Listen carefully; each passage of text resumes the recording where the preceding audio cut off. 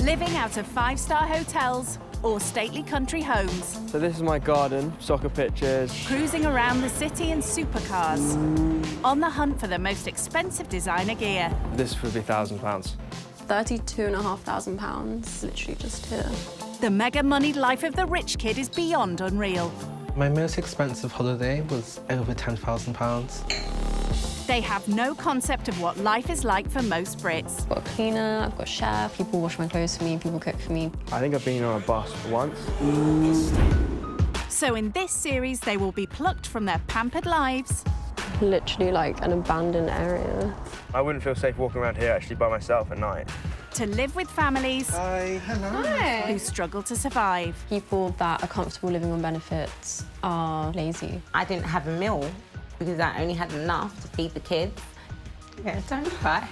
Only by living with those on the opposite side of the wealth gap If there was rats everywhere, maybe I'd be a little bit put off.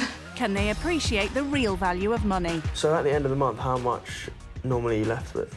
Nothing. I've really realised how tough it actually is. When rich kids go skint.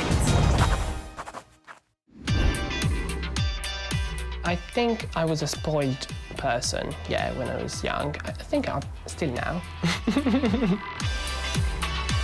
Today's rich kid going skint is the son of a wealthy estate agent. Selling expensive properties to A-list celebrities around Lake Como in Italy. I'm Andrea.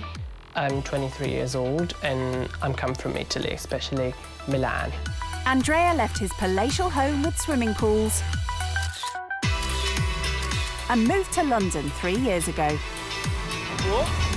He now works as a PA in the city, and the job means Andrea can continue his spendaholic lifestyle. I am a material girl.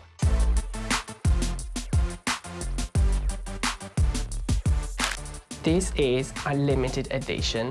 This hoodie was costing about £800. This one was costing about £450. So fluffy, so smooth. I love pink so much.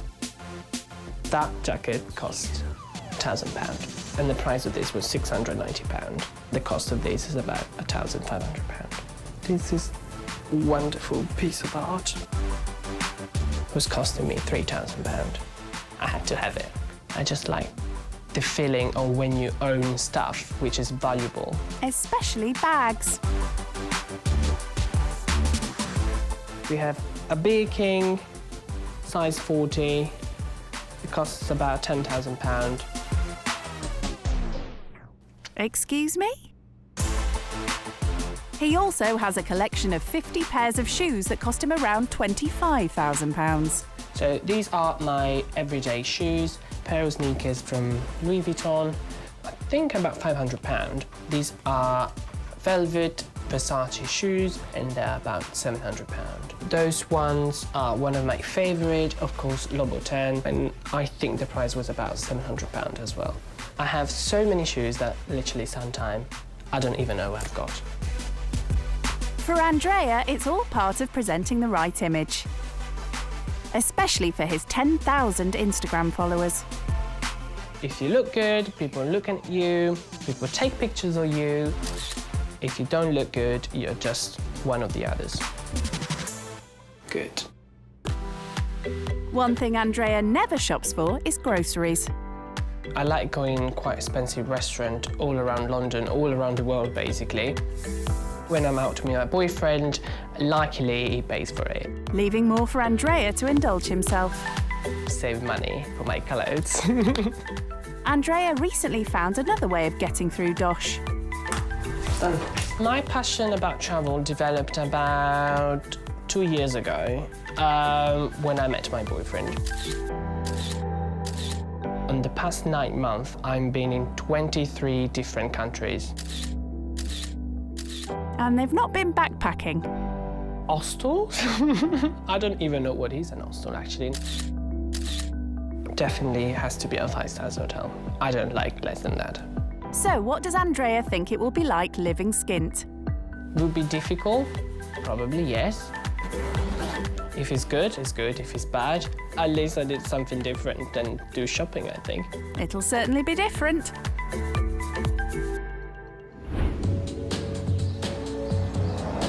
Andrea's days living skint are going to be spent in a 2-bedroom council house with a stay-at-home dad. My name's David, I'm 40 years old and I live in Town Hill in Swansea. Single parent David lives with his 2 daughters. 10-year-old Marta. Daddy, can we do like this thing where if you get the 2 of the same card and you want to switch, can you get like 2,000 from the bank? No. His youngest, Emily, is 7. Hello. And they have 3 pets, a rabbit, a hamster and a cat. I'm saving up for a cat, darling, so she doesn't go upstairs when the door's open.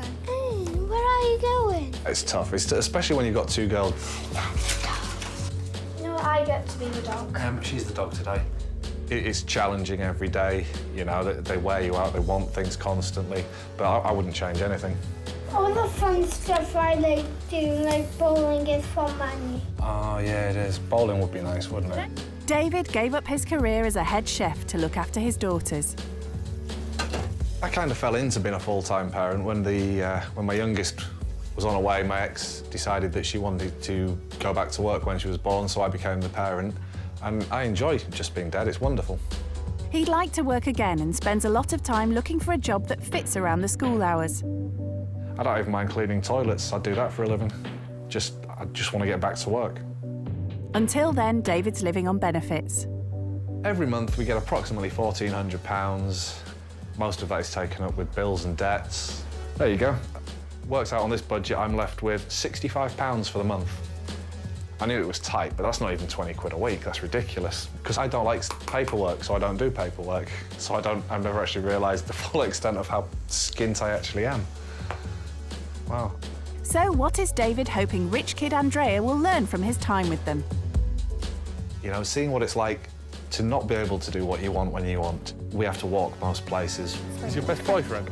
No! Oh, Bobby. I think people should walk a mile in my shoes. The ones I've got left anyway, that don't have holes in. Just get them to live my life as it stands, you know. Having to eat crappy microwave meals because you can't afford to buy fresh veg. Oh, I could even teach them to cook something, because who knows if they know how.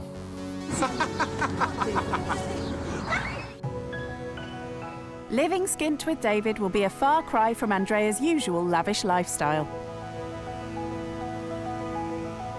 Before he sets off to Wales, he breaks the news to his best friend, Adriana. Oh, there she is. Hello. How are you? Good. What about you? Very good. Oh my God, you look amazing. Well done. I love the outfit. You too.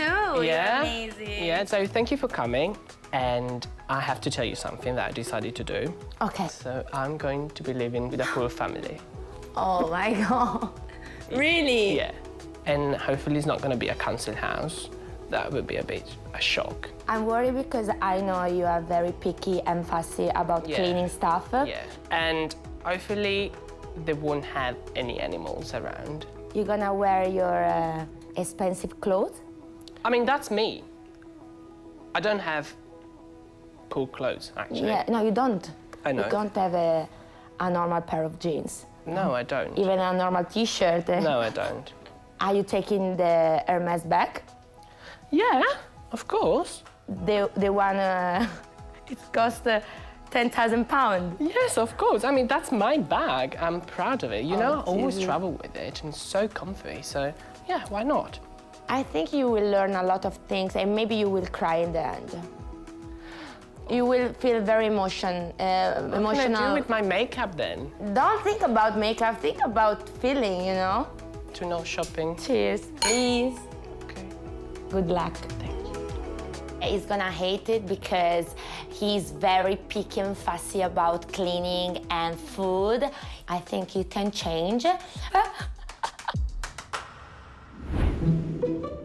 The big day has arrived, and in Swansea, there's not a huge amount of activity. I've made absolutely no effort for my guests. I left my house exactly as it is, just to show the life that we live in. It's all going to be a new experience for Andrea. I'd never been to Swansea before. I thought it was more in the countryside with a big garden and animals around. I don't know. I was expecting, actually. Our guest's going to be here soon, not long now, so... You're probably excited? Yes. It is not bad. I mean... I don't know. Oh, God. Andrea's realised it's his worst nightmare. We're there. A council house. How are you feeling about this, Emily? Pretty chilled by the looks of things, unlike Andrea. Oh, God. Hello, mate. Hello. David. Hi, Andrea. Nice Good to meet you. Come in. Just go through. Hey. Hello. Hi, Andrea. Hi. Nice to meet you. What's your name? Emily. Emily. Oh. What about you? I'm not. Emma. It's Marta. Hi, Andrea. Nice to meet you. Oh. Welcome to my humble abode. Thank you. Introduction's over and Marta has a question for this rich kid straight away. Do you have maids or servants? In London, I don't. I have just a cleaner who comes to my house to do the major clean every week. But back in Italy, I used to have it, yeah. Andrea's impressed Marta. Now he's trying to win over their cat. Hello. She's in a very playful mood at the moment. Because the fleas are gone. What? Fleas have gone. Hopefully. I'll give you the tour of my house then, mate. OK, let's have a look. Nothing special if we just go forward towards the kitchen. Andrea did well to hide his dislike of pets. Ours is a well-used kitchen. What does this relate to, like, your kitchen in your flat? Well, my kitchen in the flat, it's completely untouched. So I don't normally cook. I don't know how to cook. Really? Well, the only thing I know to do is just carbonara. Fair enough. That's the only thing. You eat that every day then? No, I eat out every day. I don't eat at home. Yeah. I think if I had to take these out to eat every day, it cost me a bloody fortune. Why would you go and spend a lot of money when you can spend cheap money just to get some ingredients and cook everything together? He says he can make a carbonara. I've got everything in for carbonara, so I might just test him on that. Upstairs, Andrea is shown the girls' bedroom. Bit of a mess, but it's two girls. Two girls, that's This is about as tidy as it's ever gonna get, I think. Then David's room. That's pretty much my clothes selection. I have 2 pairs of shoes. I have my shoes for job interviews and smart wear, and I have a pair of trainers just for day-to-day wear. You only have 2 pairs of shoes? Yeah, God. you know, it's, what can you do? 2 pairs of shoes only? I don't think I can survive with that. He definitely needs more shoes. Absolutely. This woolly jumper is my winter wardrobe because I wear a T-shirt or a shirt all the time. It gets colder, woolly jumper goes on and that's it. That's the only one you have? Yeah, that's the only woolly jumper I've got. I mean, that jumper cost about £12 as well, so... Well, I have a jumper that cost about 600. The cost of my entire wardrobe is probably less than £500. And that's including the shoes. Mine isn't. Much more. Yeah. Fair play. Like, you really want to know that? Yeah, absolutely. I think it's about 100K. Oh, I could buy Compare 2 house. decent houses in Swansea for your wardrobe. Really? Maybe I should sell my clothes and live here. I definitely feel ridiculous right now. Yeah. Finally, Andrea sees the bathroom. So is it the same size as yours? I have a shower. Well, there's a shower there as well. Okay, that's good then. The thing is that they don't have the floor and then the toilet. That's something, the 2 things that make me shocked. The idea of walking like that and having a shower in that bathroom, I don't know.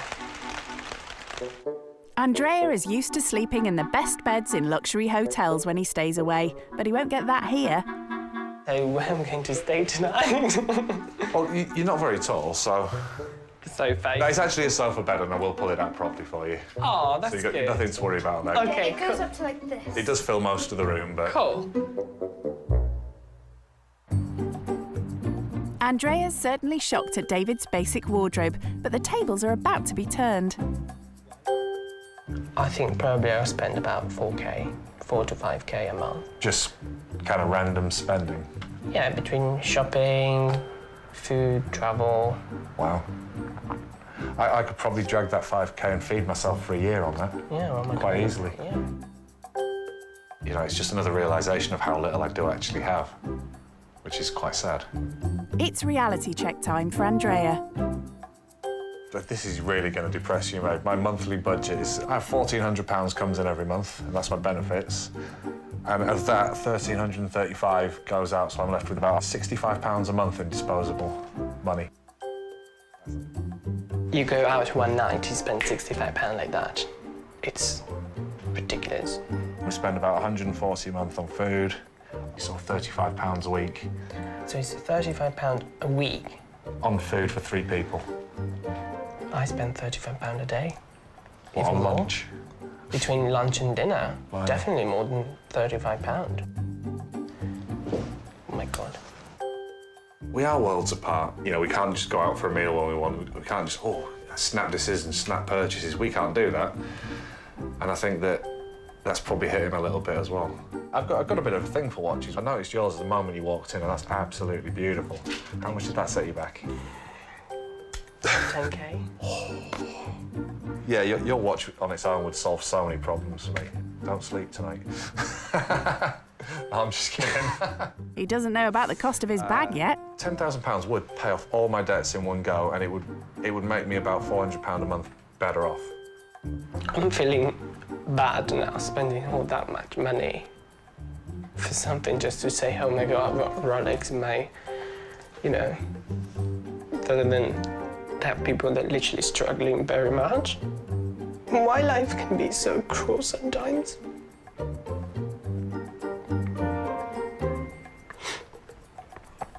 What do you mean? Well, they are a happy family, right? But they deserve more. Well, they say hard work is good for the soul, so maybe cleaning out the rabbit with Marta will help Andrea feel less guilty. Oh my God, it smells so bad.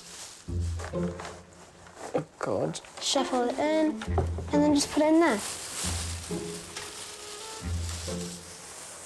It's there, easy. God, the smell is ridiculous. I can't smell It it anymore. looks like acid, like... I have to do it every week, so I can't smell it. Oh, God. It's like bleach. Is that normal? You've never done this? Never. With any animal?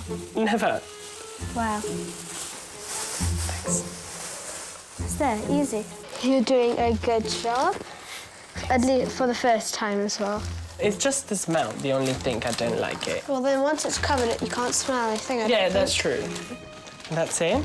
Yeah. Is there anything more? No, then she just scravels it everywhere and then it just moves around. And then what you have to do is close that. There. We've done it. And yeah. Cool. And the rabbit looks impressed.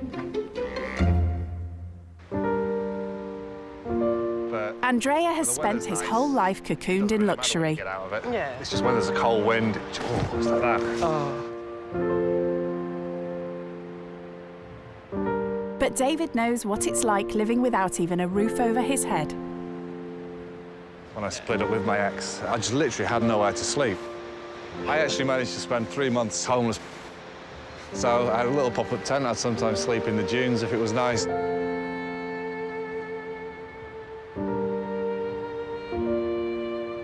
If it was terrible, I'd just sleep underneath there. But how can you cope with the wind? I had a sleeping bag. Apart from that, I'd wear like 3 sets of clothes just to keep warm. I would literally freak out so much. I don't know if I could handle this. Was it scary at night? It was bad. It was bad. It was not a nice place to be, you know. I was just didn't see my girls at night, didn't get to put them to bed. Yeah. You know, I had to be there in the morning to take them to school as well because the ex started work really early. And then you found a house where you stayed at the moment? Yeah, well, actually, got it through the council. We was I was struggling with a bit of depression and anxiety at the time, and they found me a house straight away. The first few months in my house, it was just, there was nothing in there, just one sofa and an electric heater. And then once the girls moved in, I fitted the house out completely. Wow. It's definitely a contributing factor into who I am now. I have a better appreciation of the little things I've got, like a roof over my head. Knowing his story is literally more heartbreaking than before. I understand why he's happy, because after you hit the ground that way, that's the only thing you could do. It's all a far cry from Andrea's 5-star hotels and luxury London life.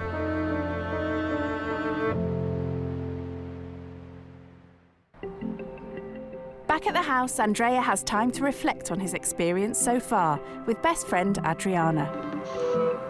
Hi! Hi, my love. Hi, baby, how are you? I'm good. And you? How are you doing? It's been a long day. Really? Tell me from the beginning. David is the name of the person. He's very good looking, actually, to be 40 years old, yeah? So he's a single dad with 2 daughters. And the daughters, So you have 2 girls. the girls are amazing. So, darling is living with £1,400 a month. With 2 children. Yeah, with 2 kids, and then all the expenses are left over £65. Can you imagine you have £65 to enjoy your life in a month? Oh my God, it's very So, sad. everyone telling me that they're all happy with their life. They very, they don't care about brand at all. They're just very simple, happy person. He brought me to a beach when he slept there for 3 months, when, he was kind of homeless when he split with the girlfriend. Oh. So it was very emotional there. That, he's like literally on the beach, and he was showing me around. He was freezing cold there, so I don't understand how he could handle it. I was literally frozen there. It's something very, very, very, very far from what is your real life. Yeah. So I cannot believe it. Okay. This is definitely one of the best experiences in my life. In terms of, Really? yeah, I'd definitely be serious, yeah. Oh my God. Wow. So keep going. Enjoy this experience, and I miss you very much. Me too. Thank you, Okay. baby. Ciao. Ciao. Love you. Love you. In honour of Andrea's visit, David's knocked together a classic Italian dish, spaghetti bolognese. Thank you so much. Towel so it doesn't burn your legs. Good, thank you. I hope it's okay for you. Yeah. The girls have formed an opinion of their guest already. I was expecting you to be a bratty person that brags all about their money, but then when you came in, you started talking, we started getting to know each other. I thought, oh well, he's not the bratty person that I thought that you would be. I have to say that I am spoiled. Very much. Why would you consider yourself spoiled? Because I've never done anything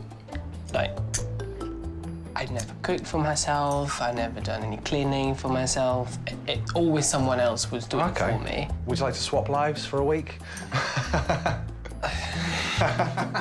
It's weird, I barely know this guy, but I feel that we could actually become good friends because there doesn't seem to be any barrier when we talk. The conversation just seems to flow naturally, which is really nice. I've never met anyone like you before. Really? Mm-hmm. In fact, the girls have plans for Andrea. What? You want to keep him? Aww. Let's keep him. You're gonna keep me? You're gonna adopt me? Yeah. Oh. No! Daddy, we have a new kid. Yay. Oh my God. I'm very impressed that girls are quite attached to me. So that's quite cute. I mean, it's nice. They're a nice kid. Yeah.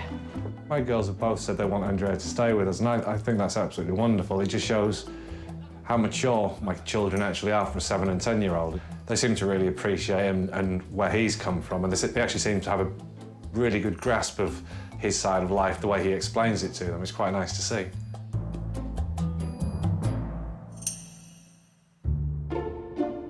Back in In his life of extreme luxury, Andrea spoils himself with the best skincare regime. So he's brought some top-quality treatments to share with the family. It smells so good. Even David. How do I look? How much does this stuff cost? It smells about £25 a tub. £40? 40? Yeah. That is very expensive. It smelled burning banknotes.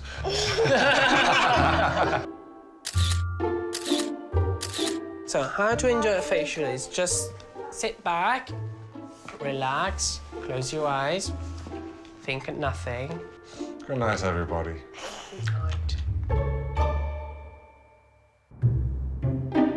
It's been a long day for Andrea and David, and everyone is looking forward to getting some sleep. However, there is one fly, or rather flea, in the ointment. Despite several treatments, David's sofa bed is not clear of fleas. Take care. And everyone thinks it's only fair he doesn't sleep on it tonight. I'm feeling very sorry and sad not to be there, so I think I'm going to turn up with something very nice tomorrow.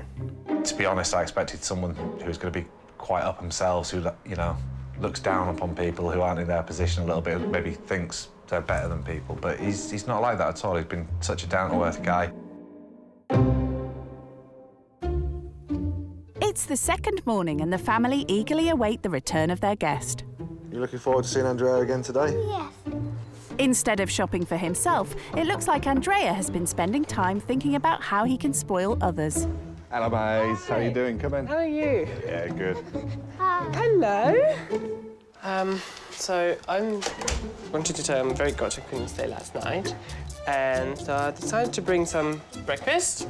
Wonderful. And a nice new pair of shoes for you. Really? Yes. No. So that's the shoes. Oh, wow.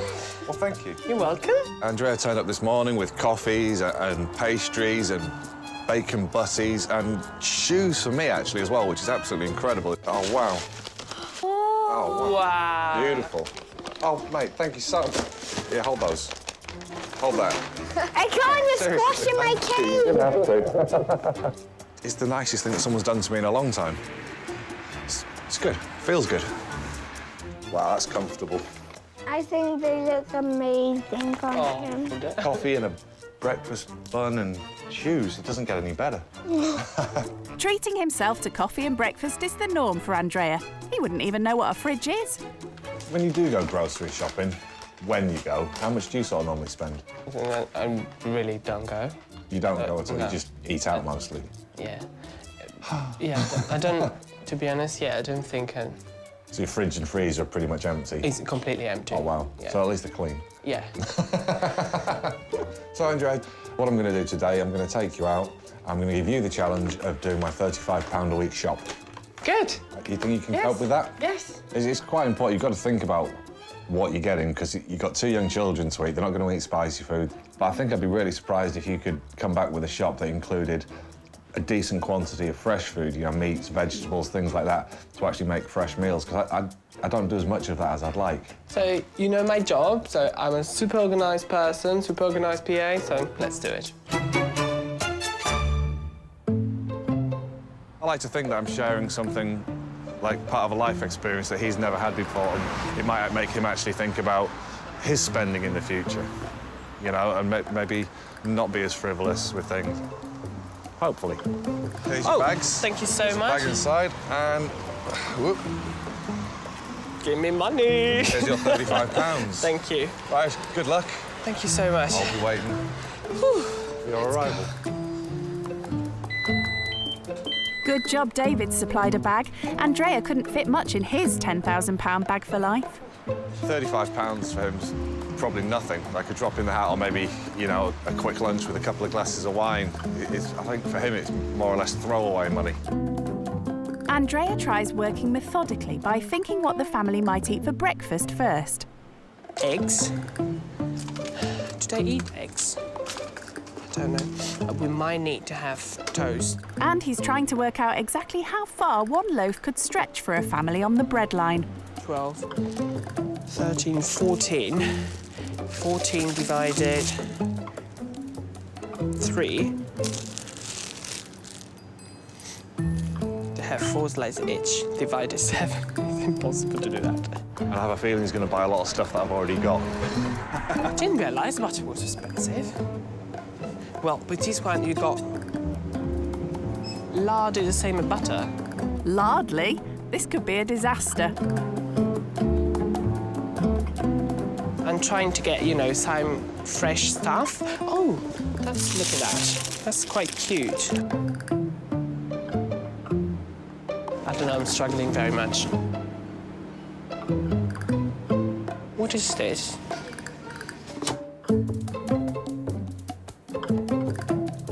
Salmon. Oh my God. Shall we spoil them with salmon? Probably never eaten salmon before. Oh my God, they have a spongy cake for 65p. Oh my gosh, should I get with a healthy one or just spoil it with a sponge cake? I don't think it's as easy as you thought it was going to be. They maybe need beans, no? Okay, fuck this. This could take a while. Oh no, they're too expensive. Oh, I have £1 that costs $1.89. No.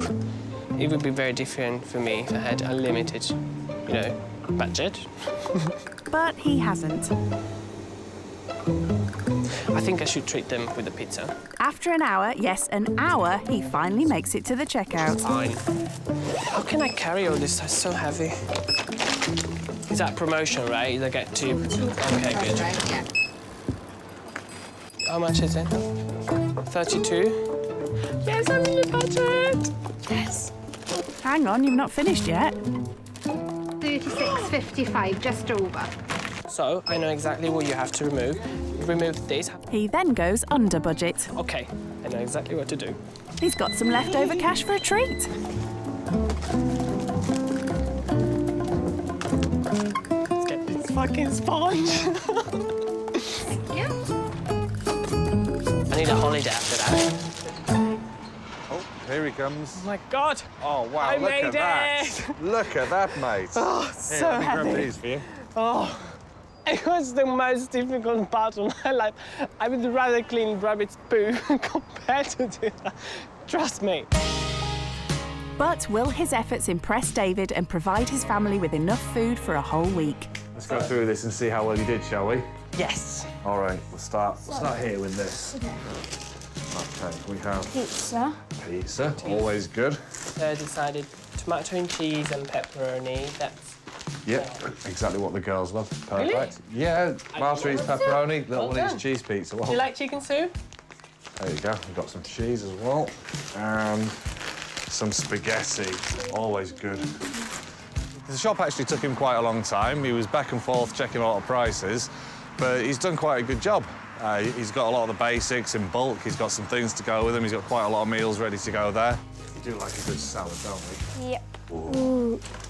The only thing that I would have done differently is probably I would have bought some chicken and not as much pasta because I have a cupboard full of pasta. But, you know, he didn't know that.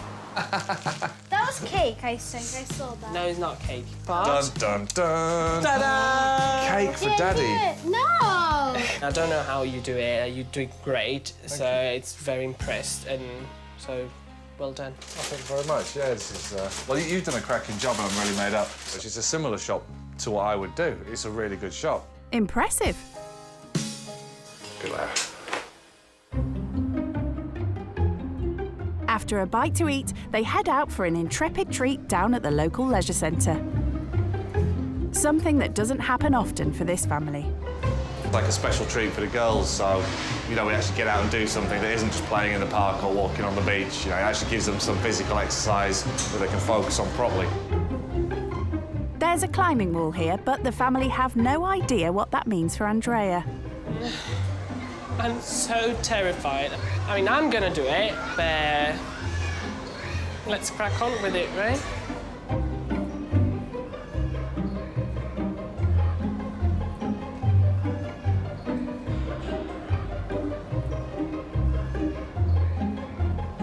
That's quite pleasant. That's quite like it. Good. Good, yeah.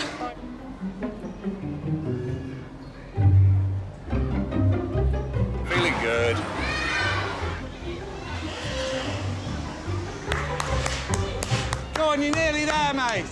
Well, he did really well. He eventually got to the top. And it wasn't until he came back down after a couple of attempts that he told me he was scared of heights. And the fact that he made it to the top when he was scared of heights, that was quite impressive. So fair play to the bloke. He's never done it before, and he seems quite chuffed with himself. I'm dead. It was an incredible experience. I've never done it before in my life, and I think I want to do it again. And the girls would want to join him. I think they did. I think they had a lot of fun. I mean, I wish they could do that more, definitely.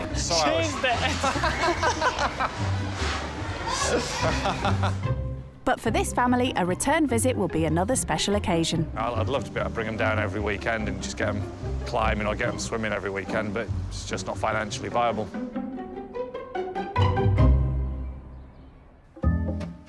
Andrea rarely has to cook for himself, so is preparing his signature dish for David and the kids. I've never let anybody else cook in my house. Really? Yeah, never. But Chef David can't help but intervene. Then do you put salt? I've already salted the water because when you salt the water, it actually boils at a higher temperature, which is a better way to cook pasta. Really? Yeah.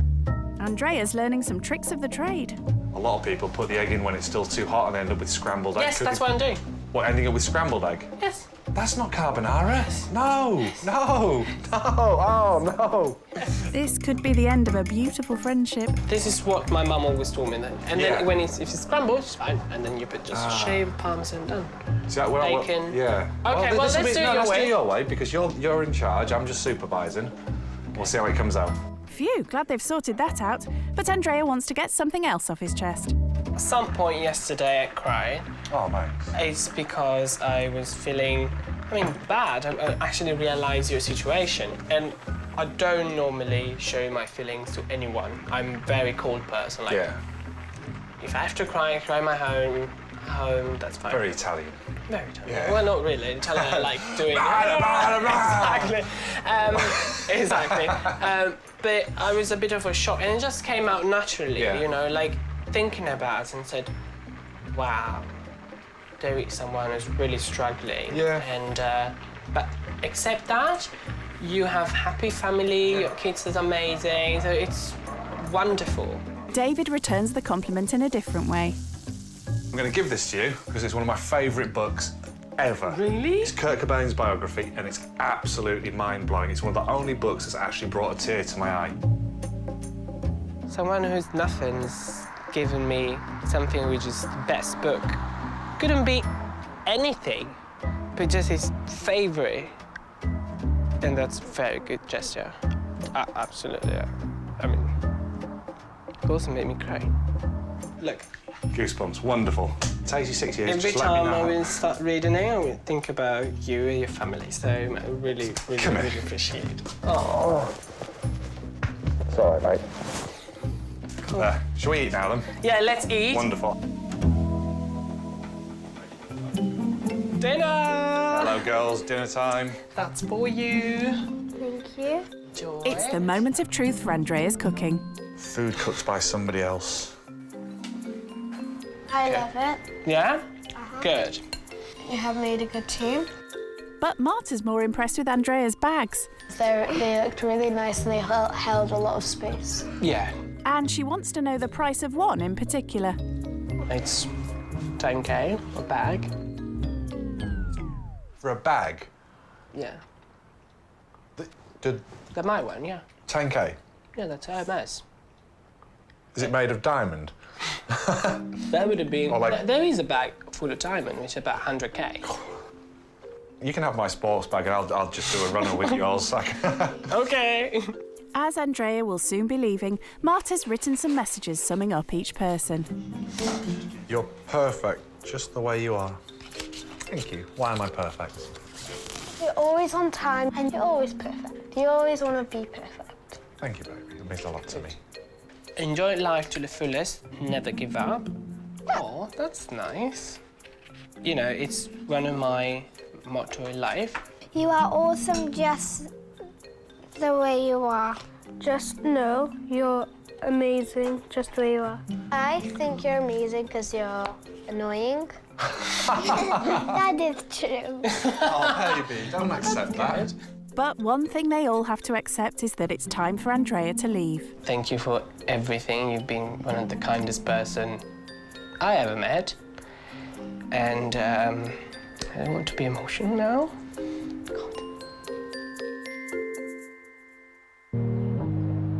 Living skint with David and his family has been a hard dose of reality for this rich kid. My important book. It's shown him just how tough life could be living with almost no disposable income. But even with no money, Marta has some goodbye gifts for their special guest. I have something for you. Oh my God, so many things. What is it? Necklace, bracelet, card, and...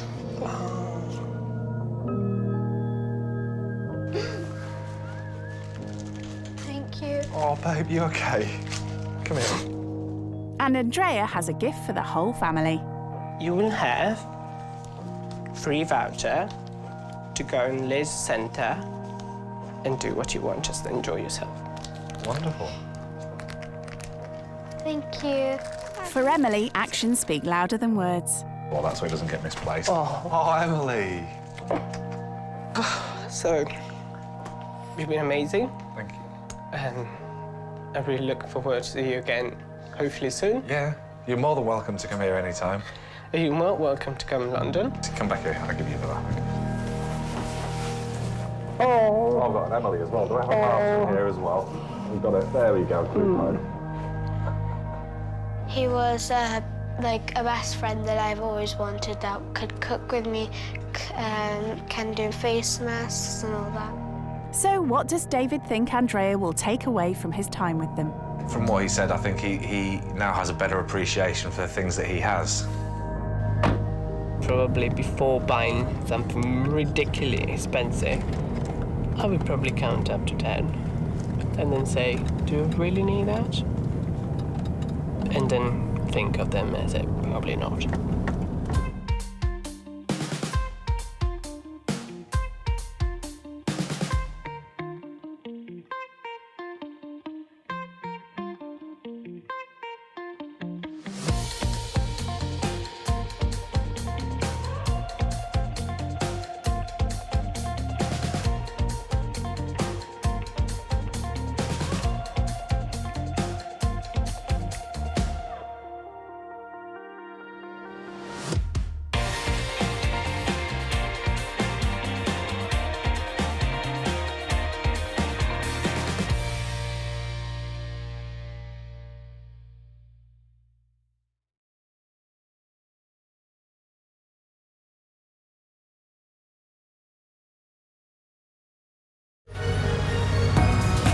The mega-moneyed life of the rich kid is beyond unreal.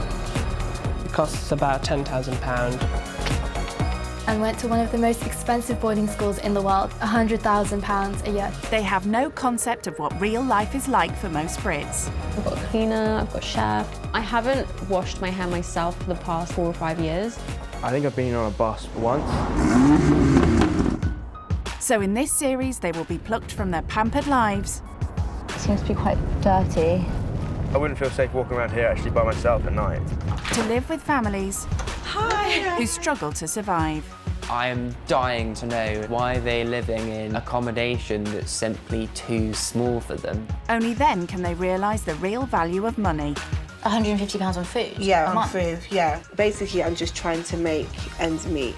You're okay, come here, baby. Life can be so cruel sometimes. When rich kids go skint. I think my childhood was very kind of enchanted and magical. Today's rich kid going skint is the daughter of a wealthy property magnate in Buckinghamshire. I'm Fatima, I'm 20 years old and I live near Marlow. Fatima has had a very privileged upbringing. The most extravagant thing I've probably done is going gown shopping, with each gown kind of amounting up to £1,000 each, as well as a ball ticket being about £500 for one person. She's talking very elite balls. I felt like a princess being dressed in sort of tiaras and jewellery. It all stems from Fatima's first love. Fashion is something that's actually played a massive part in my life, in the sense that It's something that I use to express myself creatively, and I feel like the best way is through clothing and styling. And that means spending money. I love shopping, and I think that's something that I've kind of inherited genetically from my mum. This is actually one of my favourites. It's something that I can wear out along with during the day. If I was to wear like an all black outfit, I'd probably pair it with it because it's got a chain inside. So this retails for about £1,000. My favourite shoes probably are the Valentinos, just because it's such a pretty metallic colour. These retail for about £600. A lot of my money that I spend, like my outgoings, pretty much go on clothes and food. If I'm in London a lot of the time, then my friends and I will just be in Mayfair or Knightsbridge. We love cool brunch spots. I think it's quite easy to spend between £1,500 to £2,000 a week. So what on earth inspired a pampered princess to try living skint? When I think about people who are in a kind of less fortunate financial situation, I feel terribly bad about, coming from a place of kind of financial comfort, and I couldn't imagine what it would be like if I was just to be taken out of my life and put in a completely different situation, and knowing that was going to be permanent. The idea that it's temporary definitely subconsciously comforts you. Fatima will be temporarily spending her time with a single mum who lives in a 2-bedroom maisonette with her 5-year-old daughter, Imogen. I'm Nikki Brooker, I'm 35 and I'm from Maidstone in Kent. My little monster. Are you gonna keep working? I work for a local charity and I'm a youth worker at that charity. I work full-time, I do overtime, I give my daughter all the opportunities that a 2-parent family could give her, but just through working hard. I think that bit's the bottom bit. Imogen's a very creative child. She's always making something. I like the purple. Oh, that's nice. We do, a lot of arts and crafts and cooking. I think it's important for children to have hobbies and interests, particularly from a young age, so that they don't get dragged into antisocial behaviour as they become teenagers. So Imogen goes to swimming and dance classes, which cost Nikki around £45 a month. Considering that I work full-time and do overtime, I don't ever feel like I'm left with very much money at the end of the month. I certainly am not left with enough to save for a holiday. After all my expenses that I have to pay out, I'm left with like £85 a week, which I have to buy food, pay for petrol, pay for car parking, if I drive to work, buy Imogen clothes, buy myself clothes. A big treat for me and Imogen would be like maybe a takeaway or a trip to the cinema, because they're both quite expensive treats, or a trip like I'd love to do a London show and take her to a London show, but that's like a dream. Nikki wishes she had more time to spend with Imogen, but also values her work. If I gave up work to live off of benefits, I would become very depressed very quickly, and I don't think it'd be good for my mental health. 9 years ago, Nikki was diagnosed with bipolar disorder. There's a lot of stigma around mental health, and hopefully through the work that I do, we can break down these barriers. I'm actually quite proud to be like a functioning bipolar person, and I inspire a lot of young people. So what does Nikki hope rich kid Fatima will learn from spending time with her? Being resilient and being able to bounce back from like the challenges that life throws at you isn't just about money. I'm done now. To make sure living skint won't be too much of a shock for Fatima, she's having a pep talk with her cousin Hamza. You're probably wondering why I brought you here. So I've got the opportunity to stay with like a poorer family, and I'm basically just going to see what life's like for them and see how they struggle to make ends meet. I just can't imagine you doing anything like that. You know, you wake up and your breakfast and your meal prep and you know. My meal prep. How are you going to get your toast and avocado? Avocado toast. I will miss avocado toast. I mean, I'm not too sure whether I'll have that there. I don't really know what they eat. We'll have to see. Just a little scared and shocked that you're doing this. Yeah. So am I. So was I at first, actually. So what if it's a council house? Have you ever been to a council estate flats? Like, I've obviously heard of like a council estate living, but I've never been into one. What if you don't have a bed, but you're not you if you don't have a good night's sleep? Yeah, true. You're the most crankiest person on planet Earth. Very true if I don't have a good night's sleep. So what are you taking with you? What sort of clothes? I don't think I can take sort of like fur jackets or sort of bags or blazers or like... I would just take a purse. Yeah. And your sweats. And, yeah. And a blanket. And like just, a hoodie or something. Yeah. Just be comfortable. Well, I hope you enjoy the ride. Yeah. She really hasn't thought about it, I think, deep enough. I'm just scared that they'll obviously judge her and think that she's a spoiled brat. As Fatima packs for her trip to Kent, I'm taking a couple of jumpers with me, just because they'll keep me warm at night. They're super comfortable. Nikki has been thinking about what her guest might be like. When I think of a rich person, I think of them wearing nice clothes, having nice hair, smelling nice. Yeah, I don't. Where I'm from is more kind of countryside, lots of greenery. It seems like it's a little bit more sort of industrial. I've worked 41.5 hours this week, so I haven't had a lot of time to do very much. I did get up early this morning and do the hoovering. I'm sure council houses usually have like a plaque that will have a number. What are we hoping for, a girl or a boy, Imogen? A girl. Oh, are they terraced houses or looks like council houses? Like quite small. Is it like a community? No, I'm not telling you. You're not telling me. Because we like girls, don't we? Better than boys, really. I'm a bit nervous. I don't know where it is. It looks like I think a council house. And I've never been inside one before, so I'm intrigued.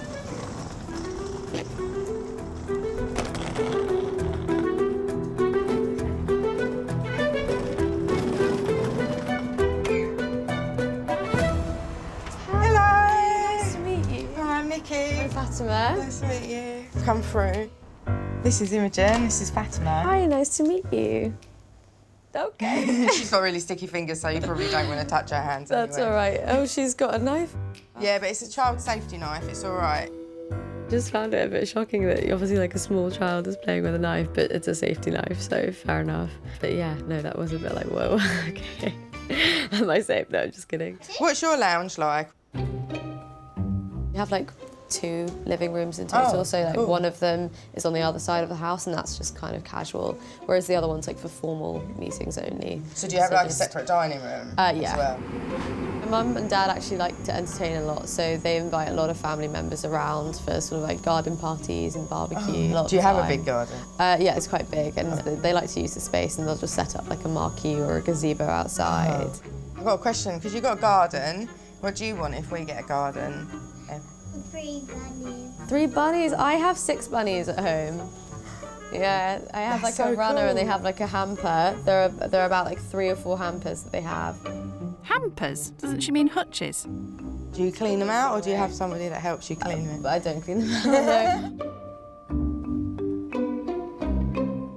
So as you can see, I have to keep my fridge out of my kitchen because it's just really compact and little.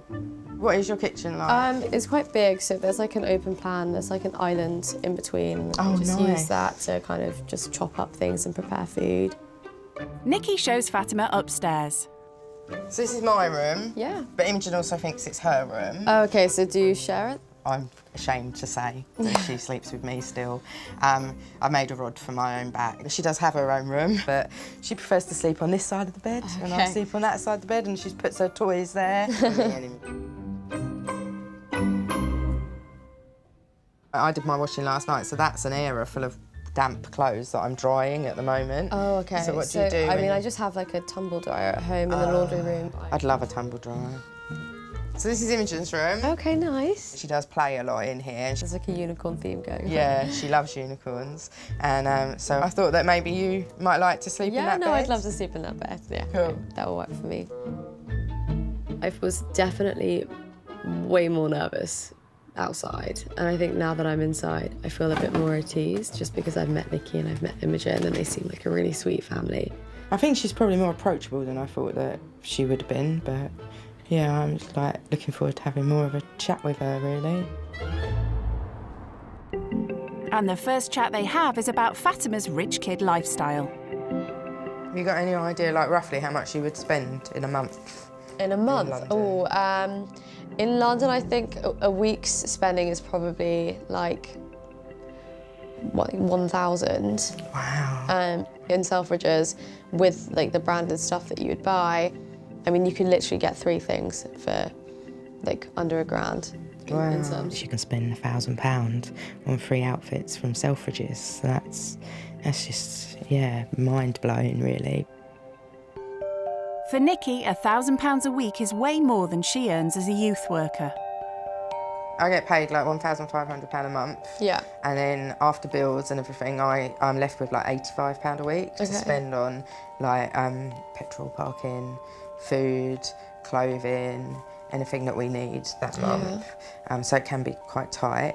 That could just be a day out for me, or, you know, just in like what I would spend in the morning if I was in London. I think that was a shocker to me, that actually she's working so much and I'm not working at all. I don't qualify for any housing benefit or any of the benefits to help you. I only qualify for child benefit. It's like £20.70 a week that you get from that, from the government. Have you heard of child benefit, like the one that the mum... I've heard about it just because I studied politics at school, but I don't really know much about like how the benefits work, like what you can apply for and whether you have to be working or not. I think her idea of single parents has probably come from textbooks. Yeah, I don't think she's met somebody like me before. Do you find that helps though? Like, do you think like £20 is enough to sort of like just give you that? It covers Imogen's dance classes, or like a proportion of her dance classes. You know, she's having to work so many hours just to make things meet. For her to be so open with me just makes me feel that much more sort of closer, and I can sort of empathise with her and really, really get to know her and find out more about, you know, how she lives and her difficulties and you know, the strengths that she sort of builds up as she carries on. To give Fatima a taste of how they live, Chicken and salad wraps. Nikki is doing a salad lunch for them all, but it's not the sort that Fatima is used to. For lunch, I usually just have like a salad with some like quinoa and grains and then some like chicken or something like that. I mean, I try and avoid gluten where I can, or dairy. Also, and I can only have like halal meat as well. Like, one of my favourite places is Farm Girl, and it is like near the King's Road. And they do like gluten-free bread, so I'll just have that with like some smashed avocado and like a poached egg on top. Or I'll just go have sushi. I eat a lot of sushi. Oh, nice. Yeah, that's like my favourite food. Oh, cool. I've only eaten like store-bought, like the little sushi packs that you get for your lunch. Yeah, I haven't ever been like to a proper sushi restaurant or anything like that. I'd love to do that one day. Good. Yeah, you should. It's on my bucket list. Do you buy things in bulk as well, just to help you save, or? I don't really have the storage. Like, my mum and dad do that. They have a shed that they keep loads of food in. Like a pantry? It is a shed in the garden. How much would you spend on food a week? Probably about £30 a week. Really? Wow. Lunch was definitely limited from what I usually have. I'd always have like some kind of meat with it, or I'd have like some grains, but it still fit my criteria. It was gluten-free, it was somewhat healthy. So how much would you like spend on lunch on average then? On like a brunch, on average, I'd say like £40. But I mean, if I'm going to Farm Girl, sometimes the bill can come up to about £60 for like 2 or 3 things. So that's like more than I would spend in a week on food. Yeah, no, which it's crazy when you put it into perspective. Lunch that I've made you today wouldn't even cost £1, probably about 70p. Yeah. So maybe I could teach her to like live a little bit less lavishly. She has to budget in order to feed Imogen herself. You know, the fact that my lunch would have cost £1 and I'm paying multiple times that just for a normal meal out kind of perplexes me.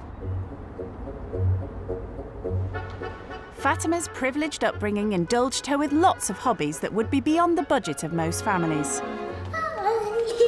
Are you ready? So Nikki's brought her to Imogen's dance class, something that she can only afford by working extra hours. This is like £5 a week, basically, and then I use my overtime money to pay for these this dance lessons. and the swimming lessons. So in total, how much would you say that totals up to? So this is about 20 quid a month, and swimming lessons is about £23 a month, so it comes to about 43. When I was Imogen's age, I had to also do extracurricular things like go for ballet dancing and private tuition, swimming lessons and judo and karate, horse riding lessons as well. And my parents, they didn't have to sort of set a budget every month to pay for those things. So that opened my eyes quite a lot and actually made me really respect everything that she does. As a single mum, the sacrifices that I make for Imogen to have hobbies and interests, and how I don't want Imogen to end up in a gang or groomed into like selling drugs or anything like that as she gets older, where that is becoming more of a problem in Kent at the moment. I'd rather spend that now than have a teenage pregnant daughter and You just want the best for her. Exactly. I want her to grow up like knowing that her mum cares about her and that I put her first. Yeah. I think it kind of touched me a little bit. No one could watch that and just not smile because she's so cute anyway, but also I think it was just really like the embodiment of Nikki's hard work and struggle. Imogen's always telling me that when she grows up, she's going to be a pop star. So, yeah, that's why dancing's important, isn't it? If you're going to be a pop star, you need to be able to dance. Did you know what you wanted to do when you were young? No, I just wanted to be happy. I wanted to do something that I enjoyed, and I kind of fell into youth work. Fatima's ambitions are much more academic. What do you aspire to do when you graduate? I hope to go into law and work for a law firm, ideally in London or in New York, but corporate law or human rights law is definitely my goal.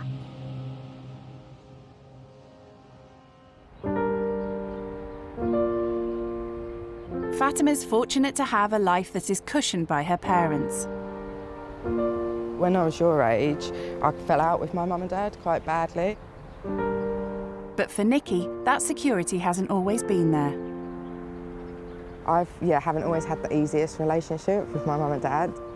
And I've been homeless actually twice in my life. Wow. The first time I was homeless when I was 17. I got a place in a hostel for young people that are 16 to 24. It's like a specialist hostel in the town centre.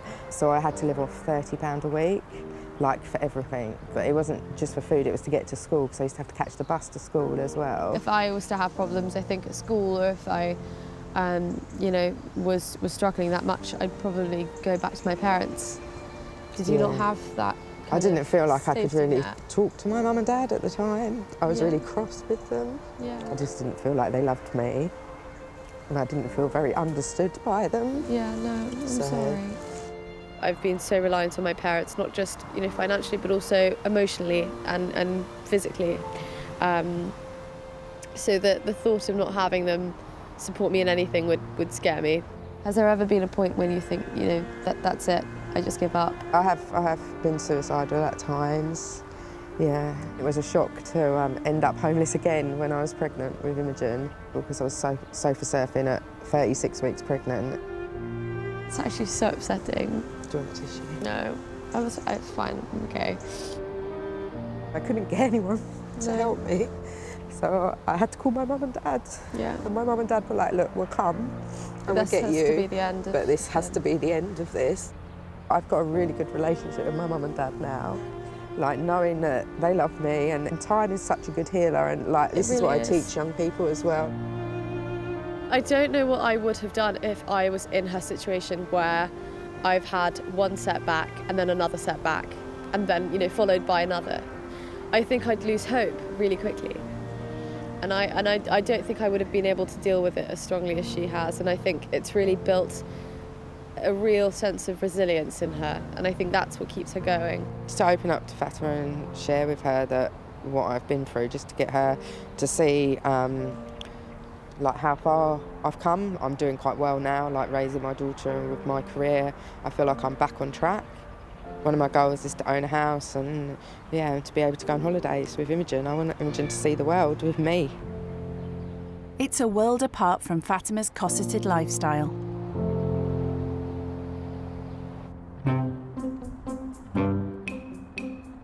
You like cooking, don't you? Yeah, I do actually. Would you, like, it's not a challenge, you don't have to do it if you don't want to, but Imogen's getting hungry, so would you mind making dinner? Yeah, I don't mind, and I'd I'll love make to. her a drink. Yeah, perfect. So what is it, pesto pasta? Yeah, it's Imogen's favourite. Okay, perfect. All All right, thank you. sweet. Definitely made pasta before, and I usually use like tomato or like sort of like arrabbiata sauce, but I haven't made pesto pasta, but I'm just guessing that it's kind of the same as when you're making other pasta. I don't actually use gas at home. I have an electric cooker, so I don't know how to set up the gas. Nikki?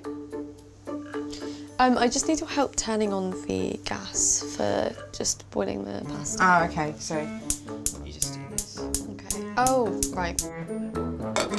My dad loves cooking, so he'll make a steak with asparagus, kind of roast potatoes.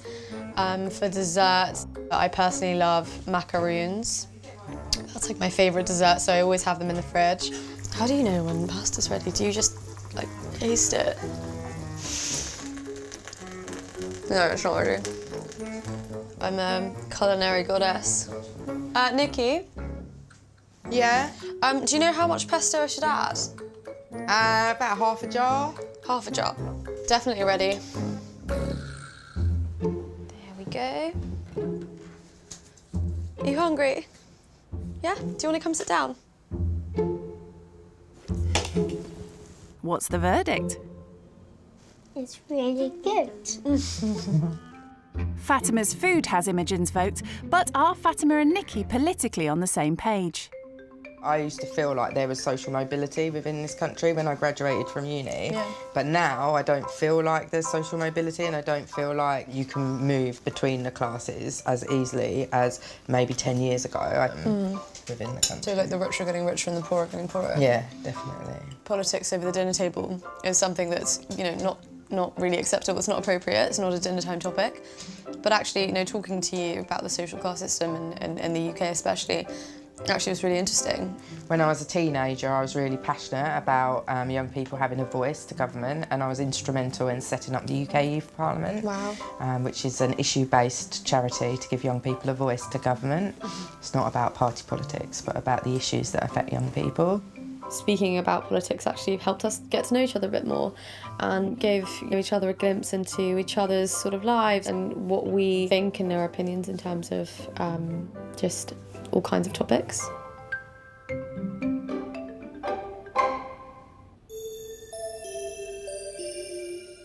It's getting towards the end of Fatima's first day living skint with Nikki. She decides to update cousin Hamza. Hey. Hey, what's the family like? They're really, really nice. There is mum and one daughter, and the daughter's like 5 years old. How are you dealing with it? It's good. I felt really at ease during the day. Nikki is such a lovely woman. She's so, so sweet. She only has, I think, something like £85 disposable income a week, and that includes food. That must be really difficult. So she told me she was homeless like twice. Oh my Lord. I feel like I'm learning so much already. I've got to go. I'm just about to help Imogen get into bed with Nikki. I'm going to read her a bedtime story. Love you, take care. Take care, bye. Before Fatima reads to Imogen, Nikki wants her daughter to impress their guest. You're going to read this story and you're going to show Fats just how good a reader you are. Go on, Mum said Kipper. Good girl. I am going. Good girl. Now it's Fatima's turn. She reads Imogen the story of Aladdin. Princess Jasmine giggled at her pet tiger. So that's her friend Tiger, and that's... Who's that? That's Jasmine. The next morning, Jasmine arrived at the marketplace. She looked around excitedly, for she had never seen anything like it. As she walked, she came upon a little boy who looked like he hadn't eaten in a while. The boy looked up at her eagerly. She took an apple from a nearby stand and handed it to the poor child. You'd better be able to pay for that, the apple seller said. Pay? Jasmine said with a surprise. She'd never needed to pay for anything at the palace. Jasmine was frightened and didn't know what to do. Luckily, a handsome stranger came to her rescue. Do you like that story? Yeah. Yeah? What do you have to say now? Thank you. You're welcome. I think she's tired now as well. Yeah, Puts her to sleep. Time to go to bed, isn't it, babe? Time for them all to call it a night. Good night. Night, sleep well. Thank you. You too. It really felt like Aladdin ties in with the social structure, disparities and struggles that we're exploring at the moment. Just because you have Jasmine being a princess, but then also being able to experience the commoner lifestyle. I think that was really cool. Sound familiar, Fatima? I don't think I'm Jasmine. I wouldn't really say this is, I don't know. Depends on how you want to interpret it.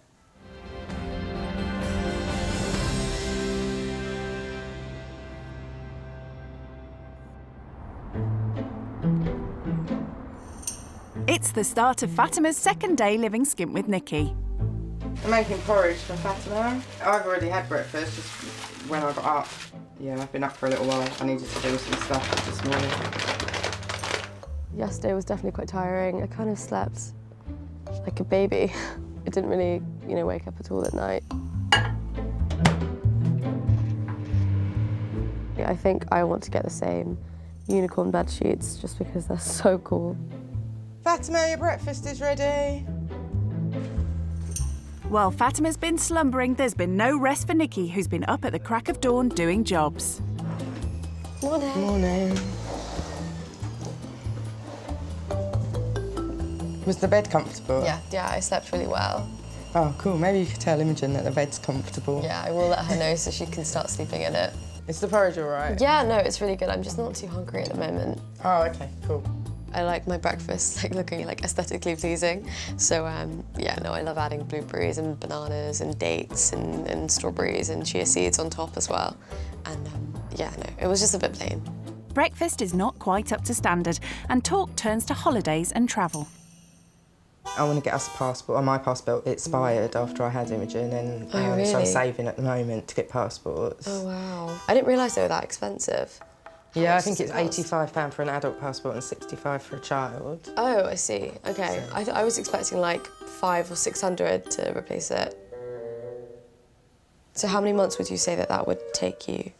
Just depends what comes up every month, It's like, that's the problem. I put away like £50 a month, and then maybe Imogen needs a new pair of school shoes, or I need a new pair of boots, or something goes wrong with the car, or just random stuff happens, expenses that I hadn't planned for that ends up taking it out of my savings. Yeah. I've been fortunate enough to not have to save up for a holiday or, a passport. That really struck me, just because if I've ever lost my passport, which I've done countless times before, my parents would just replace it.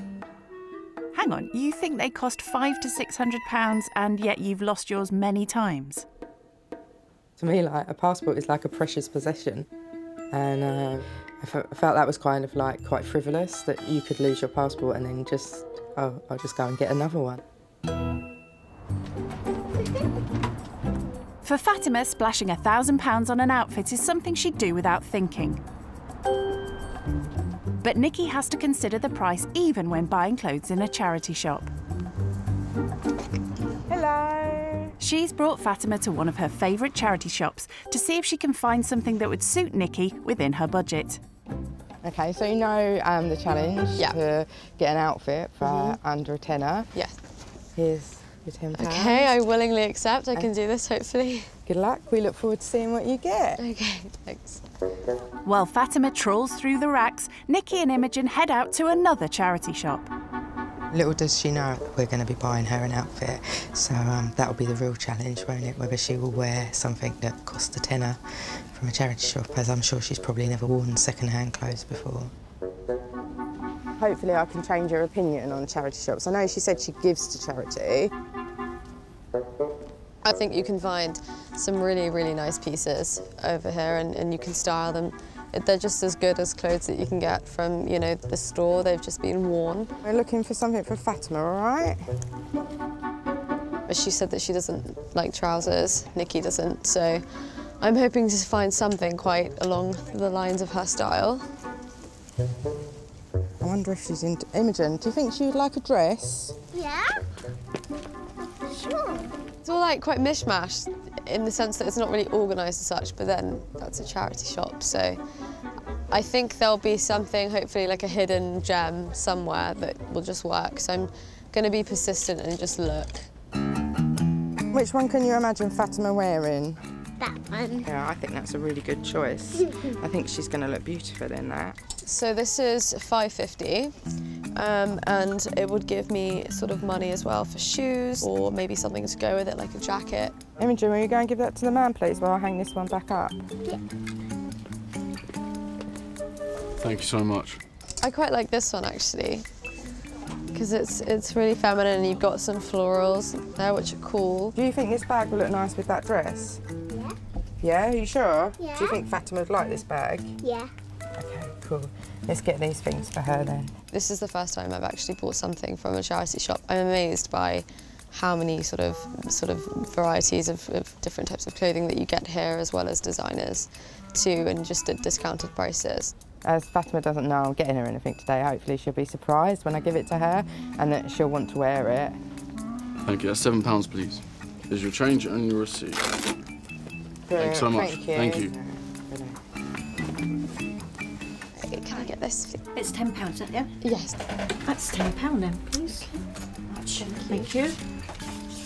Thank you very much. Thank you. Thank you. Thank you. Bye-bye. It was actually quite difficult, but I think I found something that you might like. Oh, wicked. Should we go home and have a look? Yeah. Back at Nikki's, Fatima reveals what she bought. So I actually got you a dress because you said that you wear dresses a lot and your style's quite feminine. And I like this one. I hope you like it. Yeah, but, it's lovely. And I like the black just because I think it will be really flattering on you. Oh, thank you very much. Oh, I love it. So I've got a little surprise for you. Oh my God, you didn't have to. So I want you to have a look in this bag. The bag's also for you. Oh my God, thank you so much. I love it. Oh, brilliant. We went to another charity shop while you were looking for a dress This is for me. so lovely. I love it. Thank you so much. Do you think you would wear it? I would definitely wear it. These are definitely my colours. So yeah, I'd wear it if I was going out. Do you think you'd mind wearing it, like, if we go to the pub? Yeah, I'd love to wear it. I'd love to wear it. Brilliant. Thank you so much. It was You're honestly so much fun picking out something for you as well that I thought you would like. Yeah, I had really good fun looking Yeah, for and I love the something. bag too. It's gorgeous. I usually don't wear clothes that people have worn before. I've always just kind of been really weird about that, but I really want to wear this for Nikki, and I really like the dress as well. Time to head out and strut their new stuff. I really love what you're wearing. Thank you. I think it complements you so well. Oh, I really love it. It's really floaty and feminine. Yeah, it's just so flattering as well. Yeah, I love it. Do you like your dress? I love my dress. I feel really great in it. Oh, I'm really glad. Yeah, Imogen and helped me choose Imogen it. chose it, didn't she? Yeah. No, it's so lovely. She's really excited that you like it. Hopefully we'll get a few compliments at the pub. Yeah, no, I hope so too. They're rabbiting on about their new frocks. Imogen, you need to come and sit down first. But Nikki has a confession to make about hers. But I looked at it a couple of weeks ago, actually, in the charity shop, Oh, wow. and it was just over my budget. I don't like to spend more than a £5 on myself at a time, so I looked at it and I was like, oh, it's £10, I'll wait till it goes in the sale rail. If it's meant to be, it will be. And now I've got it, so I'm really happy. Should we go feed the rabbits? And Fatima's dress has special meaning too. It's just, I guess it has that kind of sentimental value now, so I'd wear it again for sure. If I was going out or if I was, you know, just going out for dinner with my friends or for drinks, then I'd wear it. You like it? Is it going to give you brain freeze? It's giving me mouth freeze. Mouth freeze? You like having visitors, don't you? If you were out getting drinks like this, somewhere, how much roughly would they cost in London, do you think? Probably like £25 for 3 of them. £25? Really? Yeah. Do you want to know how much this came to? How much did this come up to? About £7.50. £7.50, yeah. Well, there's a clear difference, isn't there? It's a lot cheaper compared to London. But it's not just pricey London drinks that Fatima spends her money on. Another of her weaknesses is cosmetics. This is my favourite perfume. This is one that my mum's used for like years. If I buy this perfume from like Selfridges or any other retailer, it usually costs me like £80. How much would you spend even? I don't buy perfumes or things like that. Not, no, really? I don't wear I makeup. love perfumes. I occasionally wear moisturiser, but even then. No way. Makeup is my worst. I spend so much money on makeup. Yeah, foundation would cost me about £35. Oh my God. And I'll buy like 2 shades because I'll need. You mix them? I mix them. Then like bronzer. The one I have, I've got 2 of them. They're like £49 each. Primer. What is primer? Isn't it what you buy at a DIY store? It's what you put after the moisturiser and before the foundation, and it basically makes it last longer on your face and just gives it like a better finish. Oh, okay. Yeah, I know nothing about makeup. In a bid to show she's turning over a new leaf, Fatima is helping out with some household chores. There was one time that I had to do washing up, and that was at university. And I had to do the washing and the drying. Not the drying as well. Oh, brilliant, thank you. No, you're more than welcome. I'll just turn that upside down. But that's cool, yeah, brilliant, thank you. And she's offering to do additional jobs too. Do you want me to grab the washing from outside and just put it all together? Yeah, that'd be brilliant, thank you. Happy to do it. This is a novelty for Fatima. She normally uses a tumble dryer. I get Imogen to do some chores around the house for pocket money, and she really likes washing up. Do you have to do many chores yourself? Actually, my parents have always taught me to clean up after myself. So just sort of being neat in my bedroom, and if I'm downstairs, just to keep everything kind of tidy. Do you have a cleaner at home or anything? We do have people that regularly come to kind of clean it up, but That's I aspire to having a cleaner one day. Thank you very much. Thank you. To save the chore of cooking on Fatima's last night, Nikki's ordered a takeaway, a rare treat for her and Imogen. You hungry? Yeah. Are you? It's Chinese food, and Fatima's keen to see what's in her fortune cookie. It says, set the right example, it will inspire others. Is there anything that you're going to take away from this experience, or that? I think I'll take away so much from this experience. Just no matter how hard a situation might be, like you've gone through so many setbacks. And I don't know if you recognise this yourself, but like you're a very, very, very strong, resilient woman. And I think that's inspiring for women, out there. You're doing the best you can to create a life for you and your daughter. Oh, thank you. Is there anything that you think you might do differently as a result of? Yeah, for sure. I mean, one thing that I think I'd like to do differently is just definitely learn how to budget and just to kind of appreciate what I do have. And to also, really value my family as well. Just learning from you, and you told me how good it felt for you to be close with your family again. I think that really sort of resonated with me, just because it made me realise how lucky I am to have such a supportive family. Having a new understanding of the struggles Nikki faces as a hard-working single mother, Fatima has a special treat for her and Imogen. I hope you can read my handwriting. Oh my God. Imogen, we're going to go and see Aladdin, the musical in the West End in London. Thank you. It's something that I've always wanted to do with Imogen, is take her to a West End show. Yeah. And I just haven't been able to afford to do it. So thank you so much. No, you're really, really welcome. Day out in London. Yeah. Be nice, wouldn't it? I want to give you a hug, honestly. It's been so lovely getting to know you, and it really just touched me, everything that you've gone through, and thank you for sharing with me and giving me sort of a chance to experience and feel everything that you've gone through. Honestly, to be open-minded. So lovely, and completely not what I expected. I didn't really have any expectations. I just, I didn't know what to expect. No, neither did I, but I was just still pleasantly surprised, if that makes sense. Living skint with Nikki has given Fatima a new appreciation of how privileged her life is. And now it's time for her to go back to it. I'm going to miss you a lot. And yeah, I'm going to go. Bye. Should we have a hug? Yeah? Bye. quite touched that she has said that she's like inspired by me and that she looks up to me.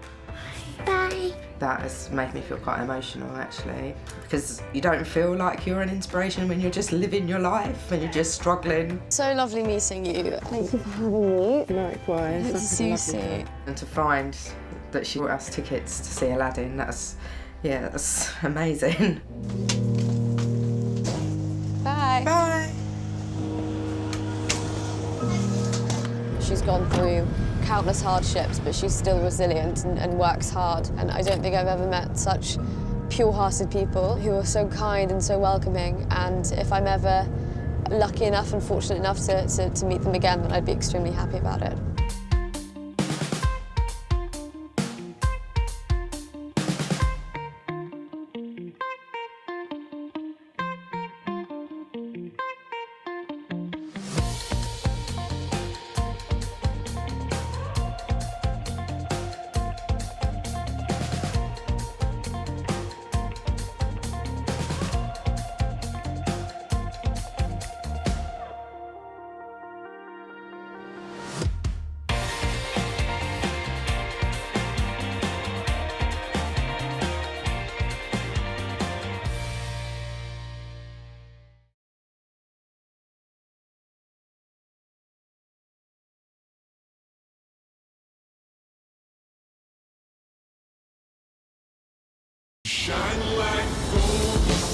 Living out of five-star hotels or stately country homes. So this is my garden, soccer pitches. Cruising around the city in supercars. On the hunt for the most expensive designer gear. This would be £1,000. £32,500, literally just here. The mega-moneyed life of the rich kid is beyond unreal. My most expensive holiday was over £10,000. They have no concept of what life is like for most Brits. I've got a cleaner, I've got a chef, people wash my clothes for me, people cook for me. I think I've been on a bus once. So in this series, they will be plucked from their pampered lives. Literally like an abandoned area. I wouldn't feel safe walking around here actually by myself at night. To live with families Hi. Hello. who struggle to survive. People that are comfortable living on benefits are lazy. I didn't have a meal because I only had enough to feed the kids. Yeah, don't cry. Only by living with those on the opposite side of the wealth gap. If there was rats everywhere, maybe I'd be a little bit put off. Can they appreciate the real value of money? So at the end of the month, how much normally are you left with? Nothing. I've really realised how tough it actually is. When rich kids go skint. Chelsea, London. One of the most expensive neighbourhoods in the country and home to rock stars and the mega rich. It's also where today's rich kid going skint lives, 21-year-old international jet-setter and socialite, Becca. Not only is she the daughter of a wealthy insurance broker, this rich kid is so posh she even has blue blood running through her veins. On my mother's side, I am distantly related to royalty, and that's just been a very interesting part of my life growing up. And Becca certainly lives like royalty, dividing her time between her parents' palatial homes in the country and a luxury pad in Chelsea. I'm always travelling, so I'm either in the country or if I'm in London, this is where I stay. This is the kitchen. As you can see, there's a nice wine section over there, lots of different artwork. Ooh, very fancy. This is the living room. I'd say the house is a mixture of classic things and also modern things, like the kitchen. Being the international socialite she is, Becca requires more than just one designer wardrobe. I'm in and out the country all the time, so these are some of my things I have here. This is my Canada's Goose, which I absolutely love. These, I'd say, go for around £800 to £1,000. So I have this Chanel bag. Basically, when I go out, like, it's like easy access to like put my phone in and like take it out. I do have a bit of a thing for Tiffany. I absolutely love their jewellery. I guess each piece of jewellery is in the hundreds again. So just how does an unemployed 21-year-old afford all of this expensive designer gear? I do have an allowance, and that is from the bank of Dad's. He has always given me what I want. And that means Becca's never had to lose any sleep when it comes to finding work. There has been times when my parents have been giving me a lot of money, paying for so many different things, and I have felt bad and gone and got myself a job. It's usually ended because the summer holidays have come and all my friends are inviting me to go on holiday with them. So, a winter job then. One thing Becca does work hard at is racking up the air miles. I go on holiday every year. I would usually travel business class or first class. We have stayed in hotels and resorts that are from around £2,000 to £4,000 a night. The view from one of my villas that I stayed in. When Becca's back home in Chelsea, life is still one big holiday. I'm literally always on the King's Road. There's so many different amazing restaurants to go to and I love trying them all out. I have quite an expensive taste. It does come into like the hundreds. Now Becca's dad has decided it's time for her to get a taste of what life is like for those without designer wardrobes and country estates. He thinks that going to actually live skint would really open my eyes to what life can be like for a lot of people. Living skint may be quite a come down for someone used to the best of everything. If I turned up to their house and there was rats everywhere, then maybe I'd be a little bit put off. Bidding goodbye to her luxury lifestyle won't be easy for pampered Princess Becca. All she knows is that she'll be staying in Harlesden in northwest London with a self-employed chef and single mum who struggles to make ends meet. My name is Noreen. I live in northwest London and I'm 34. My income goes up and down, but after paying all my bills, I have about 150 left over. Electricity, about £40 for this month. Curry, that's like £20. Budgeting is extremely important for me. I have to make sure whatever money comes in, that I stretch it as long as I can go for. I need to try and save. I need to really save some money. If I didn't have support from my friends and family, then I would be broke. There's some times where I struggle to pay some bills, especially if I'm in between work. Then sometimes a bill might be delayed a bit, or I just have to focus on the main bills, which is like rent, council tax. It's a constant battle. Any money that I do have, I would put it back into my business, my son, or my home. I don't have any money left for luxuries. Food and healthy eating is really important to me. I teach cooking classes, how to eat healthy, how to cook, and also how to shop on a budget. Community is everything to me. I love the fact that I get to work with different types of people from all walks of life and literally bring people together and strengthening new communities. I want this rich kid to learn that, you know, this life is not all about spending tons of money and being Instagram famous. It's literally, you know, you got the hard knocks of life that basically give you lots of challenges and you need to work hard or work through them. So I would like them to learn the concept of money and also to learn how everyday people like myself live.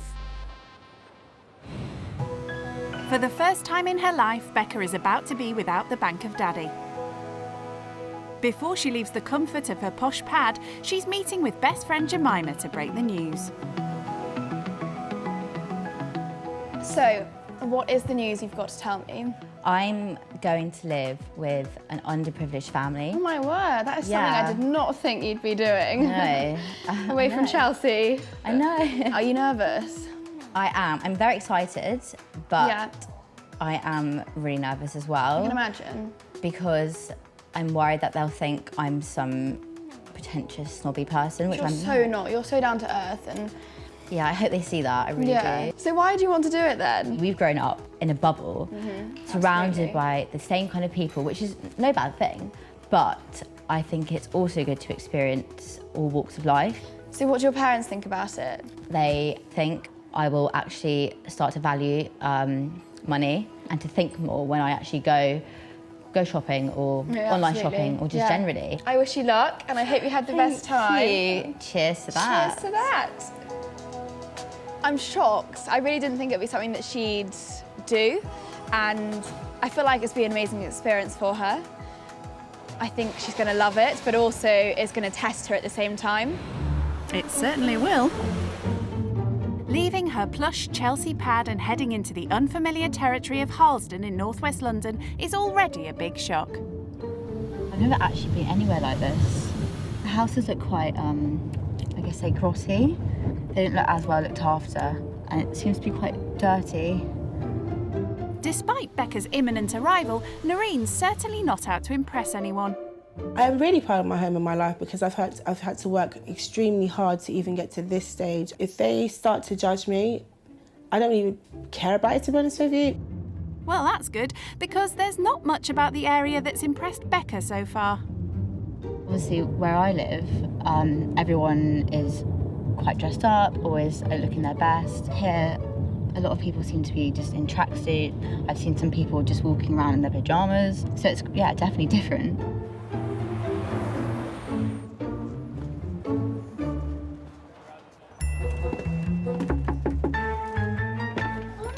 Hi, I'm Becca. Lovely to meet you. I'm Noreen. Lovely to meet you. So this is my living room. I actually have like a few different houses. Okay. In the country, my living room's more large. Okay. All right for some. This is my small kitchen. In one of my country houses at the moment, we're actually renovating. Okay. And there's like an Aga, an island in the middle. So yeah, it's quite big, but yeah. Becca may have a big kitchen, but what Noreen doesn't have is a big food budget. If I want to be like save money, which is really important to me, then I buy everything in bulk. Have you ever had to buy in bulk before? Like we're just, I guess, fortunate enough not to have to buy in bulk all the time. This is my bedroom. As you can see, like I can't even. Oh my gosh, no, that is quite close, isn't it? At my dad's, I have like a kitchen and a bathroom, like so attached to my room. So you literally have your own flat? Yeah, well, it's the barn conversion, and you walk in and there's a really big bed with a TV. There's actually 2 TVs in there. All right, no one likes a show-off. With Noreen's son away, Becca will be bedding down in his small bedroom. Okay, so this is my son's room, and he's not here this weekend. He's actually with his dad, so you'll be staying in his bunk bed today. Oh, thanks. You can feel it along. Oh, thank you. Now Becca's had the grand tour, how does she feel about swapping her country homes for a bunk bed and shared bathroom in Harlesden? I have a bit more space and maybe not just one bathroom, I have a few bathrooms. And so suddenly moving somewhere like this, I think it would be very hard for me. She's spot on there. This will be a new experience for her. I want her to see a different side to what she's used to. Becca's certainly got a lot to learn about life outside her own neighbourhood. In the meantime, she's brought a taste of Chelsea for Noreen to sample. So I got you a little something. These are just a few of my favourite things. Oh my gosh. This is beautiful. Wow, afternoon blend. It always actually fascinates me, like how much do these things cost? It was around £100 for like, this whole thing. With £100, I would be able to feed my family for about 3 weeks. Really? Yeah, 3 weeks. Gosh. Having always had her daddy's dough to fall back on, it's fast dawning on Becca that living skint will be a big adjustment. Do you have to budget, like, at all? No, I don't actually. How come? I'm not going to lie, I do live on the bank of Dad. If I need something or I'm in a situation where I need more money, I will always be given it. I have a clothes allowance. Okay. On top of that, I also have a travel allowance. For example, recently I've been to South Africa, and I mean, that whole trip was a lot of money. Like, how much is a lot? I'd say my summer has been around 15 to 20 grand. Like 15 to 20 grand could literally be like a year's salary. Her meagre income means Noreen's spending habits are in stark contrast to Becca's jet-set lifestyle. My income roughly, say about 1,500. And, a month? Yeah, a month. And so I would have like different expenditures. So these are like some of them, and I got like rent. You don't have to pay rent, do you? No, I don't. Yeah, so my rent would be around 600 per month. Okay. And then I've also got council tax. Do you have to pay council tax? I don't think so. And that's like £100 a month. And then for like food shopping, I normally would say I like to spend about £150 a month. £150 on food? Yeah, on food, yeah. So travel would be anywhere between 150 to another 100. Basically, I'm just trying to make ends meet. After I paid for everything. I might have like £150. So with the 150, is that like just to buy some things for you and your son at the end? No. So it's just basically like personal survival. So it's like if I have leftovers, then I'd have to use it for something. Either paying for something for my son or just something always comes up. So I've always got to like budget for that just in case. Oh, I just feel really like bad, like that I've had this, that I can just go and buy some shoes or something, and which are obviously expensive, and not even really have to think about it that much. And I don't even work for it. You're okay. Come here, baby. It's okay. It's all right, honey. Everything's gonna be okay. When she told me about how much money is left at the end of the month, it really shocked me because, I mean, I can spend that money really quickly. I just thought I've had a really good life, and not anything has really gone wrong. It just really made me emotional because it made me think, gosh, I've been so lucky, and I've, just had so many privileges, and it really touched me. I was surprised that she got emotional. I think she's just realised how fortunate she is, but also how hard I've had to work. The fact that she doesn't have to work if she doesn't want to, but I think she's starting to value or see money in a different light as well, which is quite nice. Becca will often spend her host's entire monthly food budget on a single meal out. Fancy restaurants aren't an option for Noreen, though. Do you have like a personal chef? I don't have a personal chef. My mum and my dad cook for me, and when I think, yes, I'm gonna cook a big, amazing meal, I just think, oh, but the washing up after. I mean, do you have a dishwasher? No, I don't have a dishwasher. Really? No such luxuries when you're living skint. Time for Noreen's guest to get stuck in and help out. I'm literally cutting it like this? Yeah, cutting it, but maybe not like that. I don't know what I'm doing right now. I want her to learn basic life skills. Is that enough? Yeah. Yeah, that's enough. She has a dishwasher, so it'd be nice for her to use her hands, wash the dishes, but also cook. Yeah, have you put on a chopper on you before? I have, actually. Yeah, I think my cutting skills are just not really No, it's okay. You've got to start off somewhere, darling. Yeah. Come on. By the looks of things, Noreen needs to finish things off. Still, it's a chance for Becca to sample her first. Here you go. Home cooking on a budget. That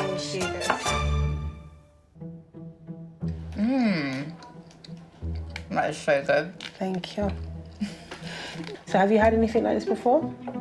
No, actually I haven't. Looks as good as anything you'll find in one of Becca's posh restaurants. If I go out to eat for dessert, I'd usually pick sweets over chocolate. Okay. Although the chocolate bomb from the Ivy, which is this restaurant in Chelsea, it's like so nice. Is that one like a Michelin star restaurant? No, I don't think it's Michelin star. It's just a normal restaurant. How much would it be to buy food at the Ivy? I mean, if you're gonna get a lot, then maybe like £100 or something. At £100 a meal, no wonder Noreen's never heard of the Ivy. If she wants a fancy meal, she has to get creative in her own kitchen. I always have to try and find innovative ways, using up all my leftovers. So if I've got things in the fridge or freezer, I need to make something out of that. It's going to be really delicious and tasty. It's quite interesting how, when it comes to budget, how different we are in a way. Yeah, I know. When she was speaking to me about she didn't really know about restaurants such as the Ivy, that's so normal for me. Kind of did show me, gosh, we are from different places really, because I feel like everyone knows where that is. Perhaps everyone in her bubble of privilege. Now she's had a taste of eating on a budget, next, Chef Noreen wants to show Becca how she teaches others the art of low-cost healthy eating. We are off to my workshop. We're going to be meeting my important students and friends as well. So yes, let's get quick to it. Oh, wow. Yeah. All right, let's go. Noreen runs a cookery workshop in her spare time at the local community centre. All right, everyone.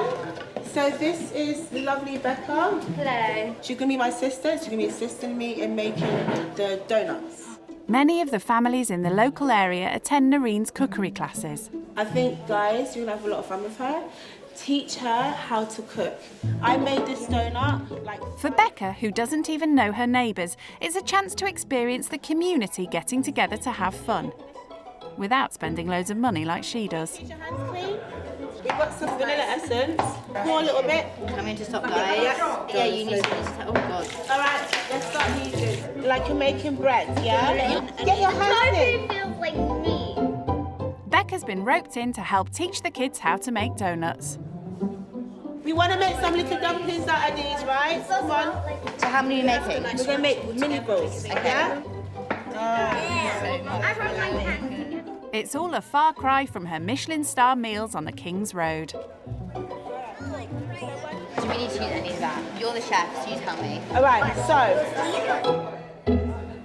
As she learns more from Noreen's mate Samantha, it's clear the community spirit she's seen is a revelation for Becca.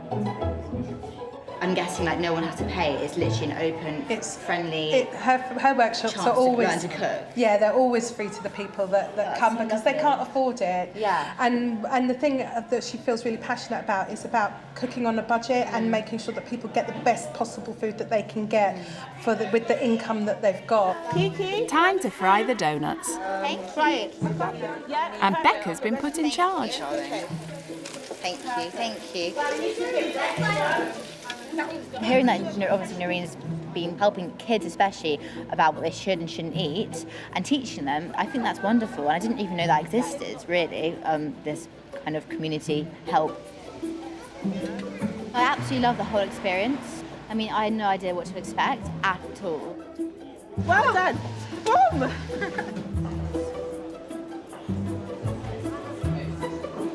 Is that nice? Oh, so sweet. Guys, thank you guys so much. Today was amazing. You basically showed Becca why I love doing what I do, and you was fantastic. Yeah, thank you so much for everything, guys. Noreen hasn't obviously been given everything on a plate, so it makes me respect her even more, like seeing how much she wants to help people, and it's just really humbling. Living Skint is giving Becca the chance to broaden her horizons. She's keen to update best mate Astrid on what she's learnt so far. Hello. How's it all going? Oh my gosh, so it's actually like one lady. She's lovely. Really? She's a chef. I had to be involved with kids and their families, and I had yeah, and I had to cook with them. I cooked donuts. It was so much fun. They're so lovely. Are you learning anything there? Yeah, no, I've already learnt so much.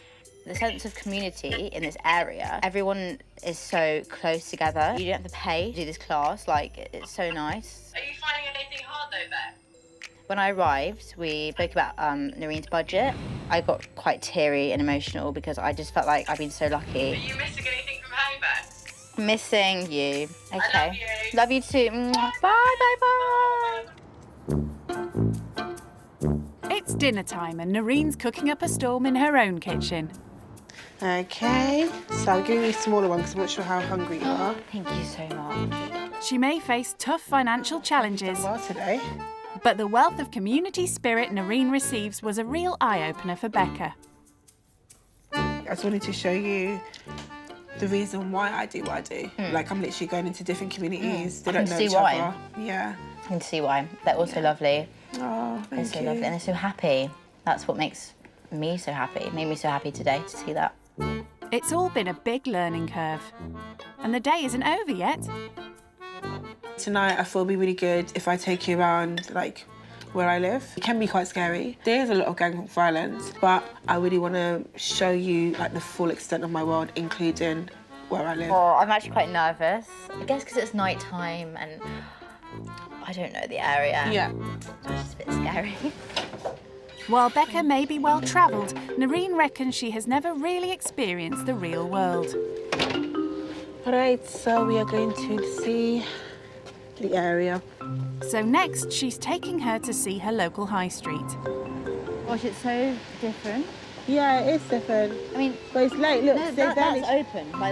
That wouldn't be open in my area. That would be closed. Yeah, because you have to work hard to make their money. Harlesden is the former gun crime capital of the UK and once recorded the highest murder rate in the country. While the area is now on the up, it's clear this is quite a culture shock for the Chelsea girl. Honestly, this is so scary. This is terrifying. This is actually terrifying. There's so many people like looking and they literally just stare. It's a long way from the comfort of the King's Road cocktail bars. You don't need to worry because you're with me, you're safe. But they soon begin attracting some unwanted attention from a passerby who appears to be drunk. Britannia!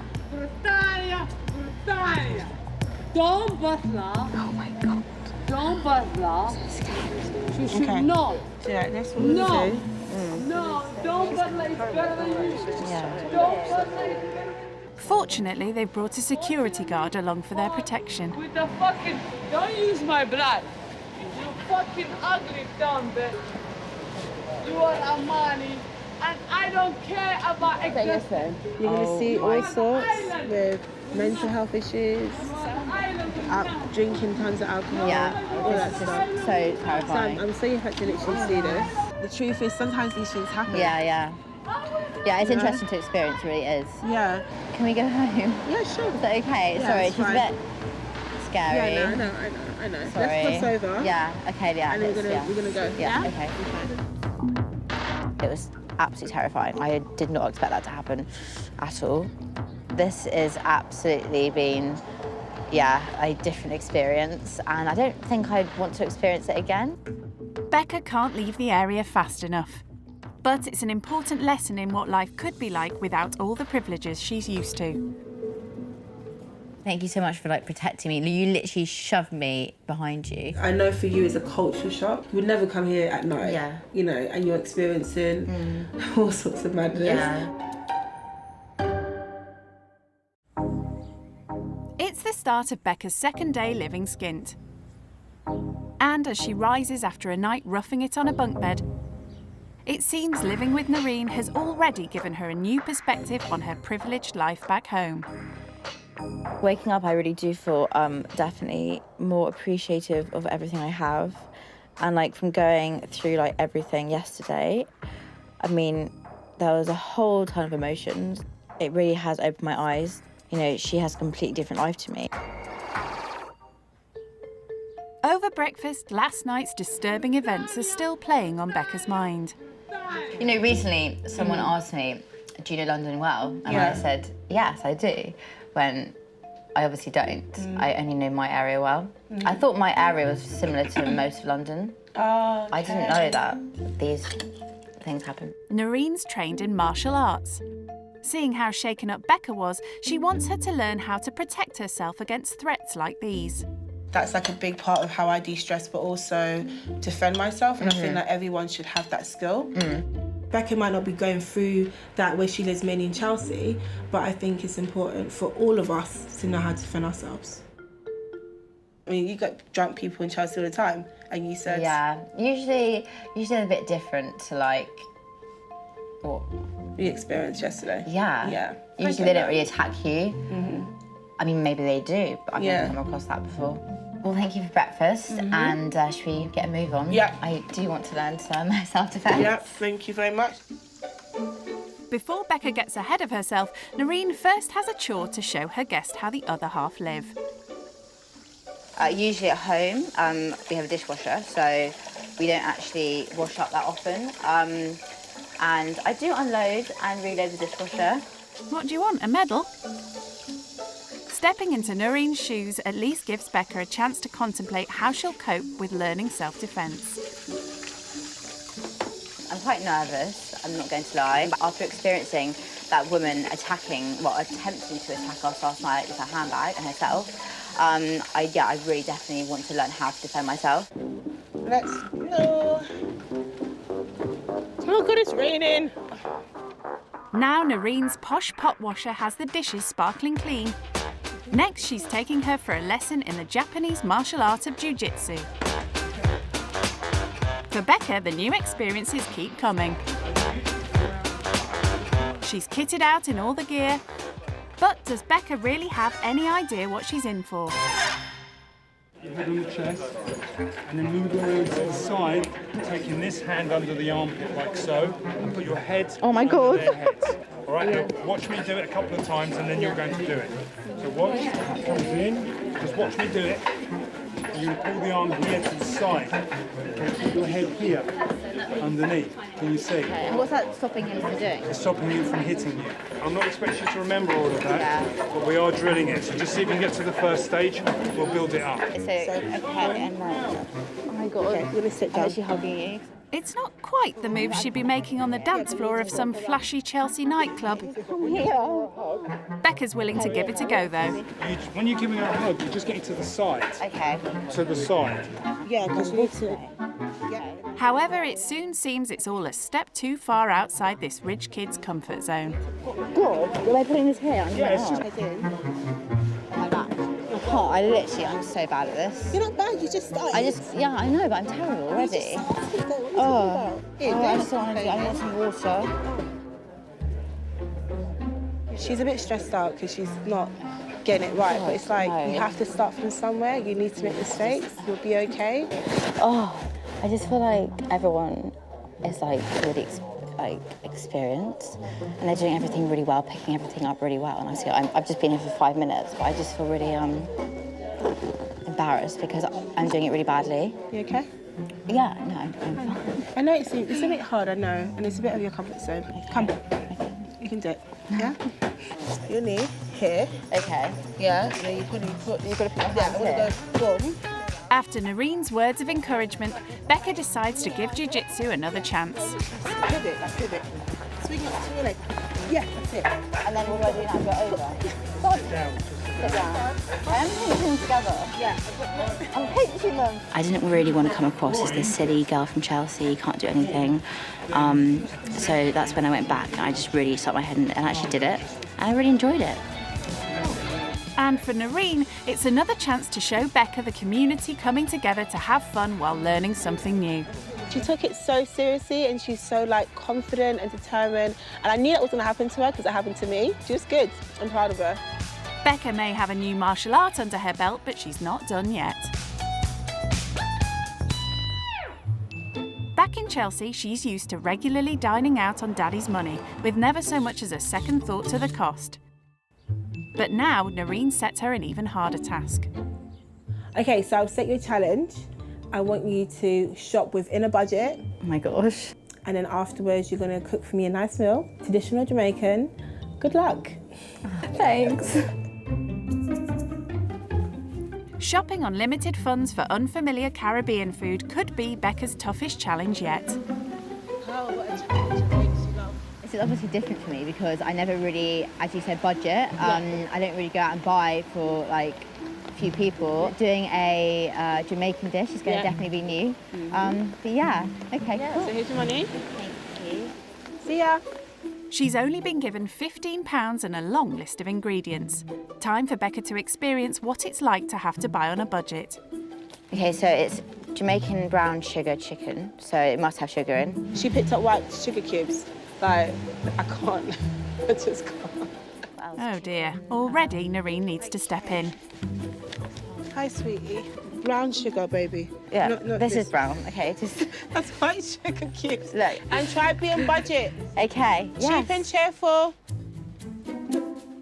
Not the best of starts for this big spender. The fact that she's on a £15 budget, I do feel more kind of aware of what and how many things of what I'm buying, the expensive. I mean, I'm looking at the price. I mean, I never really look at prices, so yeah, it's definitely interesting. Excuse me, is Demerara sugar the same as brown sugar? Yeah, brown sugar. Okay, cool. Okay, definitely getting this one. It's the cheapest. Cool. Oh, just over here. Okay, great. Thank you. Got a brown sugar. There's hope yet. Chelsea definitely doesn't have shops like this. Usually it's Waitrose, M&S, Whole Foods. Yeah. Oh, excuse me. What is browning? Browning is the bottom one, or you want the packet one? Oh, can I have one packet, please? Yeah. Do you know where your basmati rice is? Yeah. That must be the posh way of pronouncing it. Oh, thank you so much. Oh, just over here. Okay, great, thank you. Oh, God. Oh, my God, like, what if she buys a 12 kilo rice? I only wanted to get 1 kilo. She's like, that's a lot of rice. No, don't waste all my money on rice. Gosh, right, 3 plankton. Plankton's a fish. A fish? Are you sure? It's a banana. Definitely not a fish. Oh my God. So it's a giant banana. Wow, okay. With all the ingredients in hand for tonight's Jamaican-themed dinner, time to find out whether or not Becca's blown her £15 budget. How much is that? £10.11. Wait, so for everything it's £10? Yeah, £10.11. 11. A successful shop.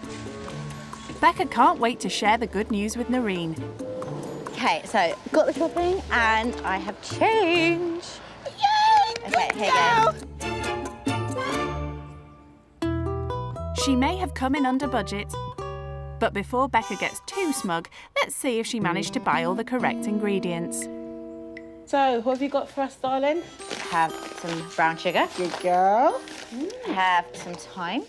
Good girl. The browning. Well done, because God knows you can't make brown stew chicken with browning without browning.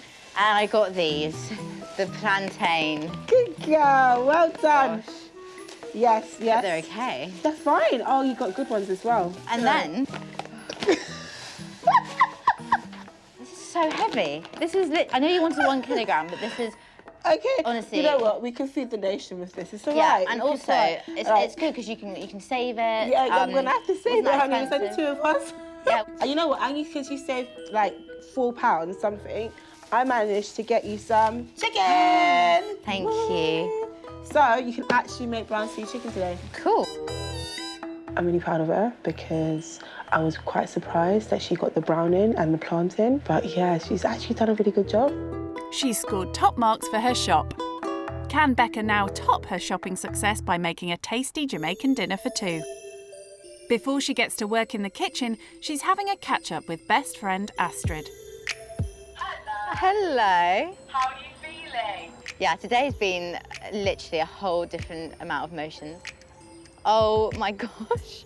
So basically, Noreen took me around her area. We got to the high street and there was like so many people looking and it was just really scary because there was, yeah, literally so many people with their hoods up and stuff. It was really, really frightening. Then this drunk lady came and sort of literally had her handbag and was like throwing all over the place, shouting, screaming, crying. I was literally just standing there like, I can't believe this is actually happening.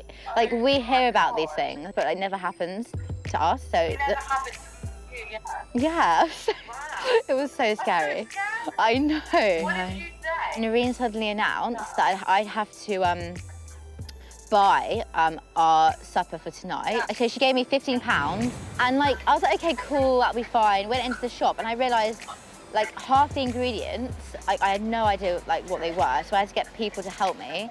Yeah, it was awful. Right now, I'm about to go and cook this Jamaican dish for Noreen. This is going to teach you so much. I can't wait to see you and I can't wait for you to come back. I know, I'm so... I hope you haven't changed too much. No, I'm so excited to see you too. Oh my gosh. I'm actually stressed out right now. Becca may be a stranger to kitchen duties, but she'll have to get her act together if she wants to impress Chef Noreen with a homemade Jamaican dish. I've never actually done a Jamaican dish before, so it should be quite interesting. Very interesting. What could possibly go wrong? Gosh, how do I work this? There's like no directions on it. Failing to turn on the cooker for starters. I need to turn it off. No, it's actually burning. Look. Oh my God. What one? I don't know what one works. That's really hot. She really never has been in a kitchen, has she? Okay, it's burning. Oh my gosh, it's burning. Luckily, Noreen doesn't have high expectations of Becca's first attempts in the kitchen. Doesn't matter if it comes out bad or good or whatever. I'm just happy that she's taking it seriously and she's actually learning as she goes and so forth. I don't expect her to be world-class Jamaican food. I expect her just to try her best and that's good enough for me. Well, that's lucky, because cooking's not coming naturally to the rich kid. To be fair, I'm not sure if it'll be as good as Noreen's cooking, seeing as she is a chef, but hopefully she'll like it. That's all I'm hoping for.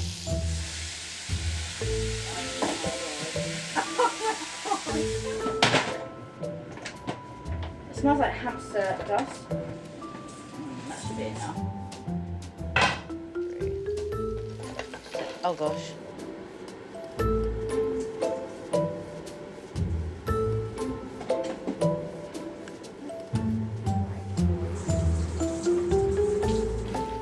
At least plating up will be a piece of cake. Yeah, that's way too much. Shit. Oh my gosh. Look how terrible that looks. It's so embarrassing. That looks, no, that's absolutely vile. I just hope she likes the taste. Yeah. Oh. The moment of truth. Oh, thank you, Has Becca Susie. managed to pull it out of the bag? Yeah, that's good, you know. Really? Yeah, it tastes really good. As a token of appreciation for all she's taught her over the past few days, Becca has something for Noreen. I also wanted to give you this as another thank you. No, but you've given me stuff already. Honestly, just open it. Yeah, but why, though? You've taught me so much, honestly, so much. Me seeing everyone in the community. I've never done anything like that before. I mean, even the martial arts. I mean, I didn't think I'd be able to do that, and it was all because of you, honestly. Like, everything. Open it, don't cry. Open it. Oh my God. You got me a master cooking class. Do you like it? Oh my God, that is it. Oh my gosh. Oh my God. You taught me so much, honestly.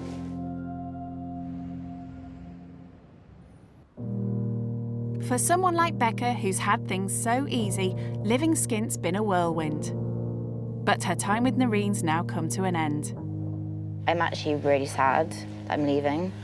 I didn't think I'd feel like this at all. I don't want to leave, I really don't. I'm definitely going to be seeing her soon. Money can buy some things, but money definitely can't buy experiences like this one. That's for certain. It's time to say their goodbyes.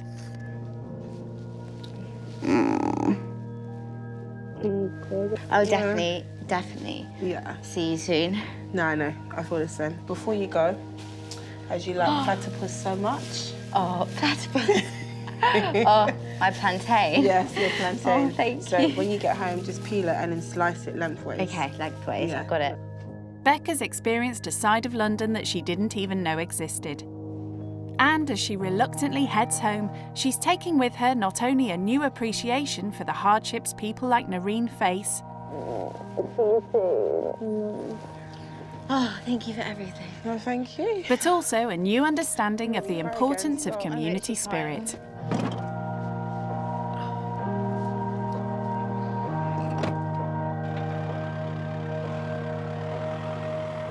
I really, really believe that everything that Noreen's taught me has really, really changed my view, my whole view on life.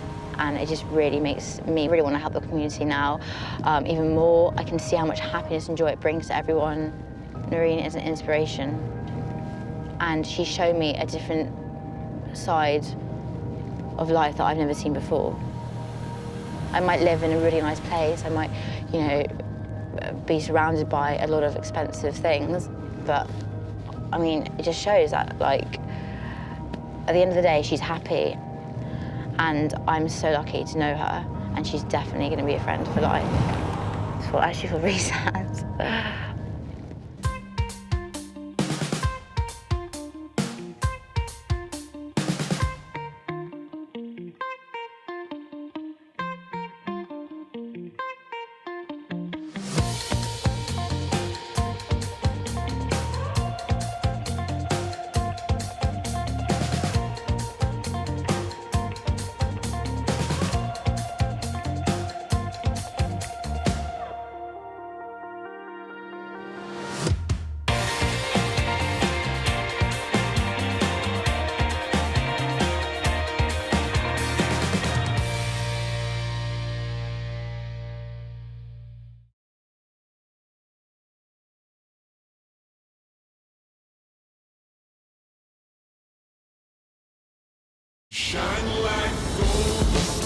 living out of 5-star hotels or stately country homes. So this is my garden, soccer pitches. Cruising around the city in supercars.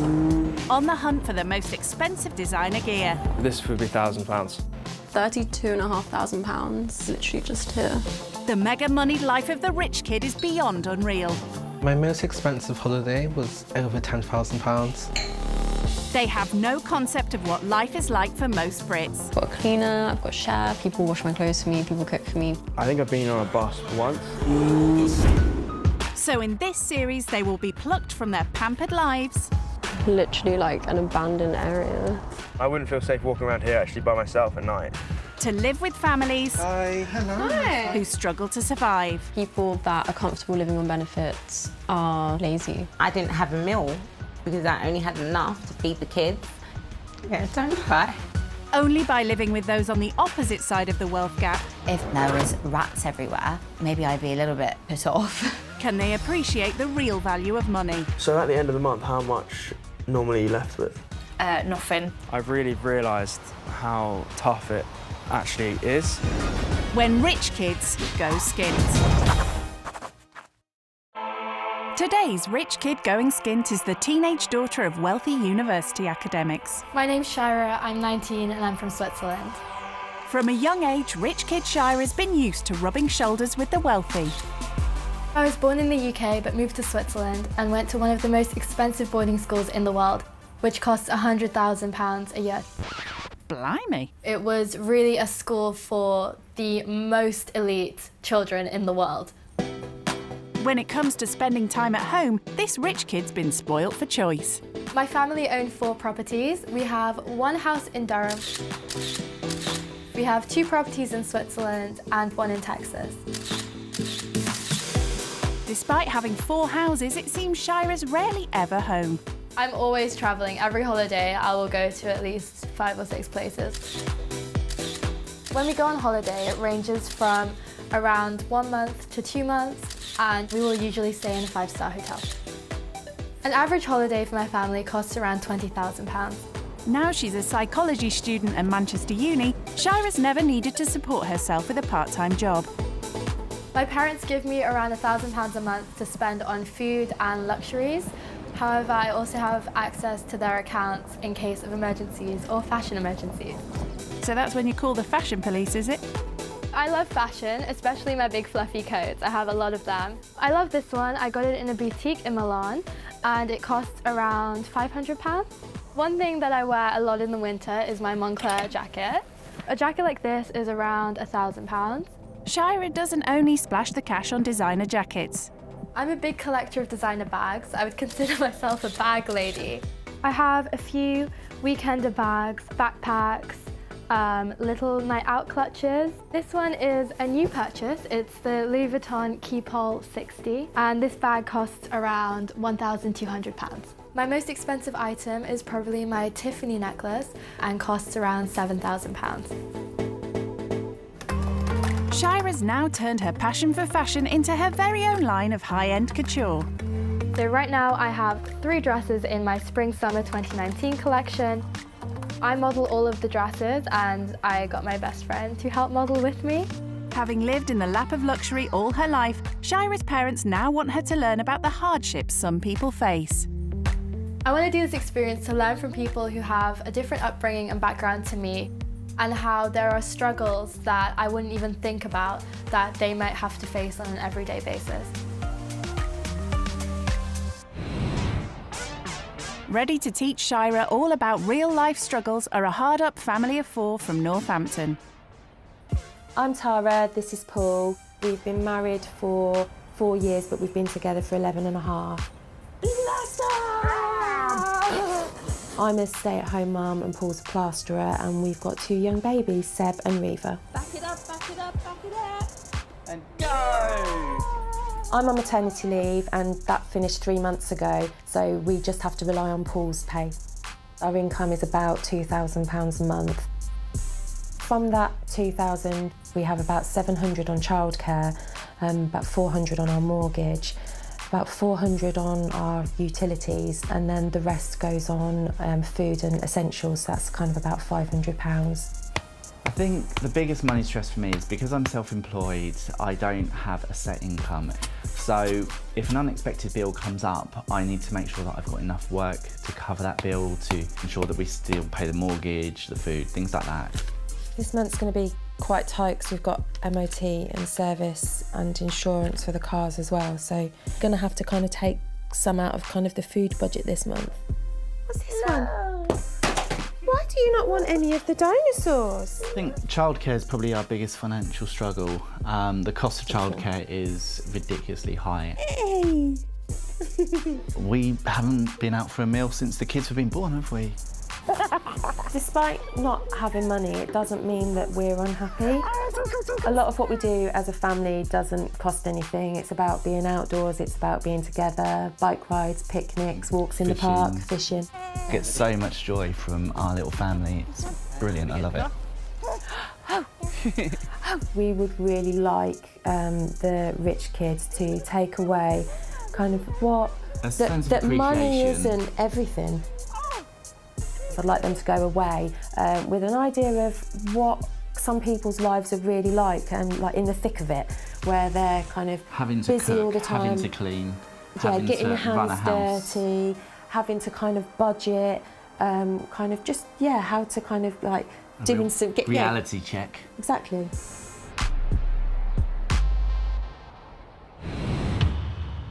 Sounds like Shira's got a lot to learn during her time living skint.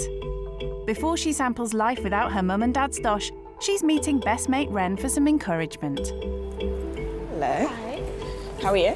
Good, you? I'm good, thanks.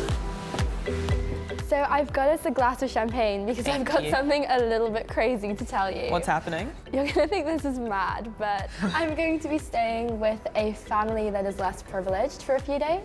Okay, just to experience the different lifestyle. Yeah, just to see like how they live and how it's different to how we live. But why are you doing it? I just feel like it will be a good experience for me because I've grown up in such a different surrounding than they've probably ever experienced. Just having a fresh perspective on things is always nice. Because I think sometimes you look at things and that's just how it is, so you don't see it as amazing because you just think that's my life. Yeah. But then when you see another side of it and you think what could have been your life, you're like, wow. What if you have to cook, put together a meal, anything like that? I mean, I'm gonna try, but I don't think I'll be that good at it. No, I wish you good luck. You can try. When you go, are you going to dress down? Because you know you're a bit bright and pink. No, you're just gonna tone it down. No, like I want them to see me for me and how I dress. That's kind of like, it's a part of me and it's like part of my personality. Do you think you're going to learn anything? Like take away anything from the experience? Yeah, definitely. There's so much that I can learn. And there's things that I want to learn as well, like going and shopping on a budget, maybe. Ooh, that would be a good challenge for you. So good luck, it will go well. But let me know how it goes, keep me updated and all of that. Cheers. I think she'll struggle. She's used to spending a lot of money. But I think this will be good for her as well, to see that you can live on a smaller budget. It is possible. Hopefully they'll teach her how to cook and clean and just little things she's never really had to do. I think she's going to be very, very shocked. Overall, I think it'll be a good experience. As Shira heads off to begin that completely new experience in Northampton, things are already feeling very alien. The houses do look quite run down and the paint seems to be coming off a few of them. They're all quite close together. I'm nervous to see what the house is going to be like where the family live, because if it looks anything like these houses, then it might be quite bleak looking. Shira may have given the neighbourhood a thumbs down, but for Tara and Paul, their home is their castle. Everything that we've got has been through the hard work from us alone. We've got nothing at all that has been gifted to us. Shira also has some concerns about first impressions. I'm a bit worried that I'm going to be judged because of how I look and what I wear. I do love my clothes and I love my fashion, and so I am worried that they will get the wrong impression of me. The worst case scenario would be if we don't click at all.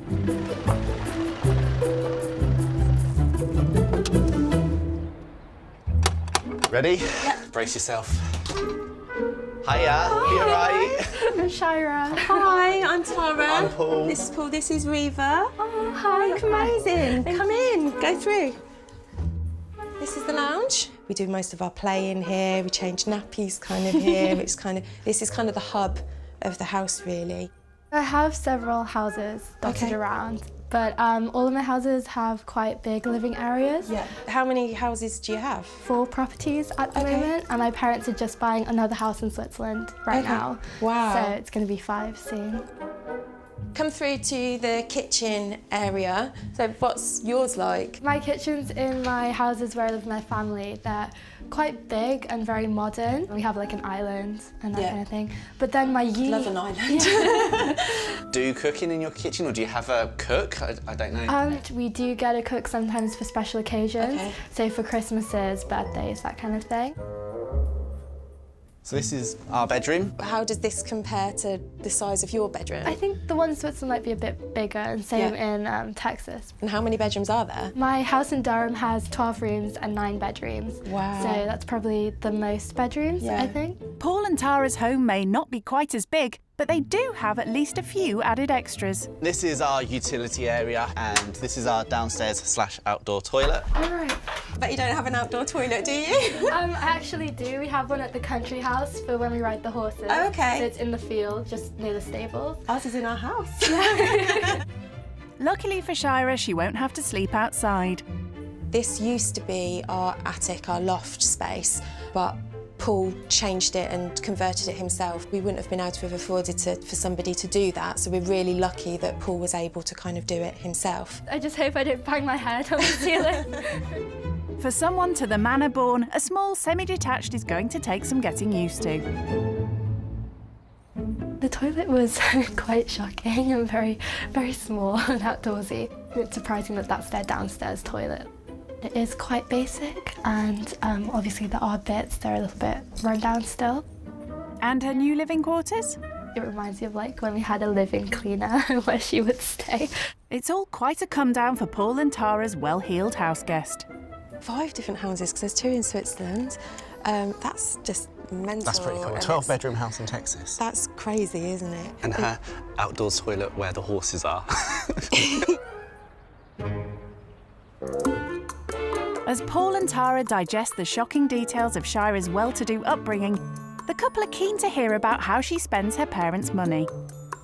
You look beautiful. What's your kind of spends on kind of upkeep? Like that can't be cheap to kind of sort of maintain. I say that in a month, just on maybe eating out, all my cosmetic things and clothes and jewellery, I'd probably spend around 1,000 to 2,000 a month just on that. So that's like our, or Pretty more much or less everything our I income. earn goes on just your clothes. Yeah. What's like the most expensive items that sort of like what do you buy that's like really expensive? I think the most expensive thing that I've probably spent money on this year was my trip to the Maldives. That was around £20,000 in total for a week. A week? Yeah. Oh my God. It's like 2 years worth of our income or something on your holiday for a week. Yeah. I mean, I do feel like embarrassed that that's how much was spent on that when that could probably feed like a whole family for 6 months or something like that. It is more than a lot of people earn. As I say, that's about kind of, Shira's extravagances are a far cry from Paul and Tara's situation. They've had to make many sacrifices to survive on his meagre income. My wage varies from week to week, so it's usually between sort of £500 and £600 a week. We have Seb in nursery part-time 3 days a week. That's our biggest expenditure. That's about £700 a month. We then have our mortgage, which is about £400 a month. Bills and things come to about another kind of £400 or £500, and that leaves us about £400 to £500 kind of that we have for food, nappies. Once we've kind of bought everything that is standard, we have about £200 a month left over. It was really shocking to see that they really didn't have any disposable income for things that I usually spend money on. It is sad that I'm able to do those things and they aren't, and they just have to dream about it. The massive wealth gap between the two has been difficult listening. You hear sort of what she spends and what our lives could be like. It's sort of hearing kind of what somebody else has and like the life they live. It's not like a personal attack at all, but it's just hearing that kind of level of wealth. The reality of that situation compared to ours is, yeah, it's quite hard sometimes. Yeah. Oh, are you okay? Hearing kind of like the money that you have to spend on yourself. you don't think about kind of where it comes from, and we're sort of like counting kind of like all the pounds that are kind of being spent and kind of working out what we're going to spend on and what we're not going to spend on. And it's just the reality of that wealth. Our life could benefit so much kind of from a fraction of that. Yeah. Do you think this would kind of impact on how you view things at all? Yeah, definitely. I had no idea that the money that I just spent on a holiday could really like help, for example, your family for like the whole year. You're such a loving family unit, and it's something that I never really had for long because obviously my parents aren't together anymore. Right. And so like seeing you together with your kids and just being such like a happy little family, like it makes me like, it's so sweet to see.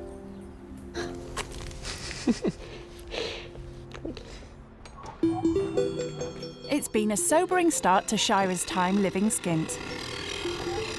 Next, Paul and Tara want to show her that creating close family bonds doesn't require loads of money. This is where we bring Seb quite a lot. It's basically somewhere he can run around like mad and wear himself out so he actually goes to sleep at night. Completely free, it's brilliant. The park provides plenty of other free activities for the family. One of the hobbies like Sebastian and I have is to go fishing. Oh wow, okay. Have you ever been fishing before? No, never. Never? You're in for a treat. Dressed in high heels and a designer jacket, Shira's looking like a fish out of water. But she's still willing to give it a go. Do you know what you use for bait for fishing? No. It would be maggots in this case. Oh my God, no, they're alive. Your challenge basically is to put him on the end of that hook. Okay, wait. You got him? Oh my God, it's so squishy. It's so squishy. It is very Oh squishy. my God, oh my God. You can do this. Oh, this is so gross. Come Can on. I just like I hold believe them in with the you. ends of my nails? Yeah, if you want. Oh, stop moving, I'm so sorry. I did it. You did it. Well done. Oh. Never done anything like that before, and I honestly hate anything slimy, so it was a really big thing for me to touch that and to put it on the hook. Then hold it. She's giving it a go. She's sat there. I think this is obviously like something totally different, and I wouldn't touch the maggots if I'm honest. Right forward. And let go of the line. Oh, I need to let go. How are you finding it? It's actually really relaxing. Yeah? Just to, like sit here, like by the lake. It's quite exhilarating, like if you actually catch a fish. Yeah. Quality time like this with her family doesn't happen often for Shira. Do you do much on a day-to-day basis, kind of with them? Obviously with me going to boarding school, we don't have kind of like those moments that much anymore.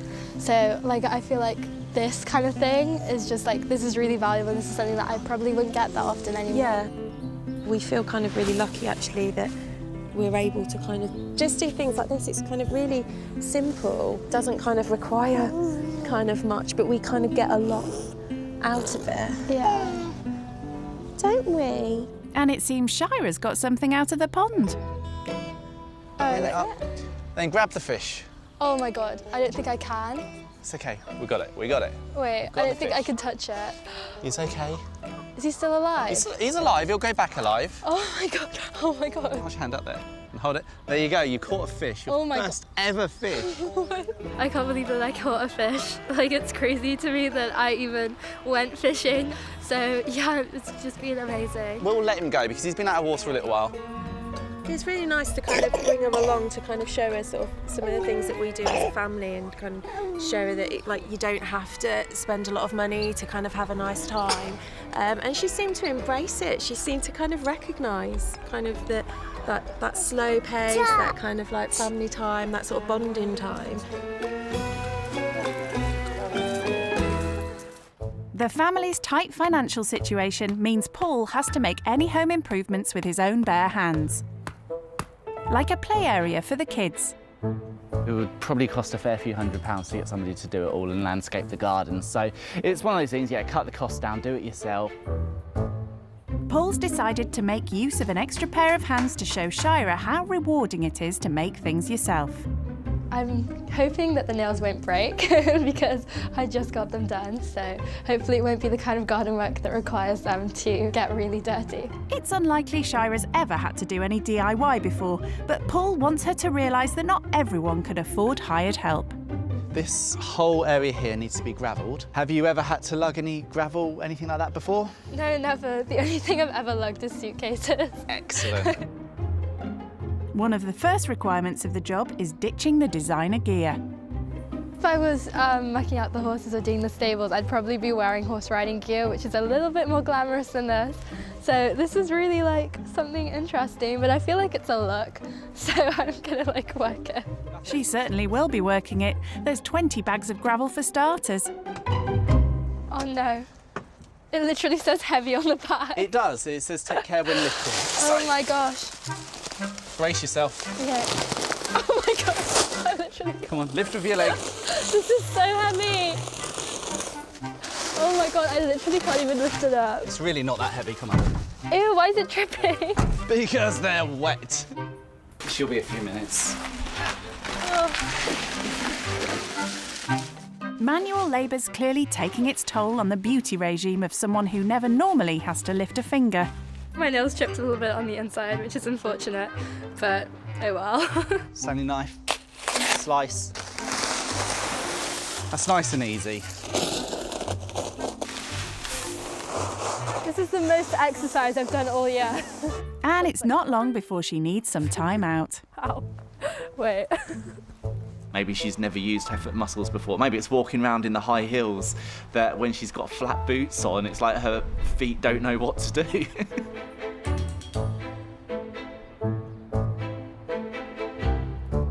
After injury time, Shira's soon back on shift. And her efforts are impressing her hosts. How's the hard graft going? Yeah, it's actually not bad. Like, it's actually quite fun. Yeah. Because just seeing how, like, I already know like what it's going to look like completed. Yeah. And that kind of like makes you want to do it. Do you feel like a sense of achievement? Yeah, in a way? it's good fun. It's been another valuable lesson for the rich kid. I usually get people to do this for us. We have gardeners and people like that. So it was really interesting to really like get into it and do it myself. And it is a lot more rewarding than I thought it would be. She recovered from her cramp, she got her boots back on, and she went at it full force, and she did a great job. All that hard labour's worked up their appetites, but there's no funds for fancy takeaways when you're skint. With a small budget to feed their family, Tara wants to give Shira another lesson in the value of making things yourself. We're gonna have a go at cooking a chicken katsu curry. Okay. It's our version of a takeaway. We call it a fakeaway. Oh, cool. So, okay. If we were to kind of buy a curry in, we're kind of looking at about £30. Right. Whereas this kind of works out sort of about less than £5. Oh, right. So it's massively cheaper. Yeah. And there's no rest for the rich kid who's been roped in as the chef's assistant. So just yeah, go for it. Go for it. Really go for it. I think it's pretty flat. Yeah, great. No, that's perfect. That's all we need to do. This is great. I love having a KitchenAid. For Shira, who spends around £100 a month on takeaways, kitchen duty's a valuable opportunity to learn to cook homemade meals for a fraction of the cost.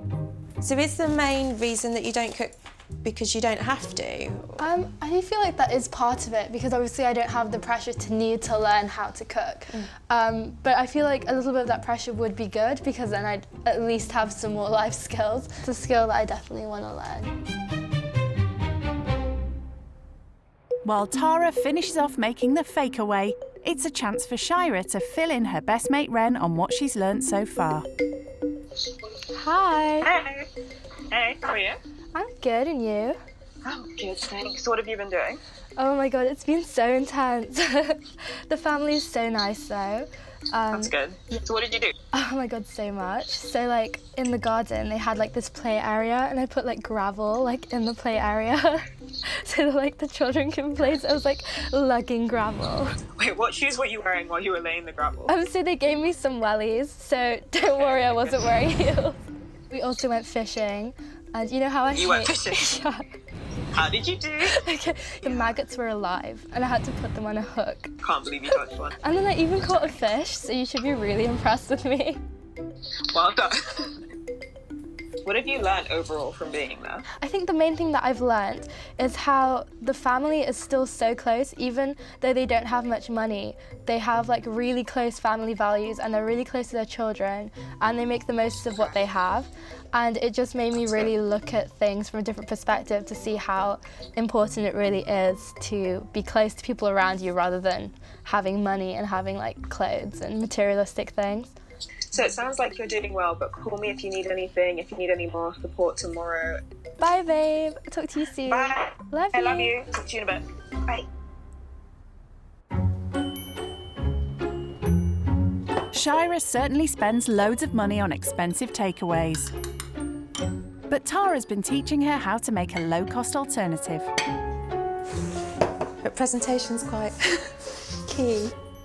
To wash it all down, the rich kids brought a taste of luxury from home that she can't do without. I drink this maybe 2 or 3 times a week. Oh, really? So I thought I would get you this. Oh, thank you very much. Thank you. I really appreciate that. That's lovely. The bubbly's gone down well. So, is a homemade alternative takeaway to the rich kids' taste. It's basically the same, probably better than some restaurants that I've been to. We don't feel like it's really missing out so much. And especially when having champagne with it, we're definitely not missing out. Since having kids, the one thing Paul and Tara have been missing out on is quality time together. So tonight, Shira's offered to babysit.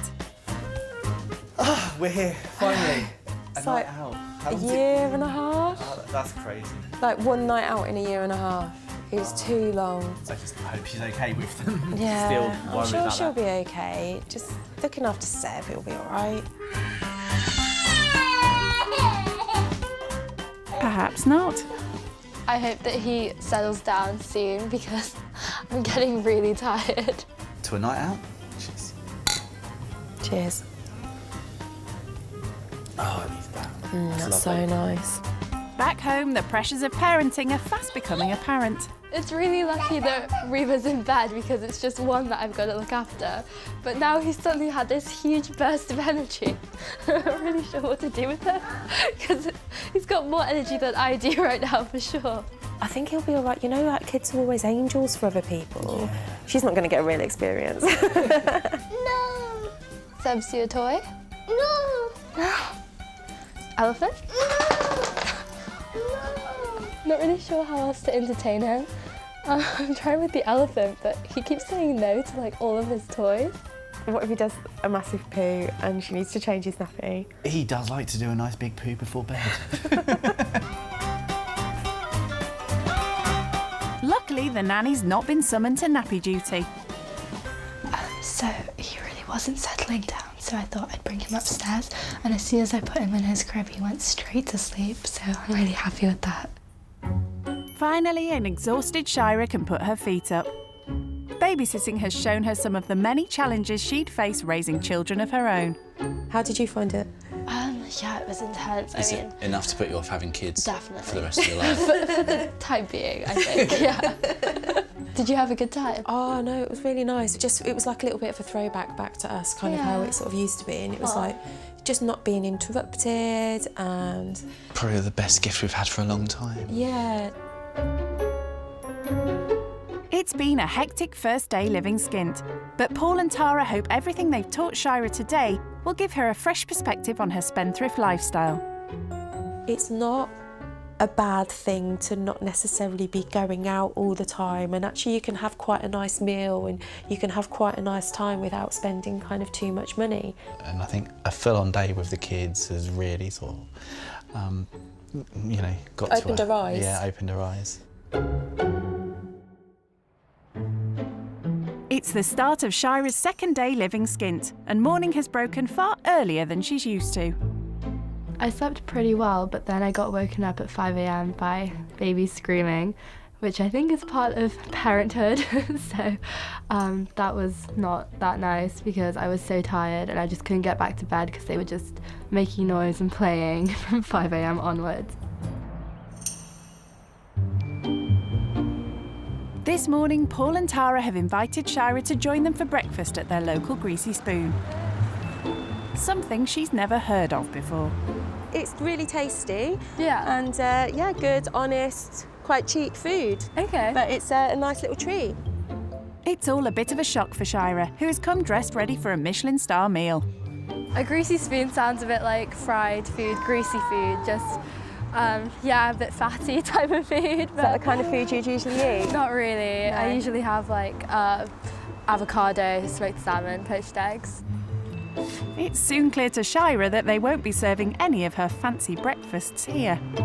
I thought Greasy Spoon was the name of the restaurant. I thought it would be like a cosy little pub for a nice brunch, but turns out it was plastic walls. It just looked a bit makeshift, but I guess that's what a Greasy Spoon is. How much would you usually spend on breakfast? It can be anywhere from like 30 to 35, something like that. Is that per person? Yeah. Yeah. So we've just ordered kind of for 4 people. Yeah. That just came to £18. Yeah, I'm surprised that there's a place where you can eat out that cheaply. Yeah. Because I didn't know that. Thank you. Thank you. And Sebby's got a bit of toast.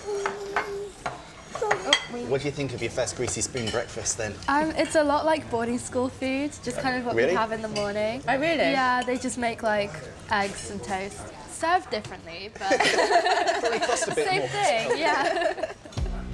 So what was your experience of boarding school like? Did you like it? So there were times when I liked it, and there were also times when I really hated it. There was no uniform, so you had so much pressure to wear designer everything. Like you had to have Chanel bags, Louis Vuitton, everything. And if you didn't, you would probably get bullied. Hearing more about Shira's upbringing has confirmed to Tara that having lots of money doesn't always make life easier. It's not all positive. There are some kind of pitfalls. Having to spend money just to get up and look good in the morning, because that's how you're going to be judged. It's like, how depressing is that?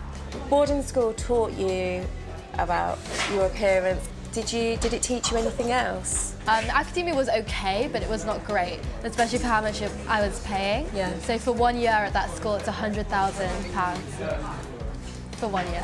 Yeah. Oh my God. £100,000 per year. The time that she'd been in boarding school could have bought us like 5 houses. And to know then that some of that time wasn't even spent on kind of excelling her as much academically. Obviously there was some academic thing, but main thing that kind of she got out of that, she felt like it was the pressure and the kind of the fashion side of it. Is that worth £500,000?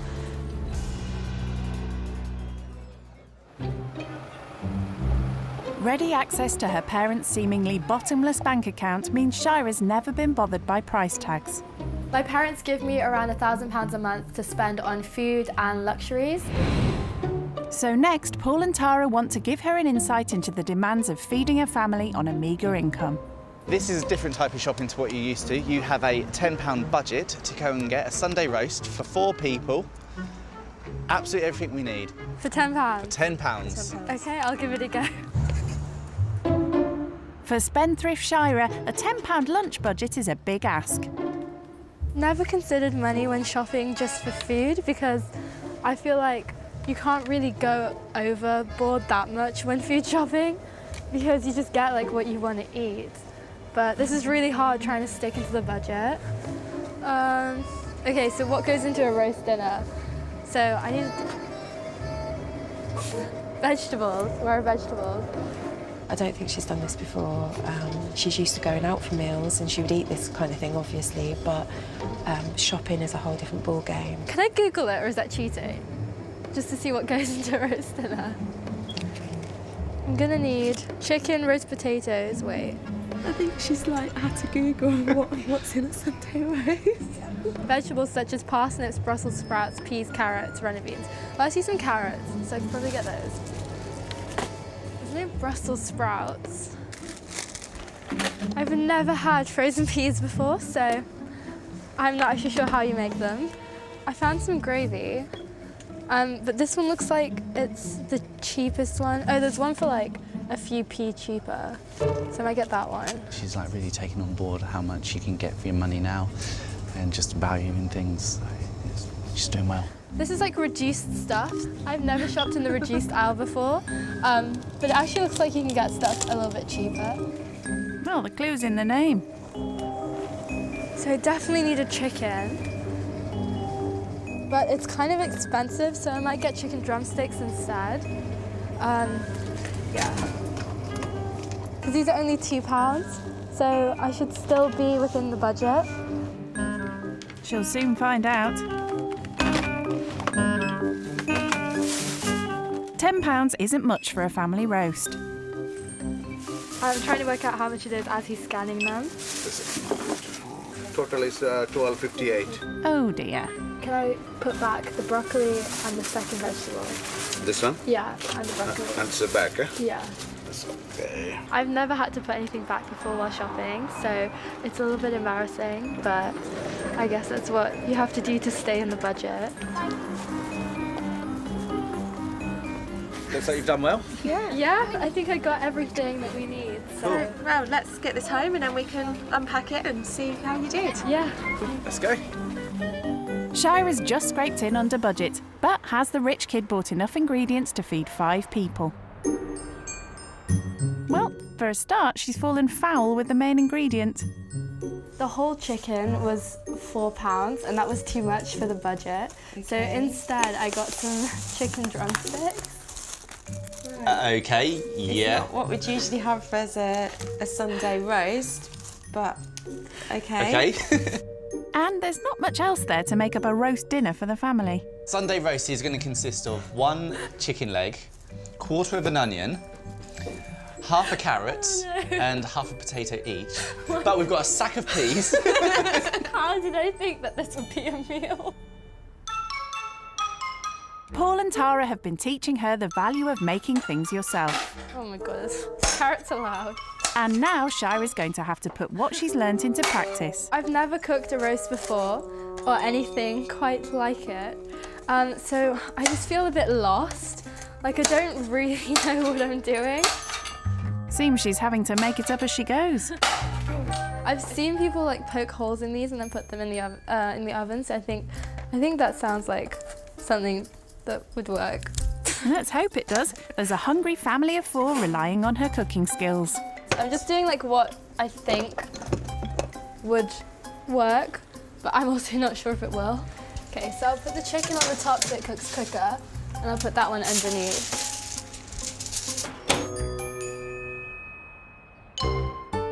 While dinner's in the oven, Shira wants some time out for a do-it-yourself pampering session with Tara. It's just been quite a long time since I've been able to do something like this. It's an opportunity to tell Tara just how much she's learnt during her time living skint. This is something that costs almost nothing. It's just some nail polish and a few nail files. And it's enough to make you feel relaxed and like you're having like a nice time for yourself and also doing something that you're gonna feel confident about. And really, like, money can't buy you me time. Like, you have to be able to... No, that's really true. That's really true. Since I was young, it was always about looking your best and that making you feel your best, and it really doesn't. It's more about the connections that you have with people and like the achievements that you make for yourself. We would rather kind of like spend the money on making memories rather than having the material things. Exactly. They're the things that last. Yeah, They're the things you take with you. Because the memories, they honestly last so much longer than any item or car that you can buy. The family's given Shira a lot to think about. And having to make the dinner ingredients stretch to feed a family is another lesson well learnt. It really does show that £10 can make 4 meals, which is not something that I thought would happen. That's not bad at all. How did you find cooking for the first time in your life? I think it went well. I mean, there's a little bit of everything. Yeah, I just hope it tastes good. Well, it looks good. So, what's the verdict? This potato is actually amazing. Small but golden. It is, it's quality, not quantity. Just having these last few days, I just feel like I've really got to know you as a family. There's so much that we have in common aside from money and all of that. Like, as people, I feel like we did click. You've really thrown yourself into kind of every challenge, I think, that we've set you. To say a big thank you for all they've taught her, Shira has a surprise for the family. If you read this card, you'll know what it is. I have learnt things that I will be able to take and carry with me for the rest of my life. So as a token, I would love to give you a glamping trip for the whole family, which is basically a glam camping holiday. As well as that, I would love to have the honour of designing Tara and Reva custom dresses from my clothing line, so that you can keep a little piece of me. All my love, Shira. That's so sweet of you. Oh, thank you so much. Spending time with Paul and Tara has given Shira a fresh outlook on life. Cheers to friendships and new experiences. Cheers. Cheers. Cheers. Cheers, Sebby. Cheers. Oh, so cute. But now it's time for her to head back home. I'm really sad that it's over, and I feel like I've learned so much. I definitely think we're going to stay in touch. I feel like me and Tara especially had a really close bond just from the moment that we met. Oh, give us a hug. I'm going to miss you. I miss you too. As she says her goodbyes, Shira's leaving with a new appreciation for the struggles faced by families with little money to spare. Shira. Bye, Shira. Bye. Big waves. Big waves. Big Wave goodbye.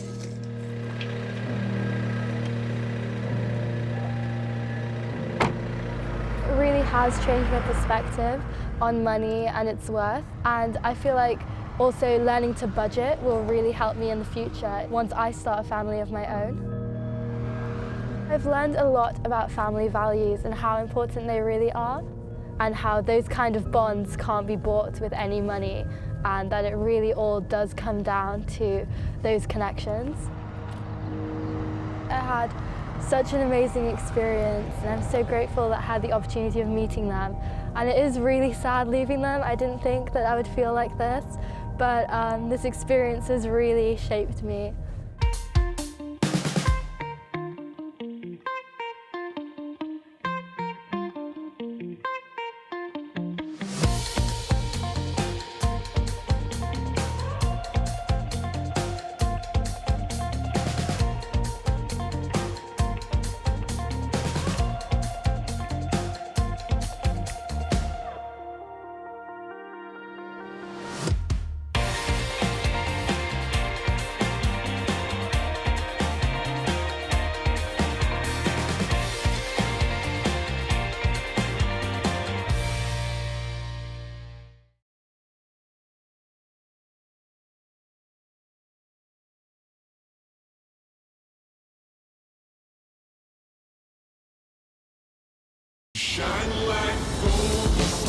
Living out of five-star hotels or stately country homes. So this is my garden, soccer pitches. Cruising around the city in supercars.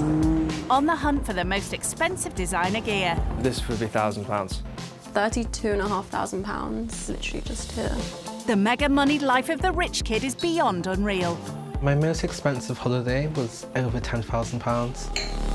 They have no concept of what life is like for most Brits. I've got a cleaner, I've got a chef, people wash my clothes for me, people cook for me. I think I've been on a bus once. So in this series, they will be plucked from their pampered lives. Literally like an abandoned area. I wouldn't feel safe walking around here actually by myself at night. To live with families who struggle to survive. People that are comfortable living on benefits are lazy. I didn't have a meal because I only had enough to feed the kids. Yeah, don't cry. Only by living with those on the opposite side of the wealth gap. If there was rats everywhere, maybe I'd be a little bit put off.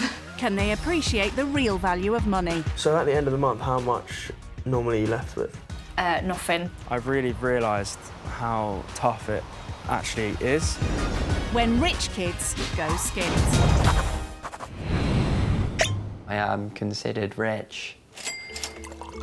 Today's rich kid going skint is a property development student and son of the CEO of a high-end furniture company. My name is Freddie, I'm 20 years old and I'm from Chelsea. Freddie likes to eat out and doesn't have to worry about the cost of restaurants in Chelsea. There you go. Thank you very much.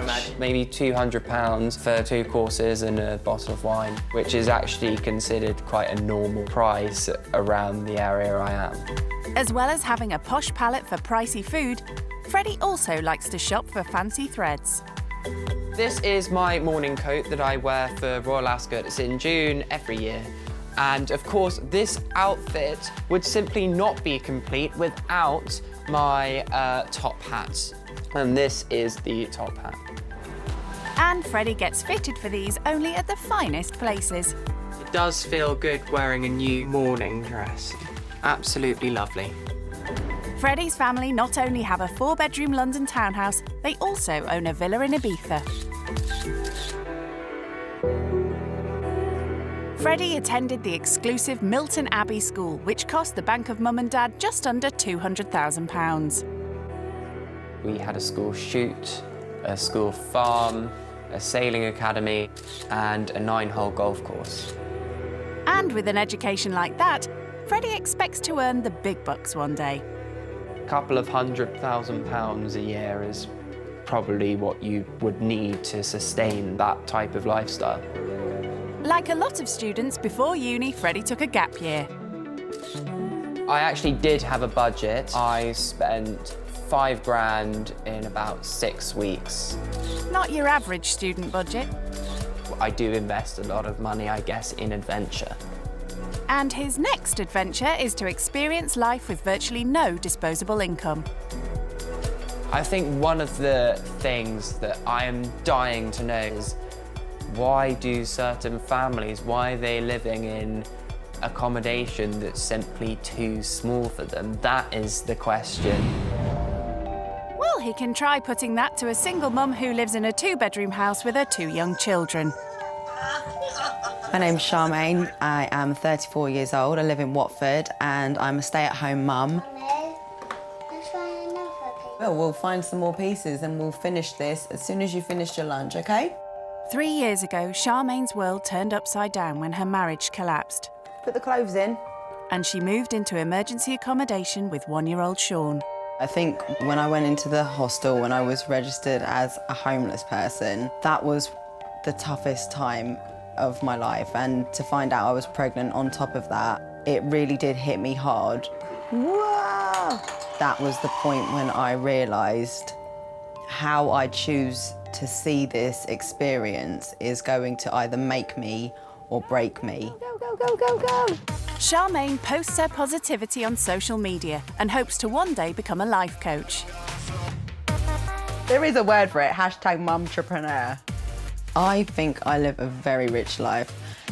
The fact that I get to hear my kids laughing. How rich am I? Charmaine may be time rich, but she wouldn't say no to a bit more money. So I've got my income each month, which I get from my benefits and my child maintenance. And then my total outgoings are, basically I'm left with £50 a month. I would love to be on about £3,000 a month. Is that realistic? £50 a month extra is not enough, no. So what is Charmaine hoping rich kid Freddie will learn from his time with her? Money does not make anyone better than anyone else. We are all the same. It's just what you place value on.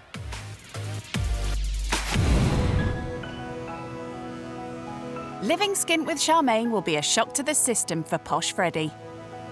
To help him prepare for his latest adventure, he's meeting best friend Oliver. How are you doing, chap? Oliver, how are you? Great to see you. Great to see you. Let's get a drink. Thank you for meeting with me. No, you're welcome. So why have you dragged me into the middle of London from my house in the country? There better be quite a good reason for this. Well, basically, I have been asked to live with a family that hasn't got much money and I have to eat on their budget and things like that. What sort of budget are we talking? A low one. I can't believe you got yourself in for this. This is hilarious. I just worry. I just wonder what they'll think. And they open that door, they might think. Well, they're going to think you've got quite a plummy voice. I mean, you're going to go places where they haven't heard you kind of going, hey, hello, my name's Freddie. I mean, that's not going to be something they're used to. Have you ever budgeted in your life? Have you ever got down a piece of paper and gone, look, no, this time for lunch, I can only spend £2.50? No. I suppose you're going to university soon, you've got to learn how to be poor at some point. Rick, how are you going to justify 36 grand a year on your education alone? That is going to sound obscene. Let's just pray that they don't ask. Right, I see. I would say cheers and good luck, but unfortunately we need another bottle to do that. Well, I will. It's unlucky with empty I've still glass. got a bit, so... Sorry about that, but good luck anyway. He's got quite a plummy voice, like I have and like many do, but I fear he'll say the wrong thing at the wrong time, and he won't mean a word of it, but to some people that will seem incredibly offensive. The big day has arrived and Freddie's been out buying gifts for his host. I love wine and think it's quite a nice gesture. But what's with the fruit, Freddie? I've brought mango because I thought it's probably something they may well not have at all. Maybe he's worried there'll be no food. Well, I woke up at like 6:30 this morning to hoover the sofa because the kids get crumbs everywhere. So I woke up like, oh my God, I've got to clean the sofa. I have never been to Watford before. I've seen signs to get to Watford and I've gone down the M1 to go to Yorkshire. Just getting the last bits done. I want to make a good impression, obviously. I want them to be surprised. I don't want them to think this is like a typical, you know, poor person gonna slum it for the weekend. A bit nervous. I think now we're getting nearer. Oh, I wonder where is it one of these houses, I wonder? You know, our guest is about to arrive. Hello. I know. We're here.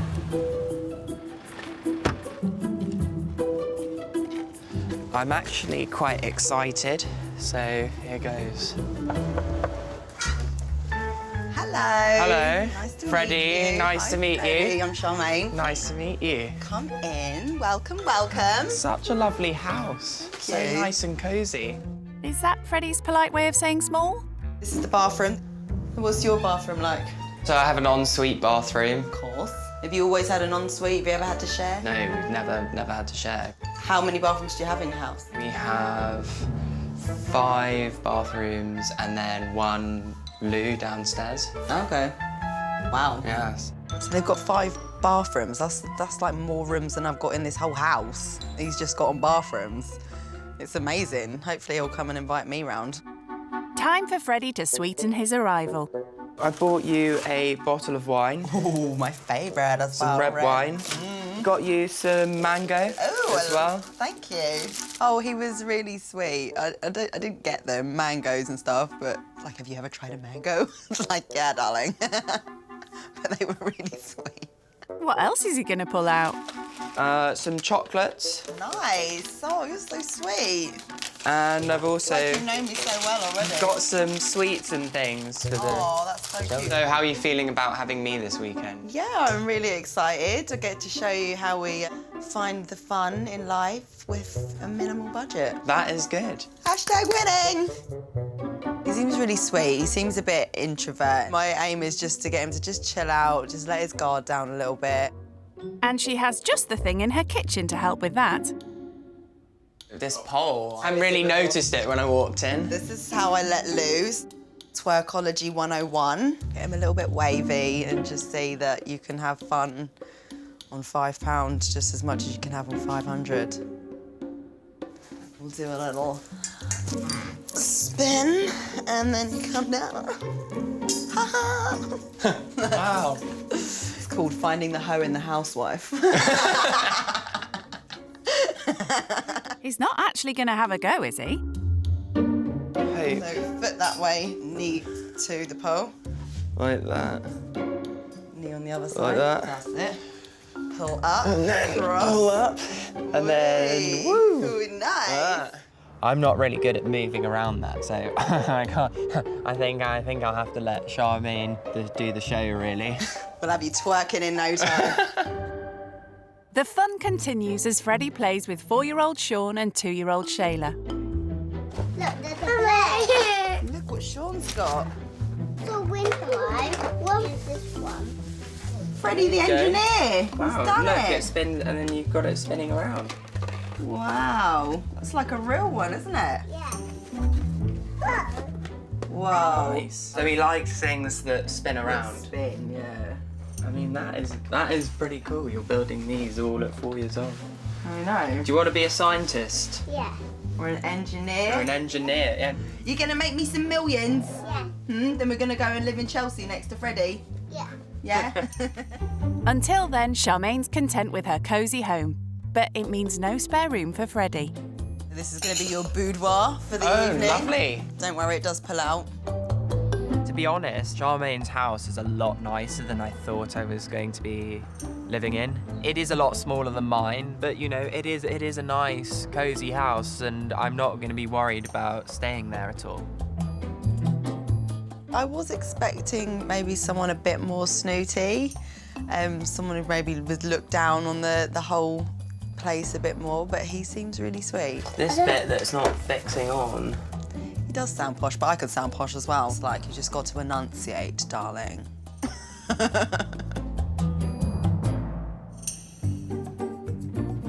Time for Charmaine to find out about Posh Freddie's rich kid lifestyle. So what's your, like, disposable income that you just get to spend on yourself a week? A week I probably get maybe about £700 or something like that. It can go quite quickly on nights out and clothes if I need new ones. Normal meal out would probably be £80 to £100, sometimes more if it's like a really special occasion, or my parents take me out for meals when we go on holiday and stuff. They can be €400 if we're at my villa in Ibiza and stuff like that. Do you contribute to any of the paying of the bills in the house? I haven't really paid a bill, no. Don't know how he's going to cope with the real world if his parents haven't instilled those types of responsibilities in him now. Like, I don't have to think about anything like the rent, phone, or gas and electricity. My mum pays for that. Do you clean in the house? We have a cleaner that comes in once a My week. kids have a cleaner as well. Really? Oh, you're... I think I want to teach him a bit more responsibilities and just getting his hands dirty a little bit and getting stuck in. It's clear Freddie's never had any money worries. So this is what I get, yeah, from my benefits and from child support. But for Charmaine, living to a tight budget is the only way to survive. So then this is what I spend on food. So you can see I've broken it down. Yeah. £40 a week. My phone, gas and electricity, water, TV. So I'm left with a grand total of £49.08 a month, which is about £12 a week to have fun with.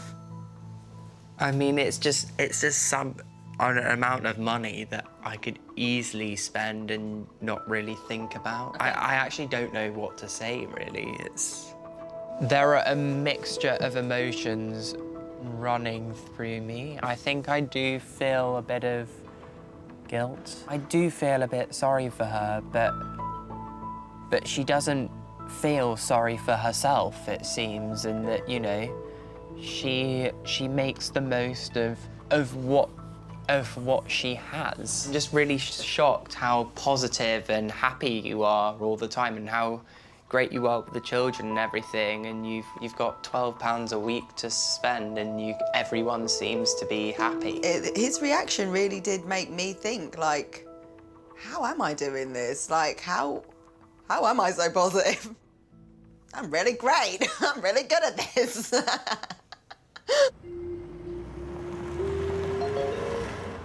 To give Freddie a taste of how Charmaine manages to live life to the max, she's taking him out for lunch where no one needs to go hungry, even on a tight budget. A totally different way of having a meal from what he's used to. I don't think he would ever go out and be like, oh, do you want to share this meal, or look at what was on the menu as to what was going to go the furthest if he was going to share. So normally I come here maybe once a month. How much do you usually spend? So normally I maybe spend maybe £12, £15. So I normally get like a meal and double up on the fries. and then we share it between the 3 of us. I've been past them, I've never gone in. The salad bar is unlimited. Yeah, if you're still hungry, you get more salad. And bread rolls, babe. It's a far cry from the places Freddie feasts at. What I have learned already is to go for things where you get the best value for money. So same with the drink as well as an unlimited refill. He's a fast learner, and he's noticing how hard single parenting is too. There you go. Like the balloon. You want the windmill to go? No, like spinning it. You're really having to multitask and concentrate on both of them at the exact same time. Constantly. Lovely. Yeah. Thank you. Can we get an extra plate, please? You know, you want to have it all before it gets too cold. How was that? That's delicious, thank you. Did Full? you enjoy it? Yeah. Yeah, I'm full. I'm like... Good. Satisfied. Good. One more thing to do before Freddie is satisfied, though.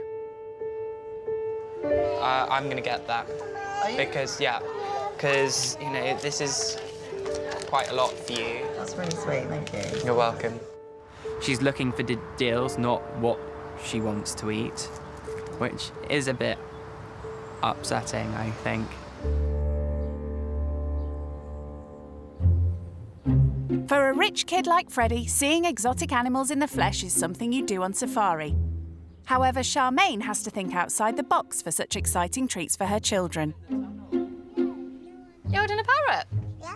Do you feel like a pirate? Yeah. I think you're a natural. And look at these are different ones. They look quite nice here, but I don't like rats. Yeah, you don't like rats. Likes you, doesn't it, Sean? Yeah, he loves me. When I feel like the kids have been in the house for too long, I just bring them in the car and just let them come and explore for a little bit. Yeah, you know? nice. Do they ever want to buy anything? No, luckily. Charmaine is incredibly creative. She's going to somewhere like the pet shop.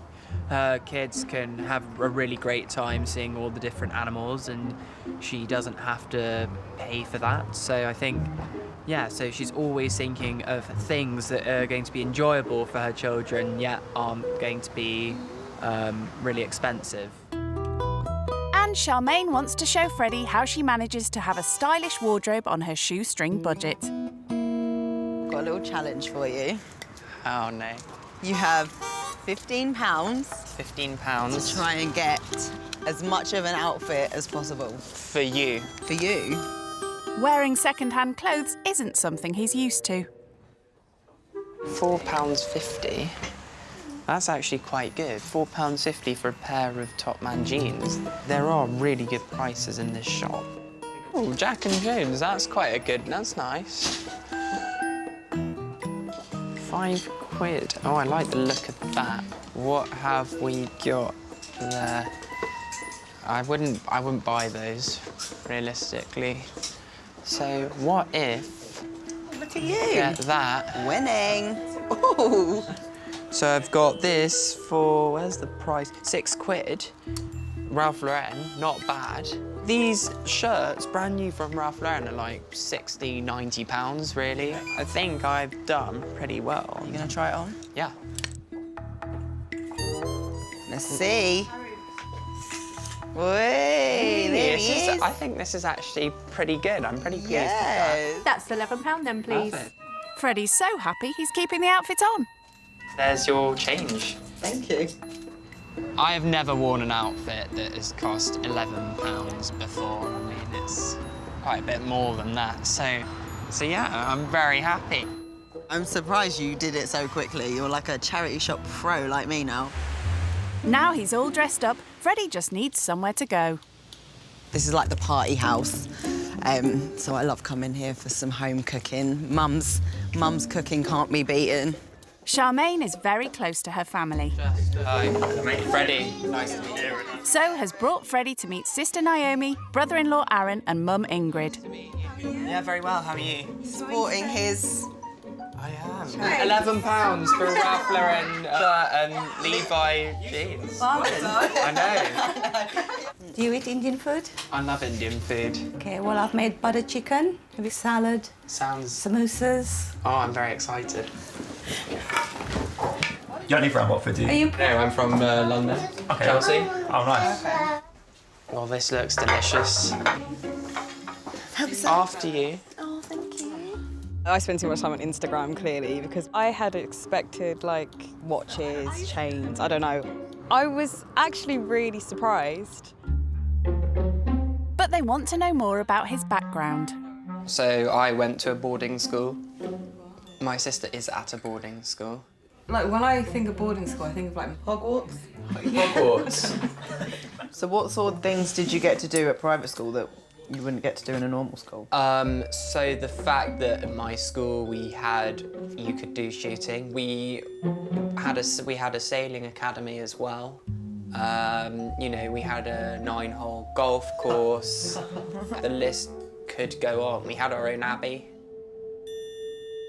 How much does private education cost? Oh no, that's the question Freddie hoped wouldn't crop up. It's quite embarrassing to say, to be honest, but it was £36,000 a year. Wow. Including like the extras and all that, so yeah, it's a lot of money. I don't even earn that year. Wow. Yeah. It was really shocking, considering 36,000 is what I would be dreaming to earn at this point a year, and he's spending that on education. It's like madness to know how the other side live, and yeah, he's so privileged and so lucky. It's so nice how you all seem to spend so much time with each other. Like, yeah. Charmaine's family are lovely. I think what I like is that they're all so close and that they see each other so often. And I thought they were really welcoming, got incredibly good hospitality.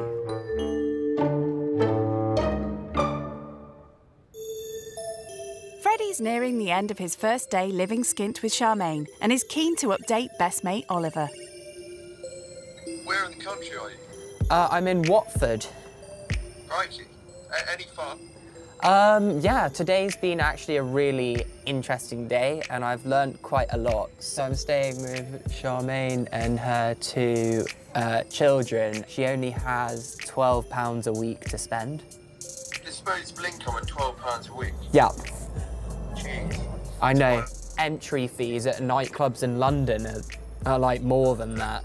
Yeah, I know. I mean, that buys you a drink. I just didn't actually know what to say when she told me that. Charmaine gave me a challenge to go to a charity shop in Watford, and I bought a pair of Levi jeans and this Ralph Lauren shirt. I spent £11 in total. Can you tell me where this charity shop is? So, how are you? Where are you?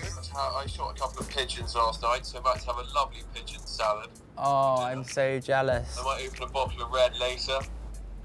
Oh. Life is good at the moment, actually. Of course it is for you, you lucky, lucky being. I wish you all the best for tonight. Thank you. And, bye. Charmaine's cracked open the wine Freddie brought so they can both relax before turning in for the night. How's your day been?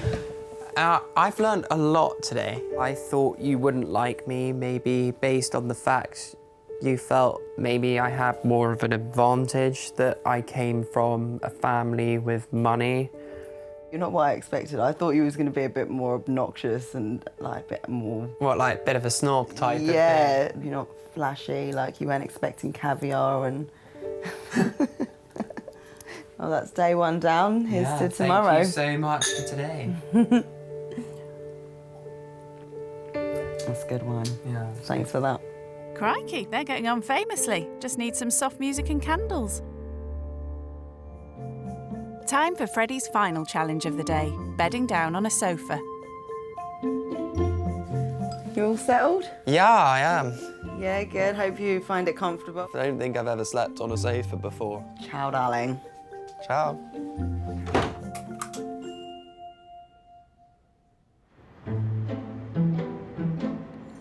It's the start of Freddie's second day living on the breadline with Charmaine and her 2 children.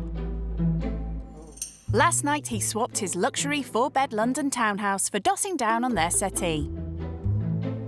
I've never slept on a stranger's sofa before. It's quite weird. It's a different experience. I have no idea what's in store today.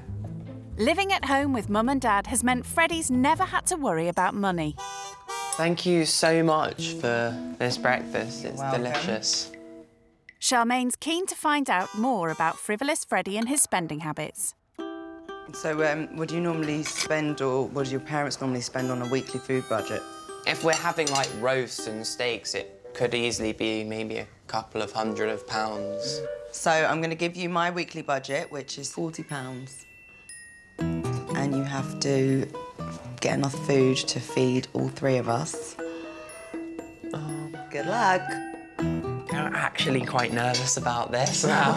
Am I in charge of someone's weekly food budget? That's like being made to go in the cockpit of a plane and land it, literally. It's... Yeah, that's how I feel every time I go to the supermarket, like I'm in a cockpit flying and landing a plane. Oh, no. So will this rich kid land the plane without any incidents, or will he need the support of co-pilot Charmaine to guide him to a successful landing? I am seriously nervous about this shop. Just try and think like Charmaine. So, cherry tomatoes, £1. That's probably quite a good thing to buy. What else could I get? 89p for some broccoli. That's probably quite good. It's a healthy start, but come on, Freddie. You need to come up with some exciting stuff if you want to impress Charmaine.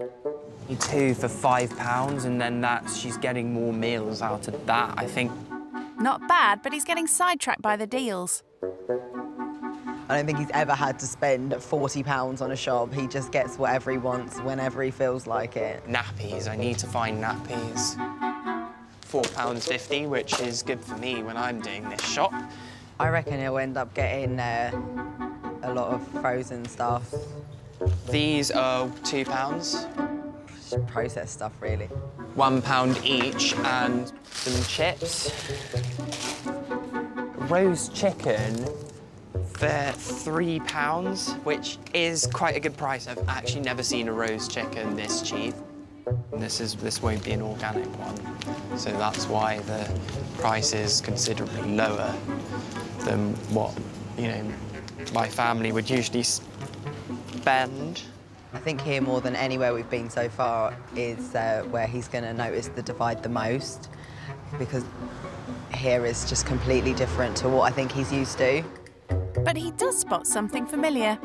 Might load up with these squares. They're £1 each, and I used to love these when I was like Sean's age, when I had them as an after-school snack. He can't resist a few more bargains. I'm making a 10p saving buying this. Then heads to the till to see if he's within budget. I'm pretty confident I'm under 40. I mean, I really have looked at the deals. We know. So the total is £34.80, which is under the budget, so, I think I have done quite well on meals, so I think we should be all right. Freddie's chuffed with himself, but will his efforts impress Charmaine? Back home, the fruits and vegetables of Freddie's labour are scrutinised. I've spent £34.80 out of the £40, so... Oh. I got some broccoli. I thought Nice, you'd want I like some broccoli. veg. Also bought some tomatoes as well, some peri-peri glazed chicken. This is probably my favourite thing you've got so far. The Chelsea boys done good, but... And then I got the 2 pizzas, £1 each. I bought some chips as well. I thought you could maybe get a couple of meals out of that. I think it's a little bit like cliche food that someone in my position would eat. You're on that kind of budget, therefore you eat, pizza and sausages and chips every day, which is not true in my case. And 2 bags of this penny 2 bags of pasta. That'll last me 2 weeks then. Go on, Charmaine. Tell him how it's done. So I think normally in a week I buy a lot more fresh veg and fruit. I buy bananas, apples, get spelt pasta. Does she need to spell it out more clearly, Freddie? It wasn't the type of stuff that she'd buy, but I think she was impressed that I did manage to go within her budget. Freddie tries to justify his choices from what he's learned so far.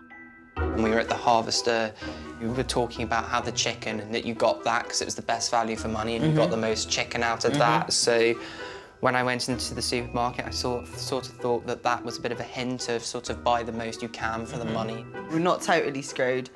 Maybe I would make like a salad with the broccoli and tomatoes and potatoes. Tried my best, and you've still got some money. You could probably buy a couple of those things that I missed out if you wanted. Yeah.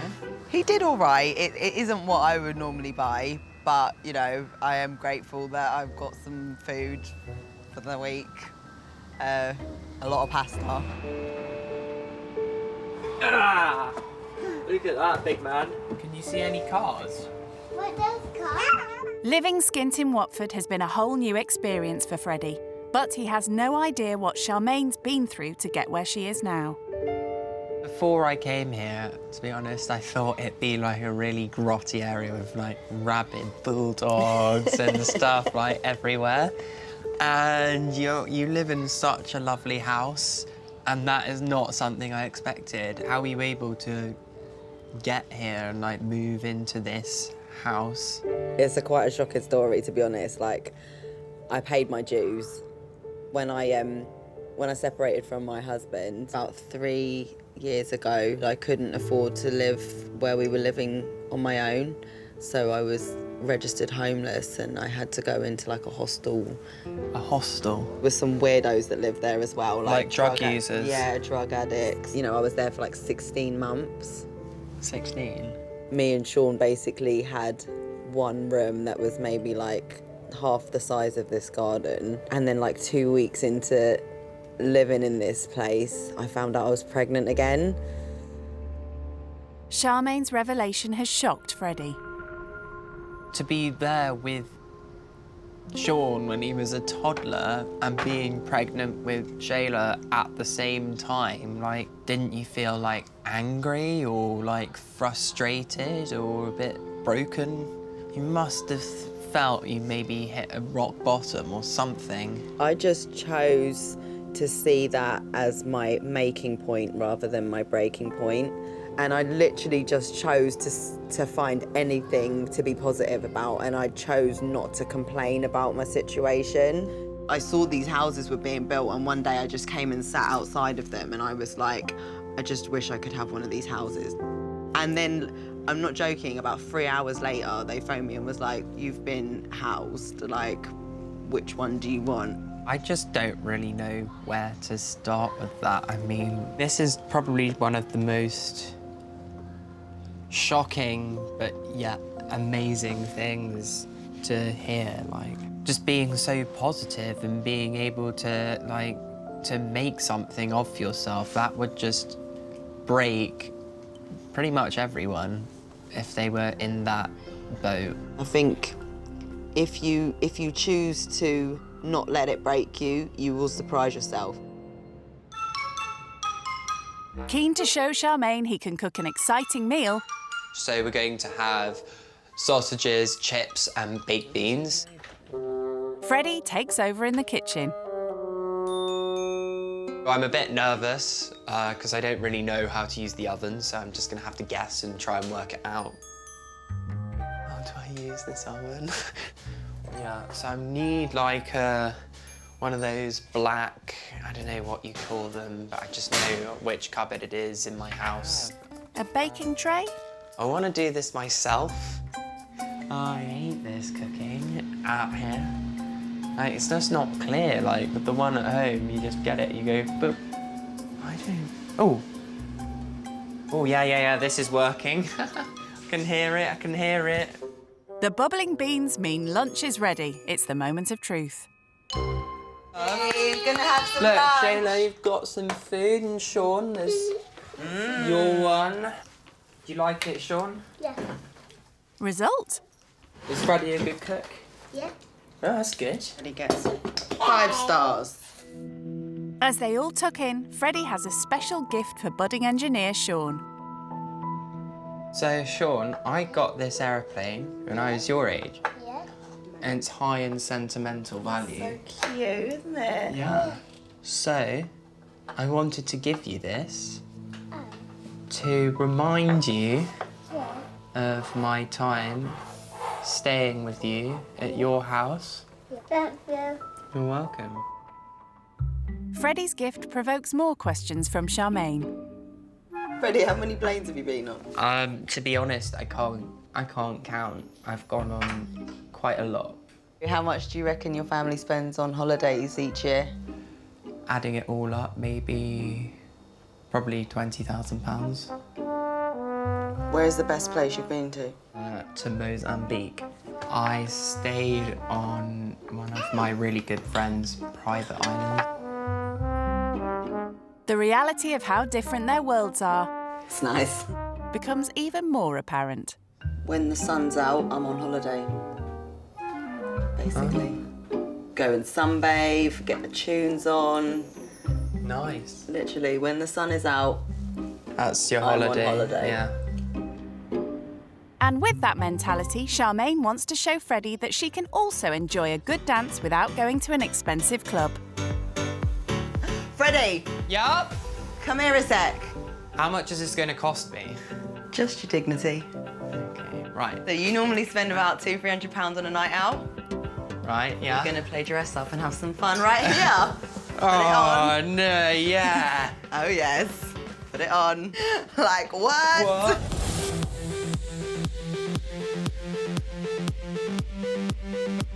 Woo!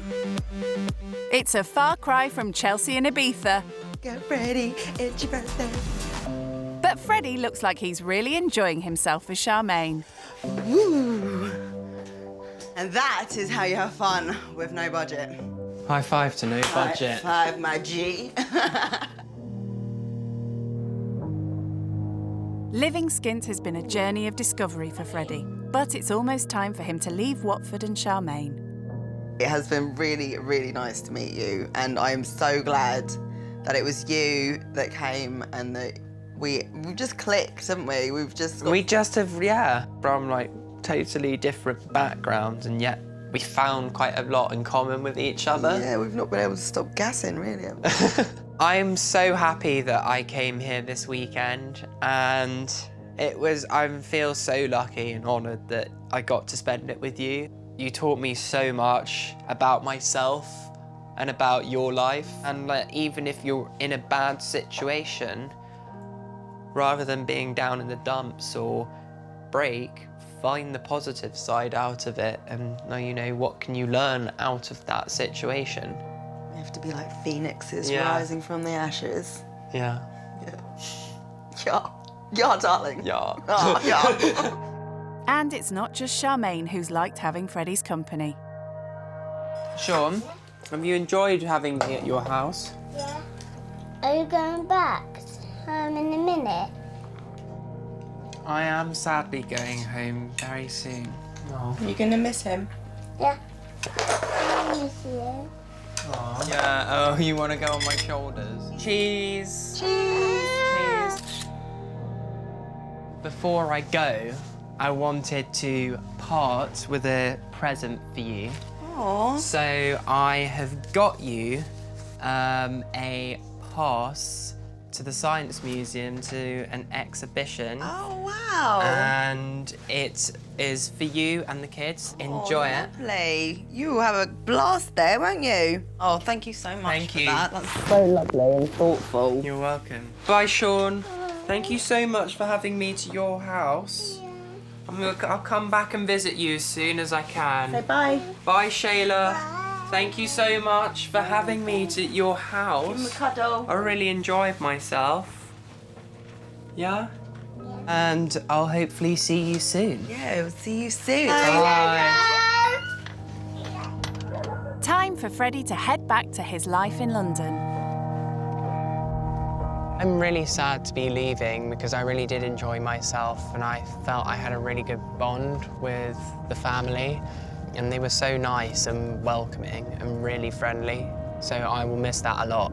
But I think I've learnt so much from them. They've shown that you don't always need to have money to be able to have fun. I think I will always remember them. They'll always be quite close to my heart.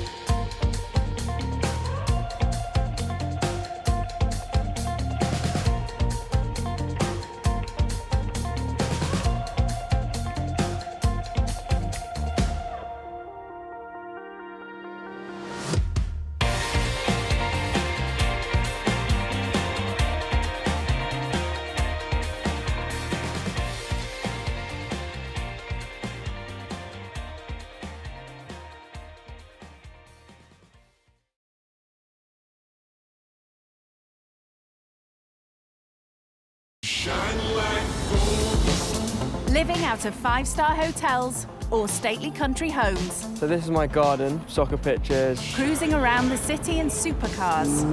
On the hunt for the most expensive designer gear. This would be £1,000. £32,500, literally just here. The mega-moneyed life of the rich kid is beyond unreal.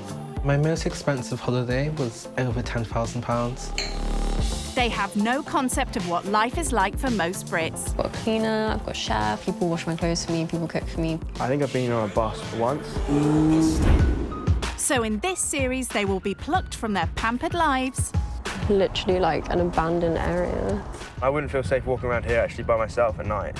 To live with families who struggle to survive. People that are comfortable living on benefits are lazy. I didn't have a meal because I only had enough to feed the kids. Yeah, don't cry. Only by living with those on the opposite side of the wealth gap. If there was rats everywhere, maybe I'd be a little bit put off. Can they appreciate the real value of money? So at the end of the month, how much normally are you left with? Nothing. I've really realised how tough it actually is. When rich kids go skint.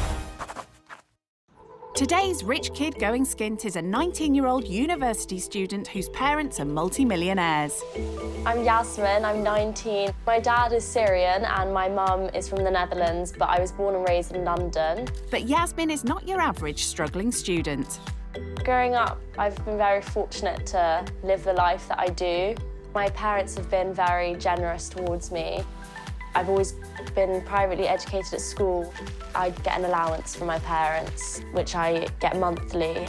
Home for Yasmin is an exclusive area of southwest London. My main base is in Chelsea. This is the living room here. This is where I chill out a lot. And sort of champagne here because my mum and I associate it as our happy drink. When she's not studying, this swanky student likes to hit the high-end bars and exclusive eateries on her doorstep. For drinks, I like to go to Bluebird, and for dinner, the Ivy is always nice in Chelsea. I do love, Novikov or Nobu. I can easily spend over £200 for a night out. I go for dinner like 3 or 4 times a week. 3 or 4 times a week? Well, if you're out and about that often, the style stakes have to be very high. For my 18th, I was given a watch, a Rolex watch. I'm actually wearing it now. I love like a statement designer piece or nice shoes, nice handbag. Like let's say this handbag, I got it for when I got my A-level results back. So this is one of my evening dresses, but actually I got it made for me for my 18th birthday in a shop on King's Road. Go on, tell us, how much was it? It wasn't cheap. When she's not in London, Yasmin can be found holidaying with the super rich. I go away around 5 times a year. In the summer, we tend to go to Marbella, as we have a family home there. I've been going skiing from a young age, so I do love the snow. Snow and sun is my fave. Some summers I spend on a boat with family. What you actually mean is luxury yacht, correct? We visit different islands, such as Mykonos, Sardinia, we go around Turkey. This summer we spent around a month all together out at sea, which was really fun. When Yasmin's not on holiday, she can be found cruising around Chelsea with her wingman. When I got my driving licence when I was 17, my parents got me a car and I drive most places, especially to uni every day. And Paolo, my dog, sits next to me in my front seat. Of course, all this luxury comes at a cost, but there's no need to worry when your parents are millionaires. Growing up at school, all my friends, we've all been very privileged. And I think it's important to view life from all sorts of angles. You know, you never know what happens. Money can come and go. And you have to be wary in life. You can't just be oblivious and live in your own bubble. The time has come for her to bid goodbye to plush parties on the King's Road and say hello to life on the breadline. So does she have any concerns about going skint? I'm quite big on hygiene, and hopefully it's clean, which I'm sure it will be, but you never know. I'm super open-minded about meeting the family, and hopefully they don't hate me.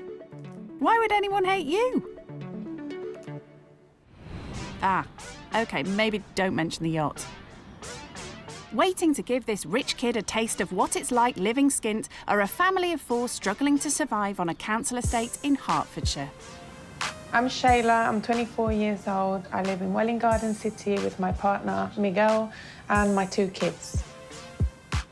I was born and raised in Mexico until I was 9 years old. We live in a 2-bedroom apartment right now, the 4 of us. We are on the top floor. With £520 a month, I have to pay my bills, which includes gas, electric, and any other bills I have. Also, I have to feed myself, Miguel, and my 2 daughters. Not having enough money for us to live and buy things that we would like to, it does stress you out.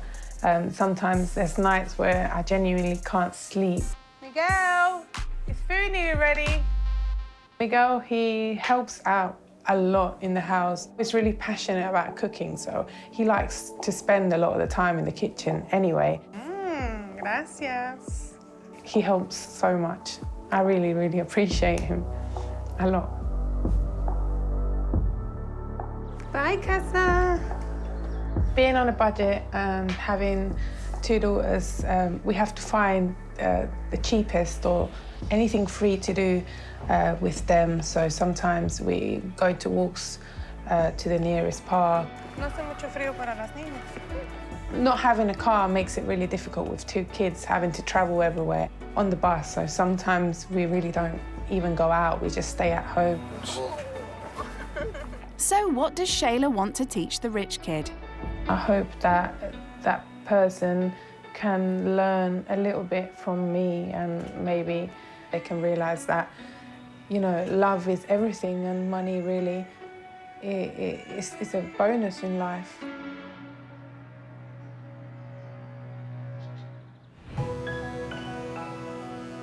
Living skint without her monthly allowance is going to give this loaded young lady the shock of her life. But before she sets off on her adventure, she's breaking the news to her posh pal, Pixie.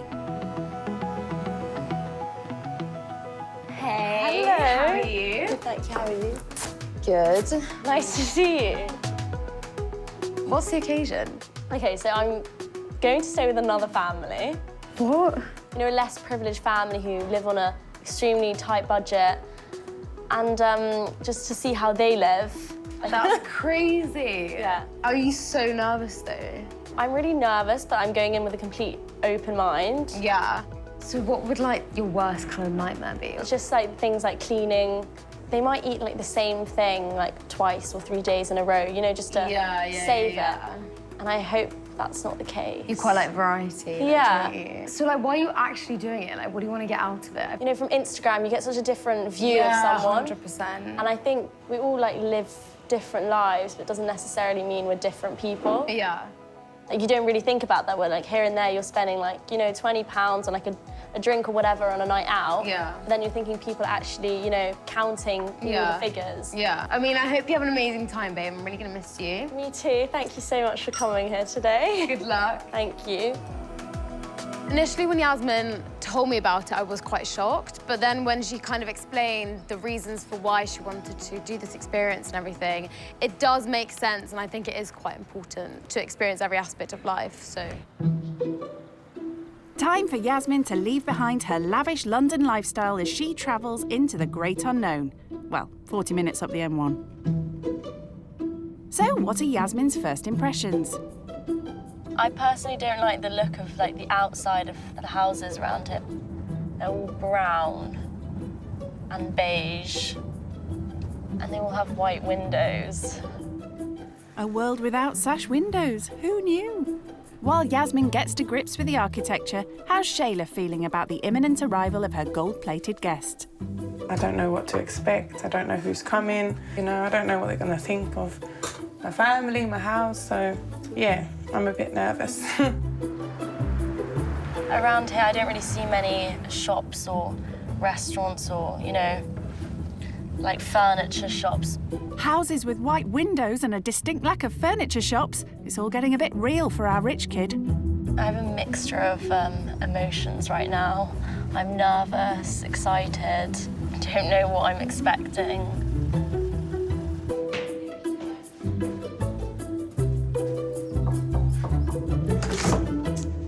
Nice to meet you. I'm Shayla. I'm Yasmin. Lovely to meet you. Hi. Nice to meet you. I'm Yasmin. This is my little one. Her name's Kiara. Hi, Kiara. I'm Yasmin. So this is Kylie. She's 3 months. Hello. They're so cute. Introduction's over. Let's hope she likes the gift. Do you like dogs? She really likes it. Do you like it? Well, that was awkward. Not a great start. Time for a tour of the flat. This is my kitchen. Okay. But I bet your kitchen's a lot bigger. It's a bit bigger, but it's not a massive kitchen. Okay, that's cool. This is my bedroom. Okay. I sleep with my 3-month-old here. Okay. Because she wakes up 2 or 3 times in the middle of the night crying that she wants to feed, so. Sometimes, like last night, I slept with my mum. Okay. That's I'm okay. a bit of a mummy's girl. Do you do it often, or is it like one-off? I do it maybe like once a week or something. Okay. It's a big bed, so you both fit all right in there. Yeah. She says she sleeps with her mum sometimes, me at this age. Hence why maybe she comes across a bit, you know, younger. I don't know. This is my 2nd bedroom. Okay. Kiara sleeps here. Yeah. With Miguel. How many bedrooms do you have in your house? We have 4, but my mum's made one of them into a office. So the other bedroom's just like. Yeah. Yeah, like guest bedroom. Okay. Yeah. Basically, lots of spare room.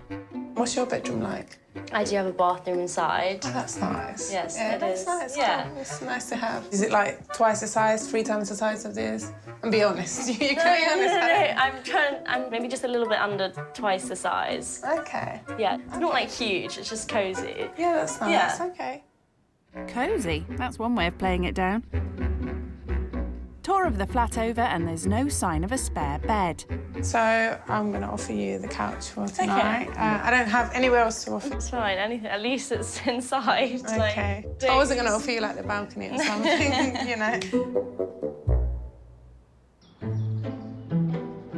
All settled in, how does Yasmin feel about her new digs? It's very plain. Like there's not much furniture. There's you can tell that the children have drawn on the walls. The drawing on the wall is purple. It matches the curtains. So I guess that's quite a nice combo.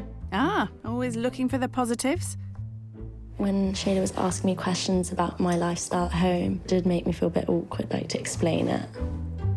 I think she's holding back a little bit, you know, and I'm interested to see how she spends money and how much money she spends on that.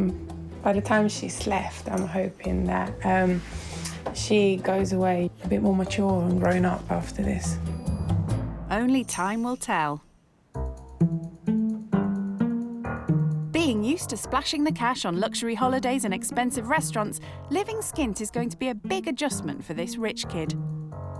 I get around £700 a month. Yeah. I spend around 50 to 70 of it per month for my car petrol. Myself, I like to, go to get all my creams and like makeup and stuff. Yeah, treat yourself. Yeah. How much do you normally spend when you say you go out with your friends to dinner and that? How much would you spend roughly? We can spend up to £100. Per person? Yeah. It's helpful having, parents that support you, obviously. Yeah, you're lucky because not everyone, has that opportunity to have that. You don't pay bills, I'm guessing, and stuff. No. So a lot of the money you do spend is on food out. With Mummy and Daddy's support, Yasmin doesn't have to worry about cash flow. But for Shayla, it's her biggest concern. Miguel and I, now, obviously, we just live off what the government gives us, which is like £520 a month to just live the four of us, and that includes food, nappies, baby wipes, gas, electric, water, the TV, the internet, and whatever. Is it quite hard to manage? Yeah, it's not quite hard. It's very hard. It's very hard. Yeah. There are months that I have to choose who am I gonna buy for this month, which obviously is always first my girls, but then it comes to the point where I'm really cold, so I'm having to go cold in the street because I've decided not to buy myself a jacket because I can't afford a jacket, so I have to make sure that they're okay and they're warm before.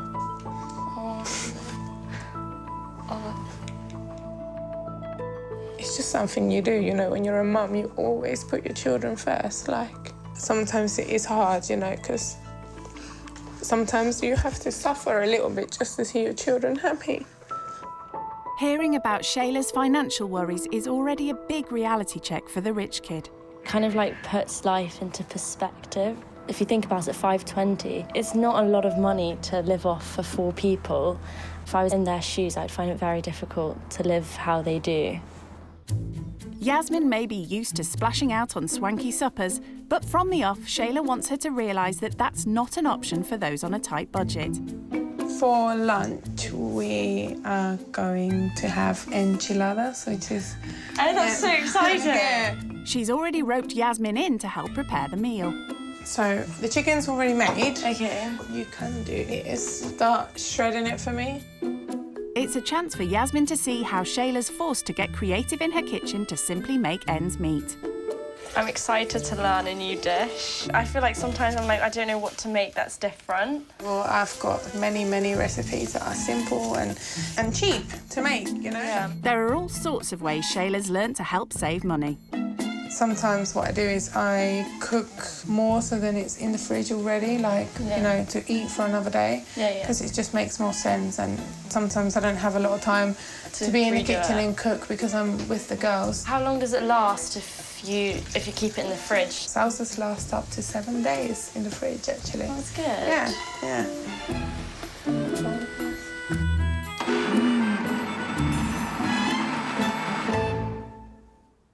Buying in bulk also helps the family to live within their means.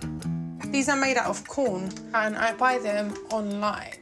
The other day, I ordered 4 kilos, so I got them in the freezer, and that lasts us around 6 months, 6-7 months. Yeah, we make them last.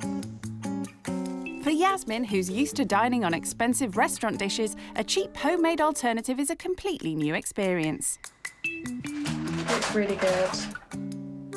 Have you ever eaten enchiladas before, like these ones? No, I've never. I'm really excited to try these. So, how does the rich kid rate Shayla's simple home cooking on a budget? It's really good. Yeah? Yeah. It's not spicy? No. No. So you're enjoying it, yeah? Yeah, you think you'll make this at home yourself? Yeah, definitely. Yeah?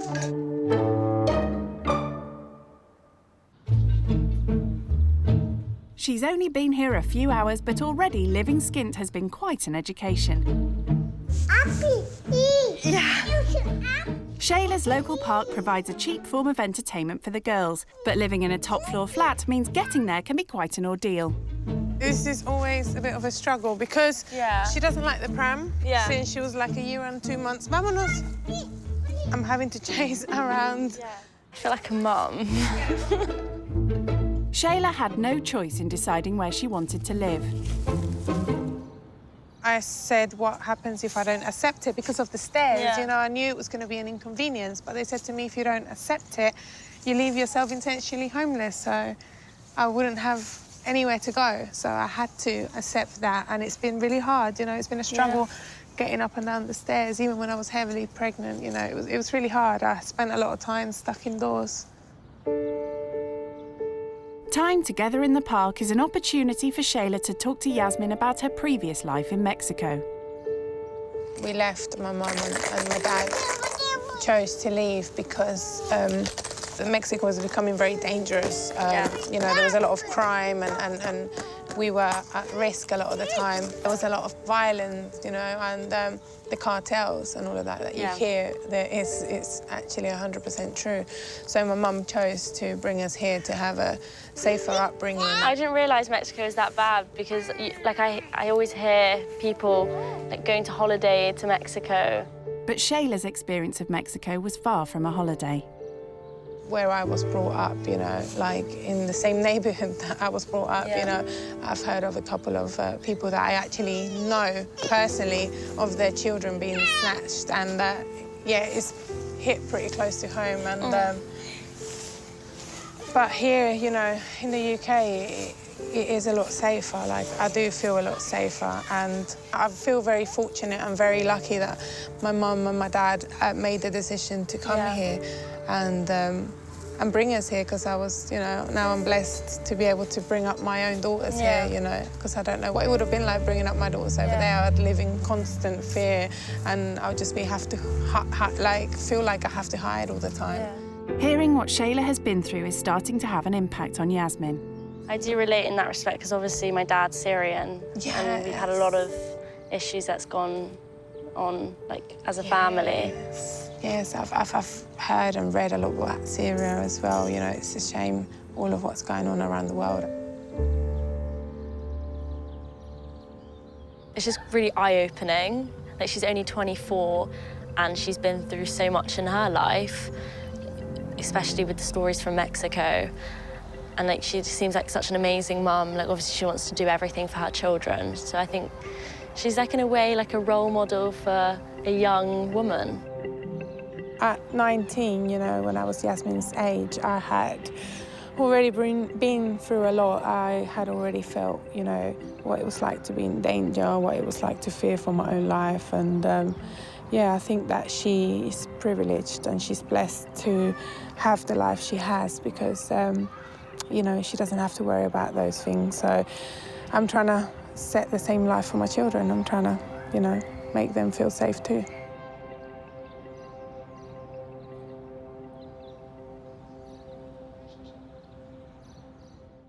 It's nearly the end of Yasmin's first day living skint. But before she gets ready for a night on the sofa... This is Thank the you. bedding for the night. Okay. Tomorrow I have a really early start when the girls wake up. So I'd like you to help me. Don't know if you ever changed the nappy before? No. Well, you can help me with that and making the breakfast. Yeah. Okay. Have a good night. You too. Today, I think I was quite easy on her, you know, because it was the first day. But tomorrow, I want her to, you know, really get hands-on with what it is that I do around here. My daughters wake up really early sometimes. It can be as early as 6:30 in the morning. The time that they get up is the time she's going to have to be up and ready to help me. So I hope she gets a good night's sleep. I'm so exhausted. I feel like we had a really long day. Changing nappy creeps me out a bit because it's a bit strange. Like, I guess gotta learn someday.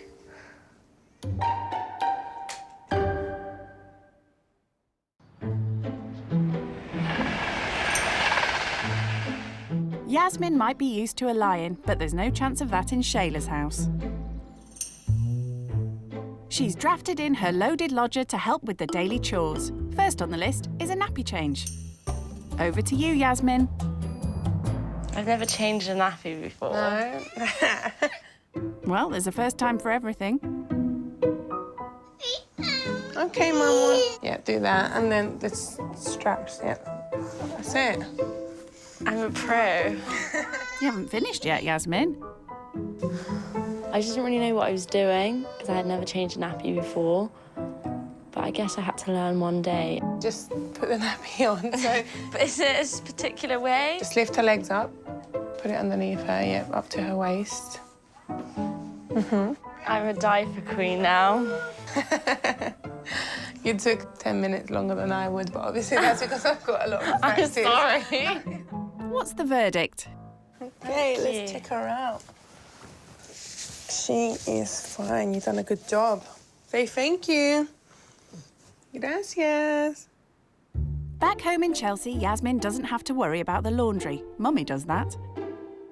Today, she's using a washing machine for the very first time. I think this is the last bit. This is going here, yeah? No, it doesn't go in there. It goes in the washing machine. Of course. Oh dear, where's Mum when you need her? Because it is the girls' clothes, I tend to put a scoop of Vanish in. Okay. 3/4, yeah. Yeah, that can go in the washing machine with all the clothes. So, yeah. Now you press the on button, the big one, yeah. I don't think she does much of the washing. She said her mum does the most anyways, but maybe after this she's learned how to use the washing machine. Now the last bit is put in the fabric softener. Yep, for the girls, yeah. I know this one. Well done, Yasmin. Sometimes the washing machine will gather up some black stuff. You have to clean that, if not that will stain the clothes, so. Just proper scrub it, you know. It's not long before Shayla has to step in. Yep, now you can close it. Perfect. Thank you. Still keen to prove that she can stand on her own 2 feet, Yasmin has volunteered to make breakfast.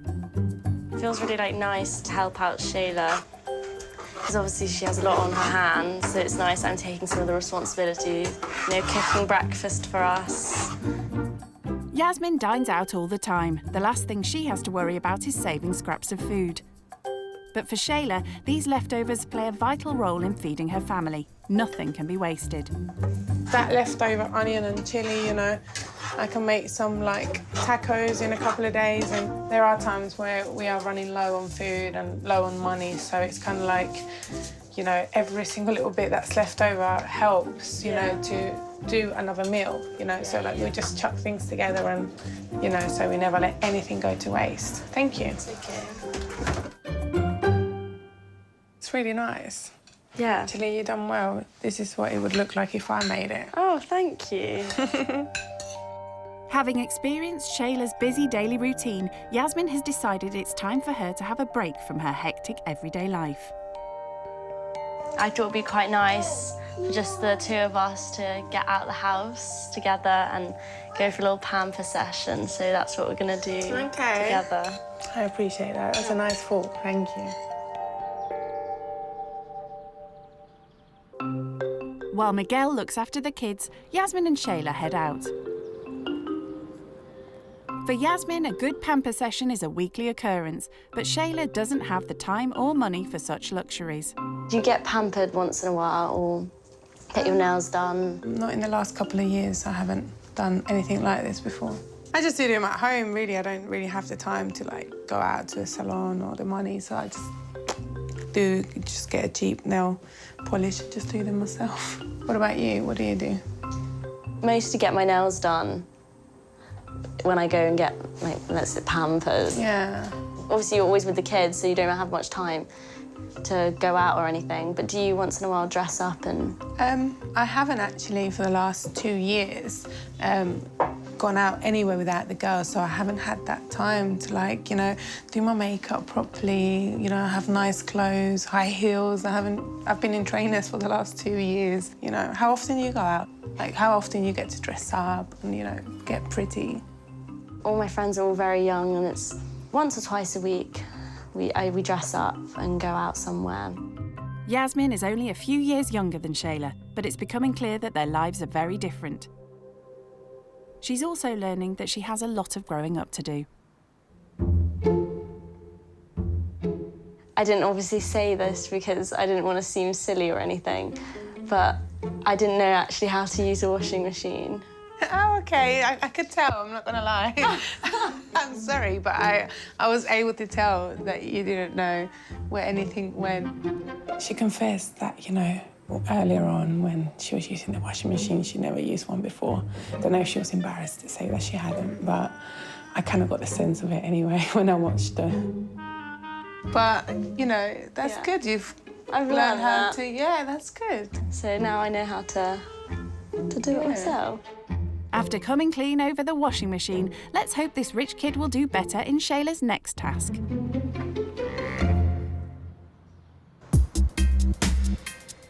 Living at home with Mummy means that this rich kid has never had to budget.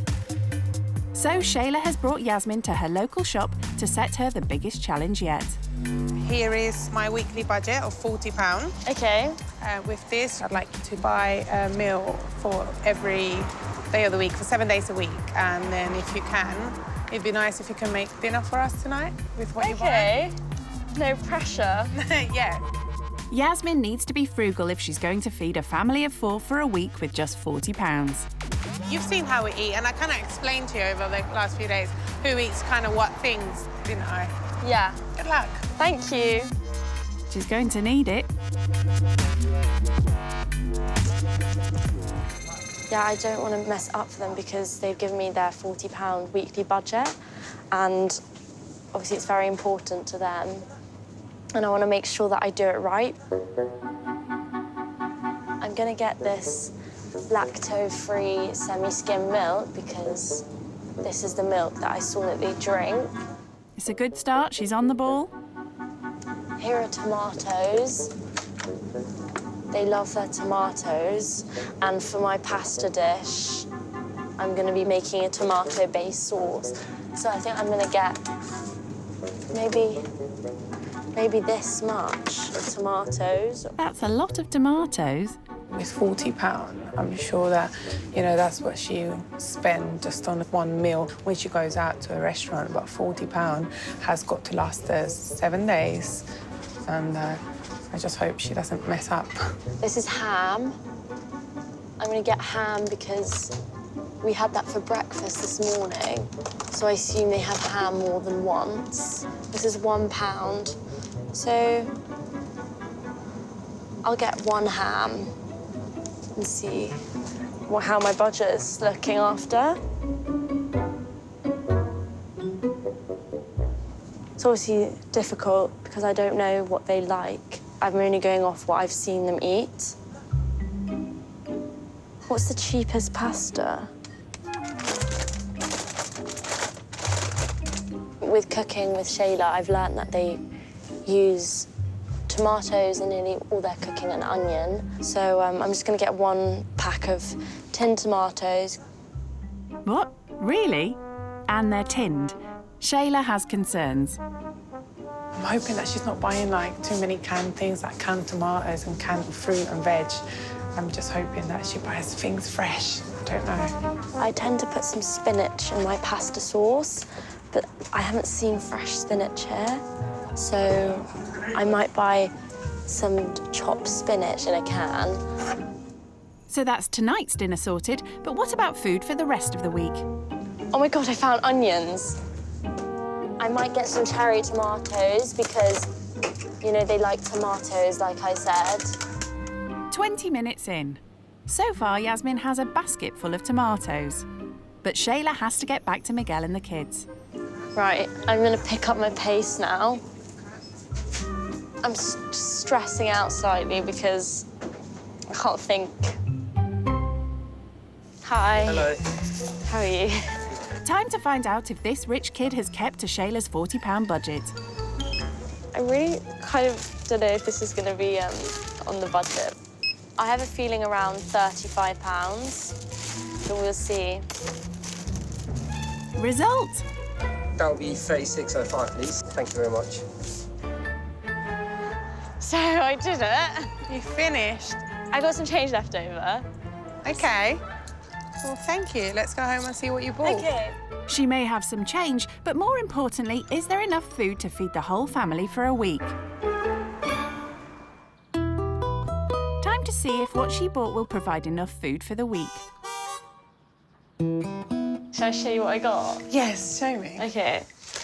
I hope I did it right. There wasn't much choice. Good. We use tomato a lot in this house. For the salsas. One more. Oh, wow. OK, one more. It's looking promising. So did you focus more on what you're going to cook tonight than No. what I'm going to eat throughout the whole week? No, because you said you eat tomatoes nearly every dish. That's like 20 tomatoes. OK, no, that's fine. Oh, dear. So I think she got like 4 packets of tomatoes, so there's easily like 15, 16 tomatoes in there. That's gonna last me, you know, probably about 3 weeks. Hey, lactose-free milk, well done. I honestly thought you was gonna forget that. No. Okay, grapes. Okay, that's good, you know. It's a lot of fruit and veg. I think you kind of got the idea that, you know, we don't eat meat in this house. But I don't see any meat there. Despite her efforts, Shayla doesn't seem to be too impressed with Yasmin's food shop. I think she was missing, you know, the main part of a meal, which would be, you know, fish or chicken. I don't know if I could cook a lot with that, to be honest. Yeah. I don't think you'll starve. Like, there's a lot of food there, in my opinion. A lot of tomatoes, yeah. We just had a bit of an issue about the amount of tomatoes I bought. I thought it was a bit harsh that she said that I only bought tomatoes because of my dish I'm about to make, when she said to me that she uses tomatoes every day, so that was a bit mean. Disappointed with how she got on in the shopping challenge, Yasmin has decided to call Pixie for some moral support. Hello. Hello. How are you? I'm good, thank you. How are you? I'm tired. Tired? Yeah, I had to do their weekly shop, and I bought loads of tomatoes because that's what, you know, that's what they eat a lot. I think she kind of just wasn't impressed with my shopping. You know, so what did you want you to buy more of? Meat. More meat. More meat? Yeah, but it's fine. We had a few differences, but that's like nothing major at all. I had to change a nappy. Oh, did you? Oh my God, how did it go? I can't imagine you doing that. Yeah, it was an experience, but luckily it wasn't a bad nappy change. And I had to do their washing. Oh, did you? How was it? Yeah, it was fine, but I didn't know where to put the gel bit, you know. I know how to do that. But do you not do that at home? Oh, don't you stop! I do it. I'm getting slated by you now. So, like, apart from, like, you know, doing the laundry and stuff, what have you, like, learned that you're kind of gonna, like, you know, take back when you get back to, like, home? I actually, like, experienced being with such a young mum, and I've learned that how grateful I am for my freedom. Yeah. They're quite trapped because they do have such 2 young children. Being here, like, I even, like, texted my mum, I'm so thankful for our life. Oh. When you get back, what are you, like, super excited to see? Like, I'm excited just to be back home in general and, you know, seeing my mum and Paolo. But yeah, I'll be home soon and we'll catch up face to face. Can't wait, babe. Okay, enjoy your last night. Okay, lots of love. Bye.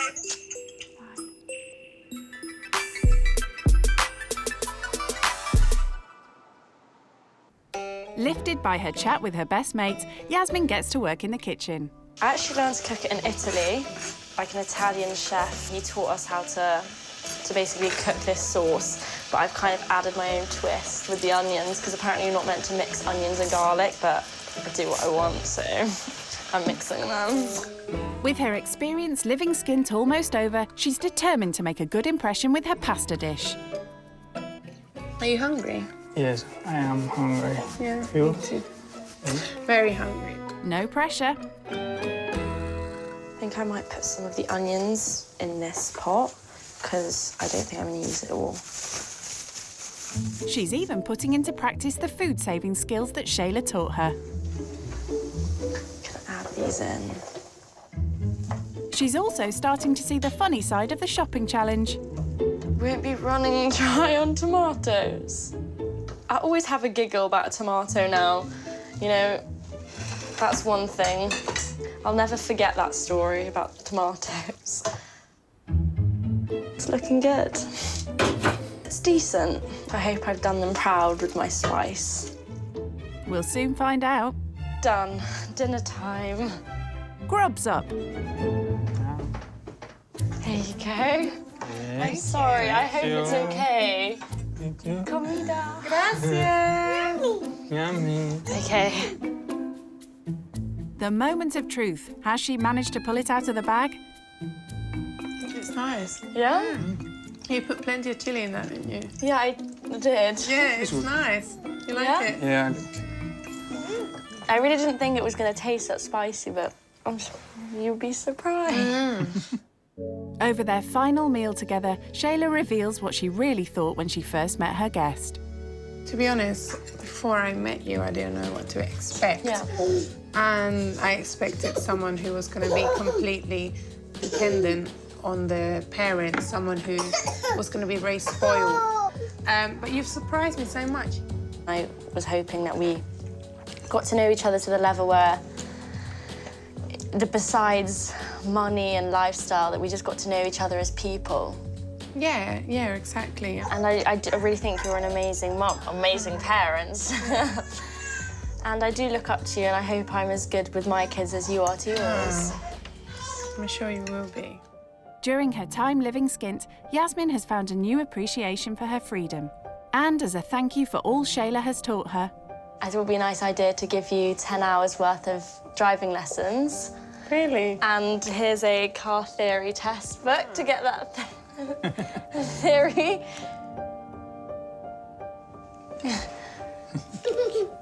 Oh, no. Thank you. That's just a really thoughtful gift, you know, like I didn't expect that at all. And that's nice that you've taken, you know, my goals into consideration and no, that's really nice of you, thank you.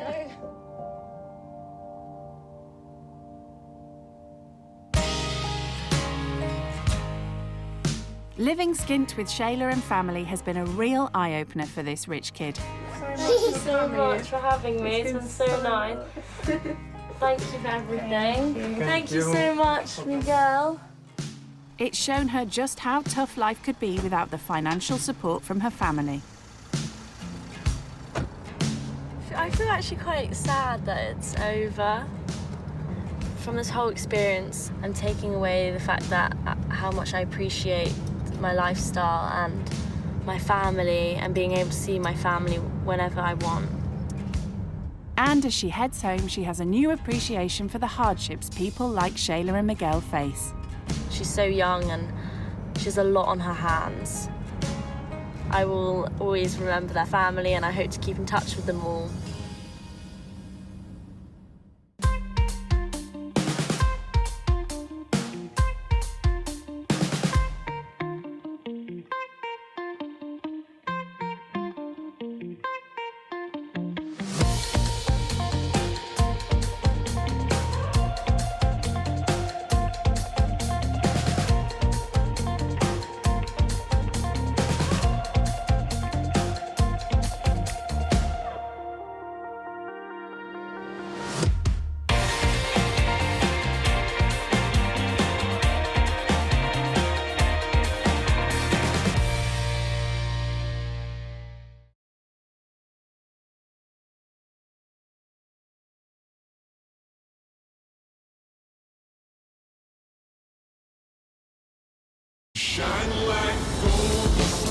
Living out of five-star hotels or stately country homes. So this is my garden, soccer pitches. Cruising around the city in supercars.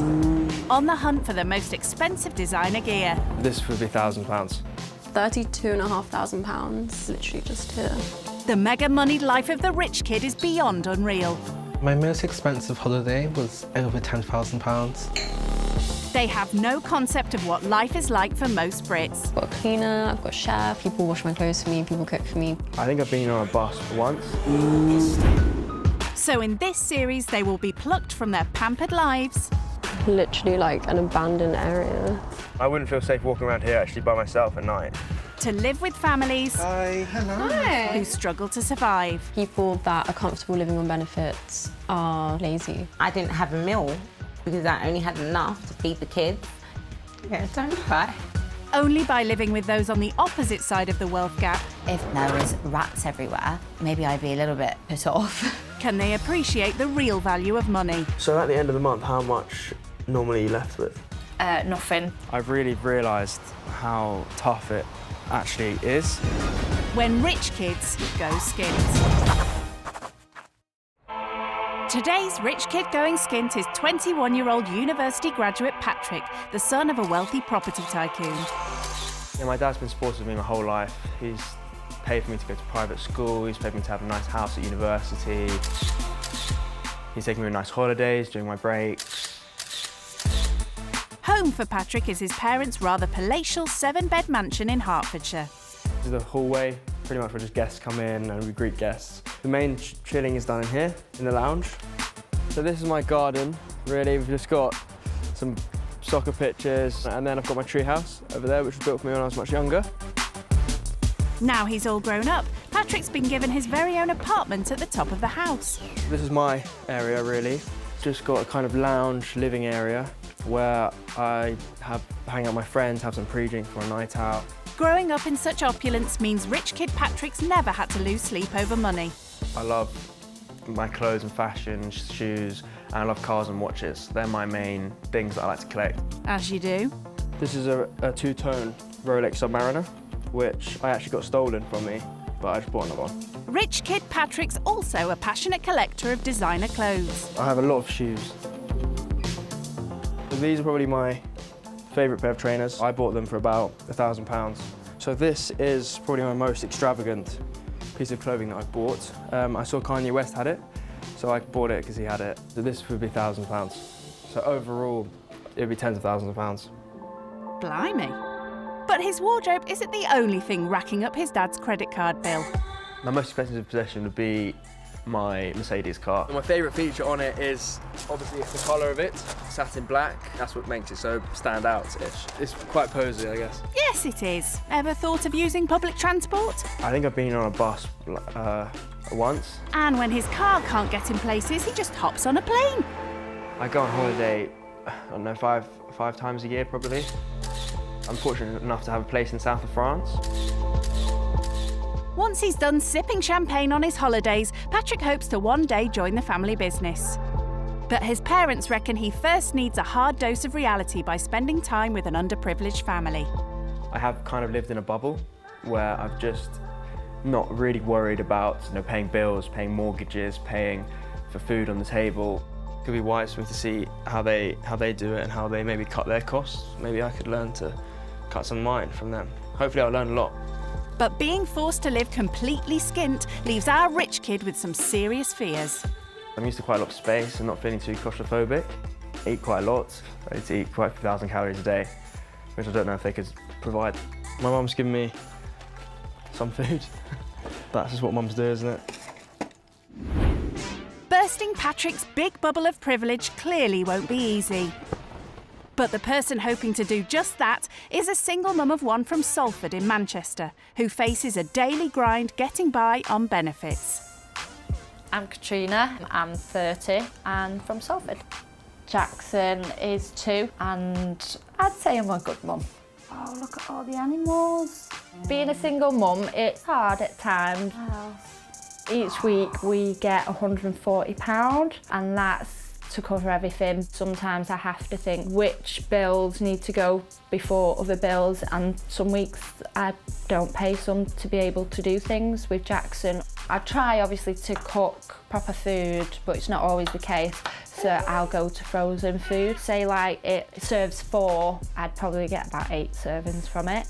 Living on a budget can be quite stressful. I want to give Jackson nice things and I'm not always able to do that. If I'm in the shop and Jackson asks for a toy or a magazine, most of the time I've not got the funds to be able to do that. I feel guilty, like I'm not good enough because I can't give him them things. Oh, Jackson, are you going to come get your coat on to go park?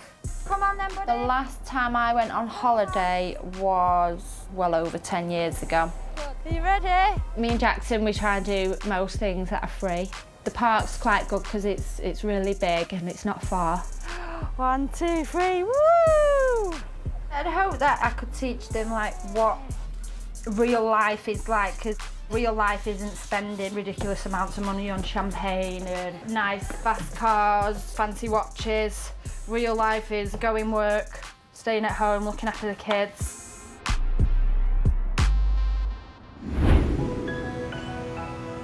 Living skint with Katrina will be a hard kick outside his comfort zone for pampered Patrick. Before he sets off to experience what life is like on the breadline, he's breaking the news to his best mate, Josh.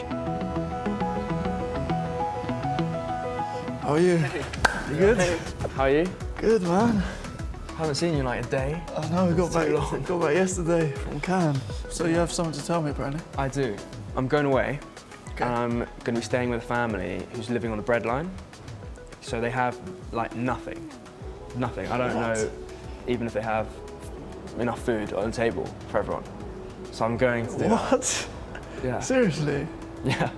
Living on the breadline? Living on the breadline. You on the breadline? Me on the breadline, yeah. God. I'll survive. You must be nervous. I'm worried about how much food they'll give me, because I don't want to just be starving. Will you be helping them out in the house? I don't know, I guess. Doing the washing?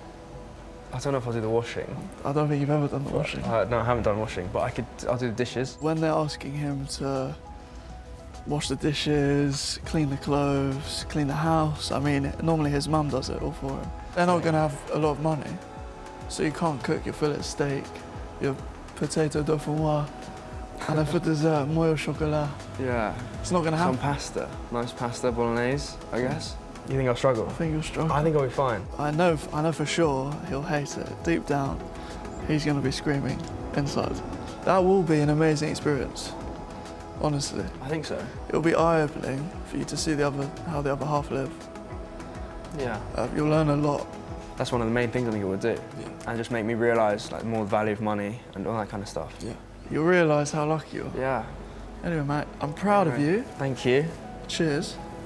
Thank Good you. luck. At the moment, to be honest, he's a bit of a mummy's boy, but I think this experience will teach him a lot and he'll become a lot more self-sufficient and independent. I hope he makes it out alive. Only time will tell. The big day's arrived. Time for Patrick to bid goodbye to his dad's credit card and head north to Salford and the complete unknown. The nerves are building and building. I have no idea how they'll react to me or how I'll react to them. As Patrick reluctantly leaves his life of privilege, Katrina's unsure about having a rich kid in her humble home. I'm feeling a little bit nervous. Obviously, my house is going to be a lot different to theirs. I like my home and I've tried to make it as nice as I can, so hopefully they're not like a judgy person. I've never heard of Salford before, this area. And I wouldn't feel safe walking around here actually by myself at night. Where I live is very there's a lot of greenery, a lot of space, larger houses, and here it's very cramped. And all the houses are kind of on top of each other. I didn't think it would be like this. I hope I get a bed. If I don't get sleep, I get grumpy. And then it's all a downward spiral from then.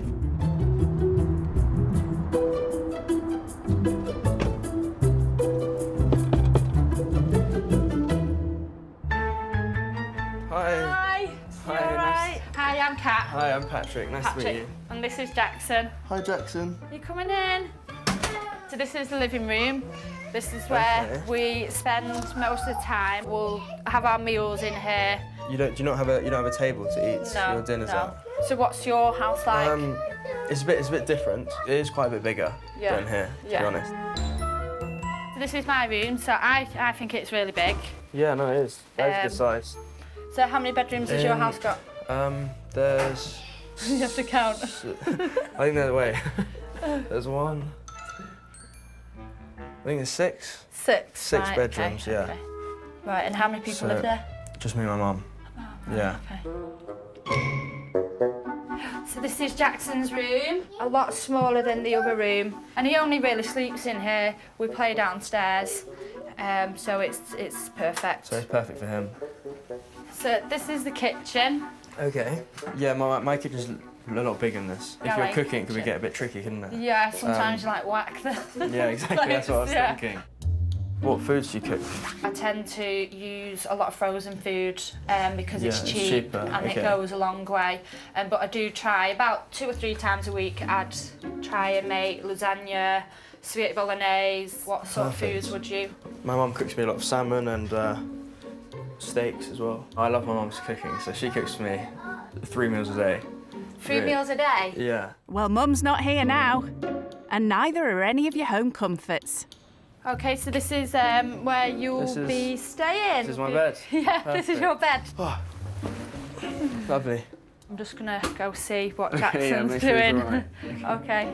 So how does Patrick feel about slumming it in a housing association property? I knew that they exist. I can kind of picture what it would be like. So, but it's not what I've ever really experienced before. I think the biggest shock is the kitchen. Like, it's very small and it's not very tidy. There's a lot of cutlery just everywhere and like food still on the side. Does she have a dishwasher? There's no room for one. It's all a bit of a come down for the rich kid. I never slept on a couch. Even after parties and stuff, I would always get a taxi home. He'd have to make do because there's nowhere else for him to stay. And it's not in my bed. We'll see how he gets on with some of the cleaning and maybe even get him to cook. He said his mum cooks him like 3 meals a day, so he definitely won't get that here. There's very little of Patrick's grand home life on offer here, but he's brought a taste of his luxurious lifestyle for Katrina to sample. Got you a little something. It's a rosé champagne. Oh. Thank you very much. I'm looking forward to trying it. Maybe. When do you think you'll open birthday. it? Someone's birthday. Yeah, that's always a good thing. I need to whip out a birthday party. Look what I got. Here you go. Being used to champagne and fine dining on Daddy's money, living skint is going to be a big adjustment. I don't really know how much I'd spend that much, but if you're going out for a nice dinner or something and drinks, which you look at like a few £100 for a meal like that. Cocktail can even be £25–30. Really? Yeah, so. Wow, what are they putting in it? So, yeah, everything. Gold, probably. Everything. Price, yeah. The clubbing costs you quite a few hundred as well for just one night. So would you have to budget in any sense? Not really. If I go to the supermarket, I wouldn't really watch what I spend. I just choose what I want. Yeah. Really. Lucky for some. There may be no penny pinching for Patrick, but for Katrina, her money barely stretches far enough to put food on the table. So how much do you think you spend like a week on food? Average about £30. About £30? Yeah. You told me you weren't working, so I presume that you're getting it from the government. So how does that work? I don't really know too much about it. 140 a week we get. A week, okay. A week, yeah, and that's for bills, food, clothes, all the essentials. So at the end of the month, how much normally are you left with? Nothing, literally nothing. Not a pound? No. Hearing about Katrina's financial worries is already a big reality check for the rich kid. So, do you know many people in my situation? No, not really. But So what would your thoughts have been on a family on benefits? Having been here and seen how full on it really is, there's no way you could do anything else. This like big stigma of, yeah, I know what you mean. Of people on benefits, and I hate the fact that sometimes I feel I have to explain myself. Yeah, in your situation, there's nothing more you could do, really. Patrick can splash out on lavish lunches and classy cocktails. But Katrina's forced to plan every meal to make ends meet. So what kind of foods do you normally like to cook? Tinned veg, which is cheaper than fresh veg. And then when there's not much in, I will make frozen stuff like chips, fish fingers, potato slices, just things that go a long way. Yeah. These are quite good, where you get a bit of everything in it. So you get £30 for all your shops, so you have to be quite smart with... Yeah, so that's like why there's mostly frozen stuff, Yeah. because it keeps, you get quite a bit for your money and you can take out what you need it's not gonna without go it going out off. of date, Yeah, really, yeah, is it? yeah, yeah. Exactly. The big difference, I would say, from my kitchen at home is that there's less in the freezer. Right. So like, there'd be like chicken breast and stuff. Yeah, it's kind so of it's all different in fresh. that respect. No sign of any fancy fresh food here. And Patrick's huge appetite is about to take a hit. Food will probably go a longer way than maybe what your portions Yeah. are used to. You You might may not look eat at the much, portion and yeah. think, oh, that's ridiculous. Why have you given me Jackson's food? A low-priced lunch is definitely going to take some getting used to. But it's a chance for Katrina to hear all about his privileged upbringing. Here you go, Jackson. My upbringing in childhood wasn't tough, really. Just went to school and then to university. And I'm gonna start working. That's the plan. Yeah. And then move into like the real world. Yeah. Because I've kind of been in a bubble. Yeah. I don't really have much worries. So it's It good needs to popping. Yeah, it needs to pop. Posh private schools are a far cry from Katrina's difficult upbringing in foster care. So did you find it difficult growing up with a foster family? It was hard when I was younger because I was always from birth in and out of foster families, temporary ones Actually went sometimes. to different ones? Yeah, before year 10, the longest I'd ever been in a school was 6 months. Really? 16. About 16 schools? Yeah, probably more, to be fair. Yeah, so it was quite difficult moving about and that. So you must have missed months of school? Years. In year 8, I didn't go school any of year 8. So you didn't have year 8? No, so that's like completely gone. I only learned to read when I was around 18, 21. Did you teach yourself to read? At like 18? I'll speak to you about that later. Okay. Yeah. Yeah, come on then, buddy. Let's go. When you're a rich kid like Patrick, packing your bags for foreign shores comes as second nature. There we go. Unlike Katrina, who's barely made it past her postcode. Where are we? How many holidays a year would you say you take? I go back and forth to France quite a lot. So I've been 3 times this summer. I'm going on Monday again. Yeah. So maybe 6 holidays. About 6 a year. 6 a year, probably, yeah. Right. So when was the last time you left Manchester? I can't remember. Good few years ago. When you're restricted to things, you sometimes don't have a choice. I think like 6 holidays a year. It's ridiculous. As Yeah. well. It sounds like we should split it and go on 3 each. That'd be nice. That'd be nicer, wouldn't it? More Yeah. fair, I guess. I could name anyone who hasn't left the country, let alone the town, for years. I think that's crazy. I've never heard of that. It's interesting just how different his lifestyle is. To me, it's normal, but I guess to him, it's not very normal. So, but then again, I don't think going on holidays 6 times a year is normal. That's because it's not. And it seems that fact's fast dawning on the rich kid. From seeing her life now, I can see why she hasn't. Because it's little costs that you, like, to most people, you wouldn't think is very much. But to her, obviously, every little bit makes such a big difference. Even though I've only been here a short period of time, I've really realised how tough it actually is for some people.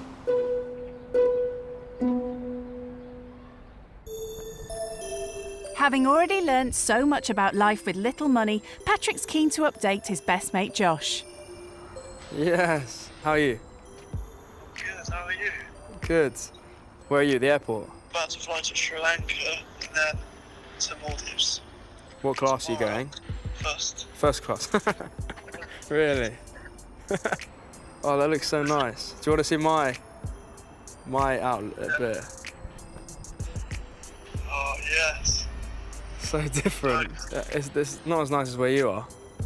So it's a single mother. She's 30 years old. She's got a kid. They have like no money. Like Really? they live on like £500 a month. What's the house like? It's small. It's really small. And the food they cook is so like different. Like so for obviously we normally eat loads. For lunch I had 2, you know those mini Kia balls? You know, the tiny Kia balls? I had 2. And like a few of these like chip things. But you could eat it at least. I ate, yeah, it wasn't like horrible, no, it was just like oven frozen food. She spends like £30 a week for her and her kid. £30? A week. We're like, that's like your beef carpaccio starter. Where are you sleeping tonight? I'm sleeping on a couch. Their living room's also their like dining room, so they don't have a table. What, they sit on the sofa? They sit on the sofa and eat the food with their knees, yeah, on their knees, yeah. For their like fun, they'll go and just walk in the park. Every day, twice a day. That's what they do. Even if it's pouring rain. My flight's here in like 20 minutes, so I've got to go now. Okay. See you later. Ciao. Bye-bye. Bye. Speaking to Josh, it makes me quite jealous how obviously he's about to go on his first class flight to the Maldives. And I'm far from that right now. But he's not having the experience. He's still in the bubble. I'm moving out of the bubble. So I guess that's why I'm gonna go further in that respect. Are you gonna show the way? Katrina wants Patrick to understand that when you're completely skint, family treats are few and far between. Yeah, thank you. Hi guys. Hi, 2 adults and a child, please. How old's your child? 2. Come on. She's brought son Jackson to a local trampoline park. Something she spent a long time saving up for. So this doesn't happen that very often because everything just amounts up. It's not just getting in, it's the Getting here and getting food and stuff. Do you have to sacrifice money in other areas to make this possible? I just refrain from paying something and then just catch up on it. Later down the line. Yeah. I find it crazy how she does it once every few months and it's like £20. I'd spend £20 on like a haircut every like 10 days, which is just makes it you put it into perspective and it's just the money could be of so much better use than me having like a 4mm shorter on my hair. How important do you think it is, like money? I think it's nice to be comfortable. Yeah. But to have too much brings its own problems. I've been mugged and beaten up. 4 people jumped me and stole one of my watches. To not worry about having food on the table is good. But then also, if you have too much, that's just it's different problems. I think, So it doesn't bring. Okay. It's not. So you said one of your watches. So how many watches do you have? I have 3 at the moment. I have 2 watches, but my watches cost about £3. Mine are more, a bit more than that. Yeah. Overall, it'd be tens of thousands. A bit? You're jumping. If I won the lottery, I don't think I'd even spend that money, even then. Just because I kind of like I value it a bit more than wearing it on your wrist. When there's so much more things you could do. Definitely a different world. If Patrick's mother's not rustling him up a tasty dinner, he's out splashing the cash at swanky restaurants. Patrick, do you want to give us a hand with the food? Yeah, sure. Yep. But the rich kid's fast realising that there are no such luxuries for people like Katrina. Have you ever had frozen risotto? I don't think so. No. I don't think I have, but it smells good and I'm hungry. Yeah. Which is also a plus. I just hope there's going to be enough to... It'll be fine. Will Patrick's discerning palate struggle with this? It's nice, thank you very much. No worries. Living skint's giving him a new perspective on what life would be like without his parents' money. I think it's definitely opened up my eyes. Before I would have, not thought deeply into actually, not everyone's fortunate as me, not everyone has had the lucky upbringing I have. I don't really think much before. Yeah. So already that's good. Already Yeah. I would think about more because just by talking to you a bit, it's completely changed that. That's good. That's really good. Yeah. Growing up in a tough Manchester neighbourhood, Katrina's childhood was a world away from public schools and private jets. To show Patrick just how different their upbringings have been, she has a shock in store. There's somewhere that I want to take you after, and it's somewhere that I'm quite embarrassed about, but it's somewhere that I'm not ashamed of. because it was me at one point. This is part that I was worried about you maybe judging me on. You'll find out. We'll find out in a bit. Yeah. Kitchen for you. But before that, there's the washing up to do. I never do the washing up really. So, but we have a dishwasher. I don't think she has a dishwasher. So that's a bit unlucky. But it's not complicated, is it? Well, you're about to show us. He's not used to getting his hands dirty. Am I doing it right? It's fine, yeah? But washing up does give Patrick time to contemplate where it could be that Katrina wants to take him tonight. I think maybe a strip club. Because how she's saying, like, it's not something I'm proud of. You know, that could be like stripping past. I could see why she did it to make money. So I don't know, but that's what I'd expect. But then I think I could be completely wrong. That's a guess. Dishes done, he's about to find out where Katrina wants to take him.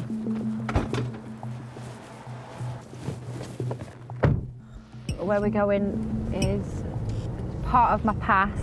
It's been about 9 years since I've last been here. In a sense, I like that it's behind me, but I also like to remind myself about my experience at this place. Do you look back at this place with good memories? Not good memories at all.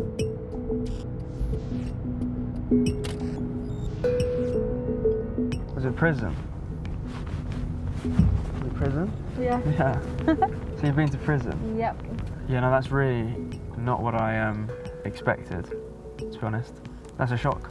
Katrina's brought Patrick to Style Prison in Cheshire, where she served a jail sentence, a part of her life she deeply regrets.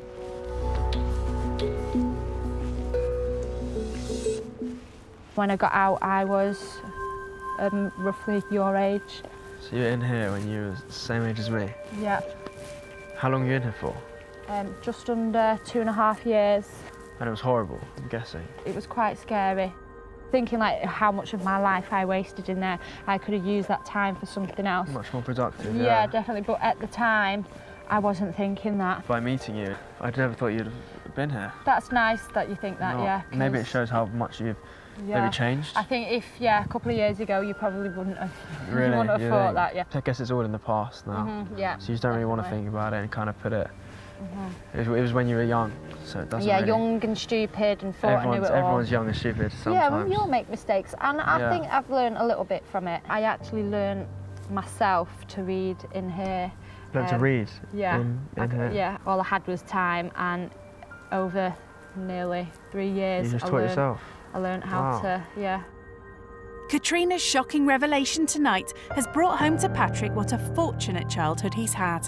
And obviously, maybe if I didn't come from, a privileged background, then I could easily end up here. I think maybe I've just got lucky, because I can so understand how, if you essentially have nothing, you can easily get involved in doing something like this, because it's quick, easy money. So I probably would end up doing some things that I regret. I never thought it would be that she's been in prison for nearly 3 years. Wow, like that really got me. I can't imagine going there when I was her age, not really knowing where your life's gonna go and not really having much to look back on and to look forward to. She's had a really tough time. Hopefully from today, his mind's changed from what he would have perceived as someone on benefits. It's not easy being a stay-at-home mum and not working. It's always non-stop on the go. In some circumstances, people can judge too quick.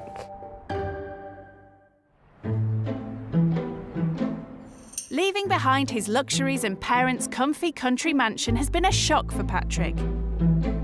So as his second day living skint with Katrina begins, how's he coped slumming it on her sofa?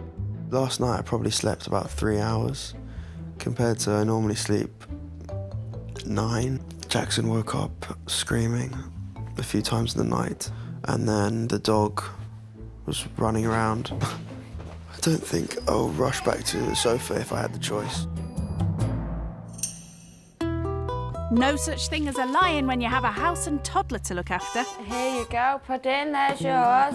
And there's your spoon. Because Patrick's never had to budget, Katrina's given him the ultimate challenge. Today we're going to go to the supermarket and you're going to have £30 to spend on what you think would last a week for me and Jackson. For both of you? So 28 meals? Yeah. £30, so just over £1 a meal? Yeah. All right. Yeah, let's do it. Be interesting? Yeah, I'll give it my best shot. £30 for a week's groceries is a big ask for the rich kid. So can he rise to the challenge and show he could survive in the real world?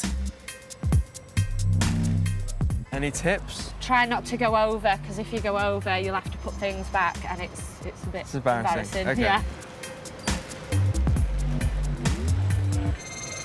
£30, obviously their weekly budget that's what I'd spend on one meal in a nice restaurant. I feel a lot of pressure doing this, yeah. A lot. I really don't want to let her down. Right from the off, Patrick's showing some encouraging signs. I'm thinking probably to get some produce stuff, and maybe I want a big sack of pasta. I think that'd be a good idea. Katrina, however, has her doubts. I personally think he's not going to do very well, especially if he only does like shopping for like one day. Onto a bargain shelf. So that's £3. Is there more mints? Change his mind, put it down. What's the cheapest mints you have? Cheapest mints? Yeah. Looks like he's asking for help. Oh, perfect. Thank you. I think he will get good things, but I don't think it'll last for quite a week. That'll do them a good few meals, and it's only £1.49. So I think that's a good start.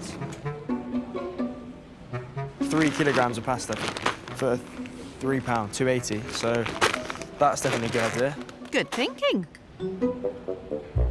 But just when it looks like he's getting the hang of things... So maybe some Parma ham to mix up with the bolognese to make it a bit more tasty. I couldn't even think what you'd do with it. It's like a posh meat, that, isn't it? So since being here, I've noticed that she likes quite a lot of frozen food, and as it looks cheaper, that's 80, so that's 85p, which is perfect for a few meals. Maybe a pack of frozen peas. It'd be interesting to see what cereal they get. So this is like a cookie crisp, just a cheaper version, so I think Jackson will really like that, and that will last him quite a long time. Jackson's very fussy with his breakfast. After bagging a final few bargains... He made carbonara sauce. 12 chipolata sausages. Time to head to the till to see if he's managed to keep within Katrina's all-important £30 budget.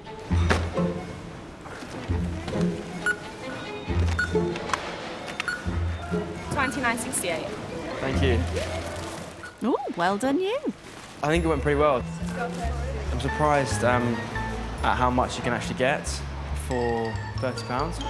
I think it will last him for the week, for sure. All done. Great. How do you think you did? I think it's good. I think I've done well. Yeah. I hope you think the same.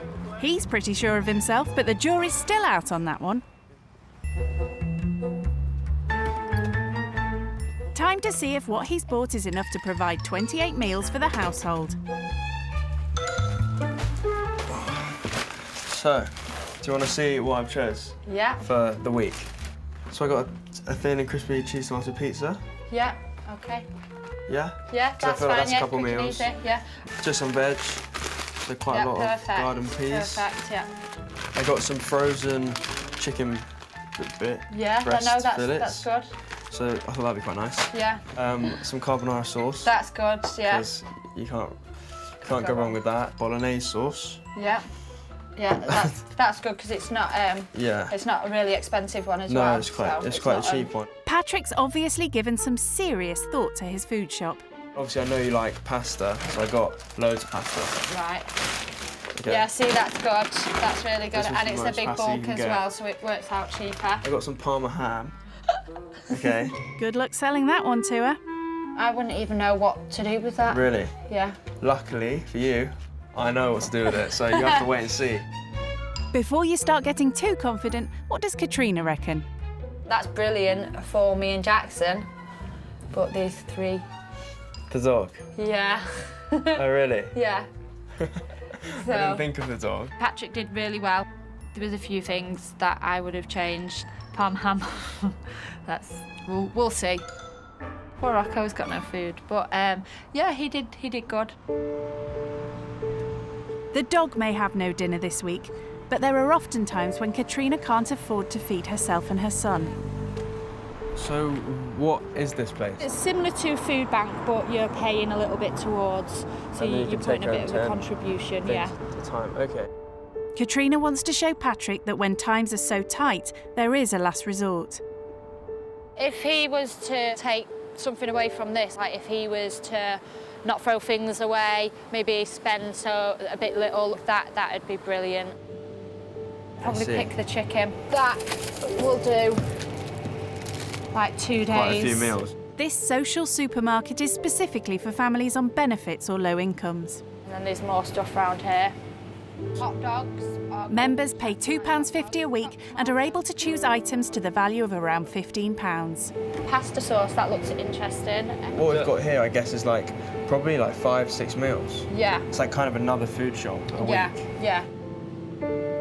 I've never been somewhere like that before, and I didn't know they existed. Obviously, it makes such a big difference to Kat and like her family. It's given me a lot to think about just being here for, you know, half an hour. I think that's definitely been an eye-opener for me. Buoyed by his success with the shopping challenge, Patrick's keen to update best mate Josh on what he's learnt so far. How are you? How's the Maldives? Sunny for like the next week. Oh, perfect. Show me what you're looking at. This is my room. Have you got your own place? Is that your pool? Nice. This is the pool, and then just behind the pool is the sea. Oh, so nice. Last night, yeah, she took me somewhere, and I went to a prison. It was really quite scary. And then today, I kind of done like a food shop. I had to buy like a week's food for £30. £30. Everything you need, £30. Have you learnt anything from this experience? Yeah, I think I have actually learned quite a lot because, like, you know when I used to throw food away because it'd be like nearly out of date or something, you can actually like give it to some of these like shelters. I think I've just understand more of like how the real world is. When I get back, I'll show you the ways. All right, have fun. All right. Enjoy. You enjoy yourself. Don't have too much fun. All right. Bye-bye. With his experience living skint almost over, Patrick's going all out to leave a good impression. I'm not the best cook, but I have my special dishes, which she's going to see tonight. Eager to prove he could feed a family if he had to, and knowing what a rare treat it is for Katrina, he's offered to try his hand at a farewell dinner. And she's cooked for me for my time here, so it's nice for me to give something back to her. And he's banking on that rather expensive ingredient he bought earlier to add something special to his supper. I have confidence in the Parma ham. When you put it in a bolognese, it really does make a big difference. Smells really good. Can't wait. I'm pretty pleased with it, actually. How it's come out, it looks pretty good. Well, as they say, the proof of the pudding's in the eating. Perfect. It's a rare occasion for Katrina and Jackson to sit down to a meal cooked by somebody else. Thank you. Looks good. Hopefully it tastes good. Yeah. So when was the last time someone cooked for you? I think my birthday, my 30th. That was the last time? So what's the verdict on the rich kid's cooking skills? Yeah, it's you like nice. it? It's nice. Yeah? Thank you very much. What do you think of the Parma ham? It's nice. Would you get it again?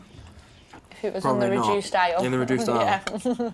Yeah. Seeing how Katrina regularly has to rely on discounted foods has given Patrick a whole new perspective on his own extravagant spending habits. The biggest thing I've come out of from this experience would be the value of money. I feel like I've been trapped in a bubble like quite a lot of my life and quite protected from the real world. And I'm about to go out into it now, having finished university and all, get a real job, and just get a big eye opener really. So do you think you've learned anything from the whole experience? Definitely. And just not to judge somebody through the background. Yeah.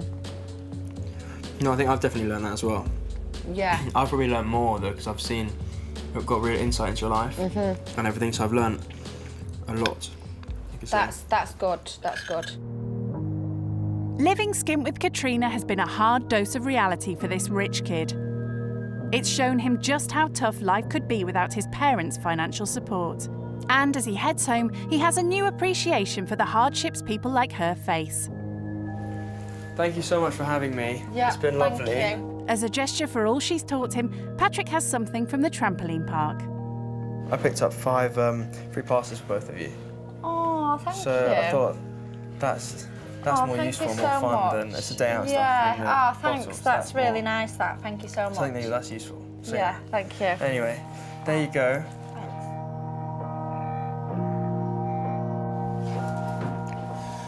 So thanks again. Oh, and thank you. hopefully I'll see you soon. Have a safe journey. Yeah, thank you. Bye.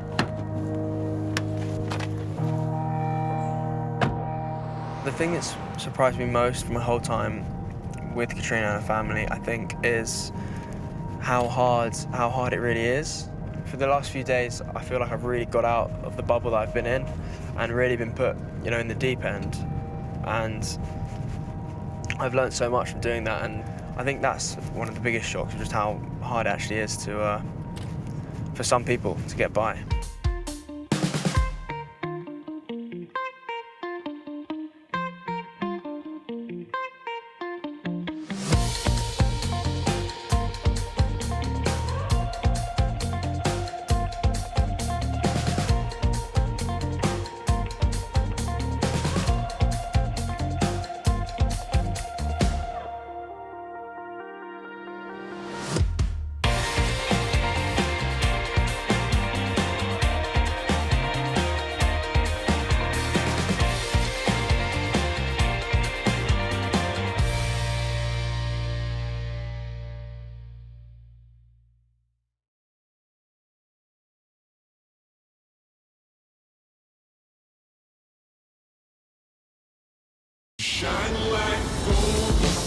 Living out of 5-star hotels or stately country homes. So this is my garden, soccer pitches. Cruising around the city in supercars. On the hunt for the most expensive designer gear. This would be £1,000. £32,500, literally just here. The mega-moneyed life of the rich kid is beyond unreal. My most expensive holiday was over £10,000. They have no concept of what life is like for most Brits. I've got a cleaner, I've got a chef, people wash my clothes for me, people cook for me. I think I've been on a bus once. So in this series, they will be plucked from their pampered lives. Literally like an abandoned area. I wouldn't feel safe walking around here actually by myself at night. To live with families who struggle to survive. People that are comfortable living on benefits are lazy. I didn't have a meal because I only had enough to feed the kids. Yeah, don't cry. Only by living with those on the opposite side of the wealth gap. If there was rats everywhere, maybe I'd be a little bit put off. Can they appreciate the real value of money? So at the end of the month, how much normally are you left with? Nothing. I've really realised how tough it actually is. When rich kids go skint. Today's rich kid going skint is the daughter of a wealthy property developer and successful restaurant owner. My name is Sasha, I am 21 years old and I live in Chiswick. Rich kid Sasha lives in the lap of luxury in her parents' palatial home. I have 6 toilets, 5 en-suites, 2 dressing rooms. Anything else? And 3 guest bedrooms. Not surprisingly, Sasha has no plans to get a place of her own. I've got a cleaner, I've got a chef, I've got all this luxury stuff. So yeah, my life is super easy at home. Like, people wash my clothes for me, people cook for me, people clean. Like, I'm not gonna move out. So this is my favorite place in the house. It's my wardrobe. £32,500 of bags, literally just here. Chanel, Goyard, more Chanel, Celine. I've got my Louis, I've got bags inside bags.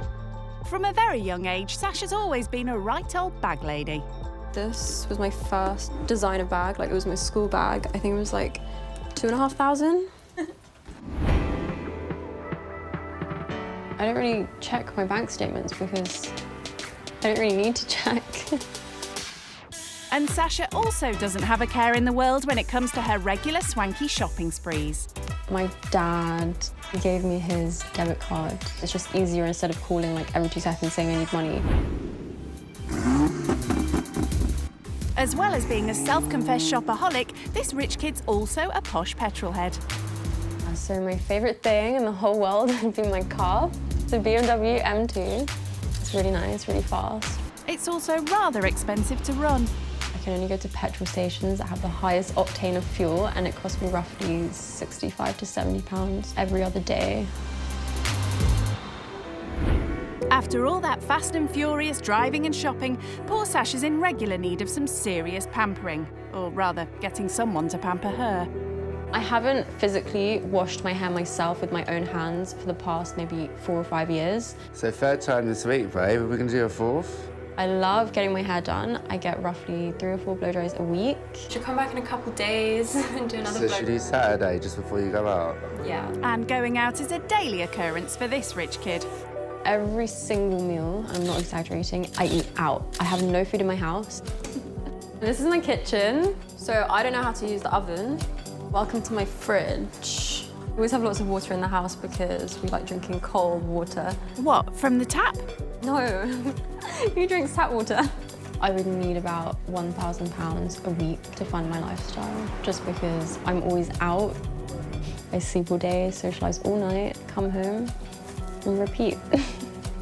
Parking all that privilege and party lifestyle to go skint with a poor family on benefits won't come easy for this pampered princess. I think people that are comfortable living on benefits are just lazy. I don't think they should complain about being on benefits and struggling because everyone can help themselves. Little does she know, she's the one about to get to work. But if you come and tell me, like, mop the floor, I'm just going to be like, I don't even mop the floor in my own house. Why should I mop the floor in your house?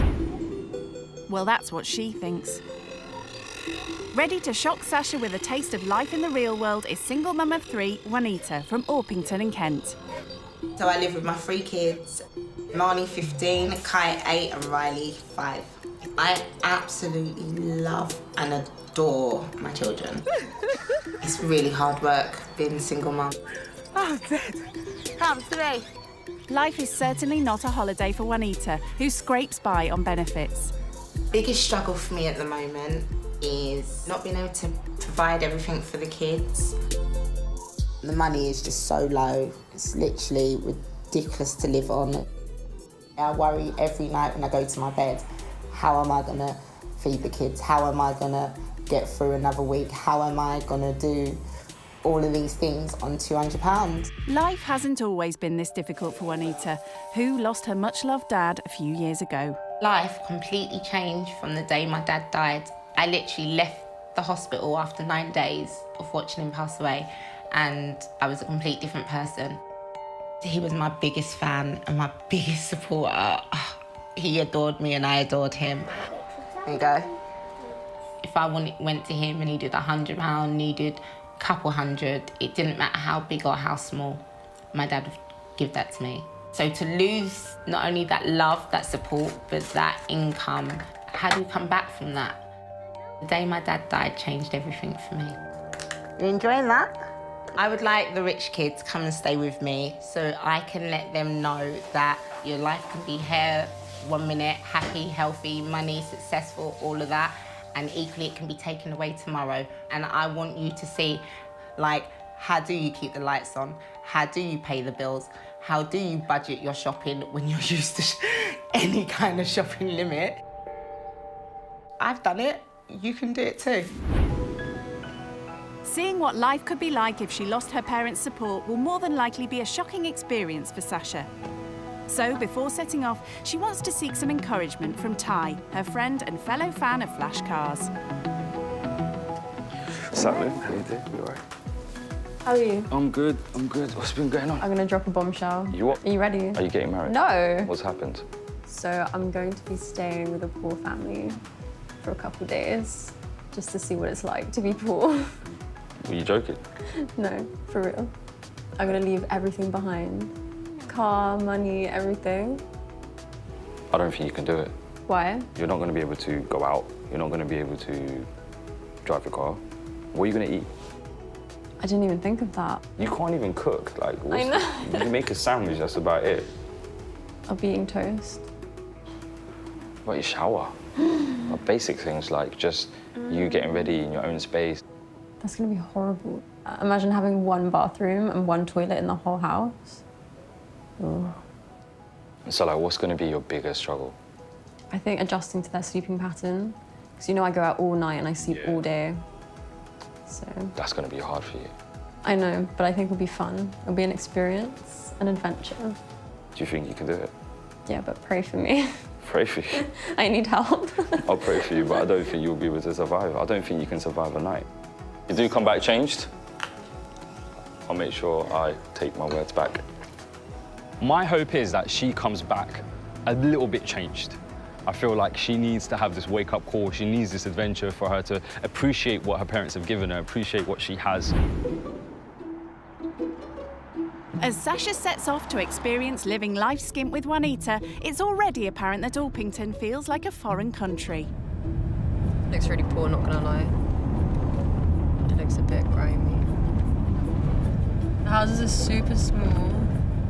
That's so ugly.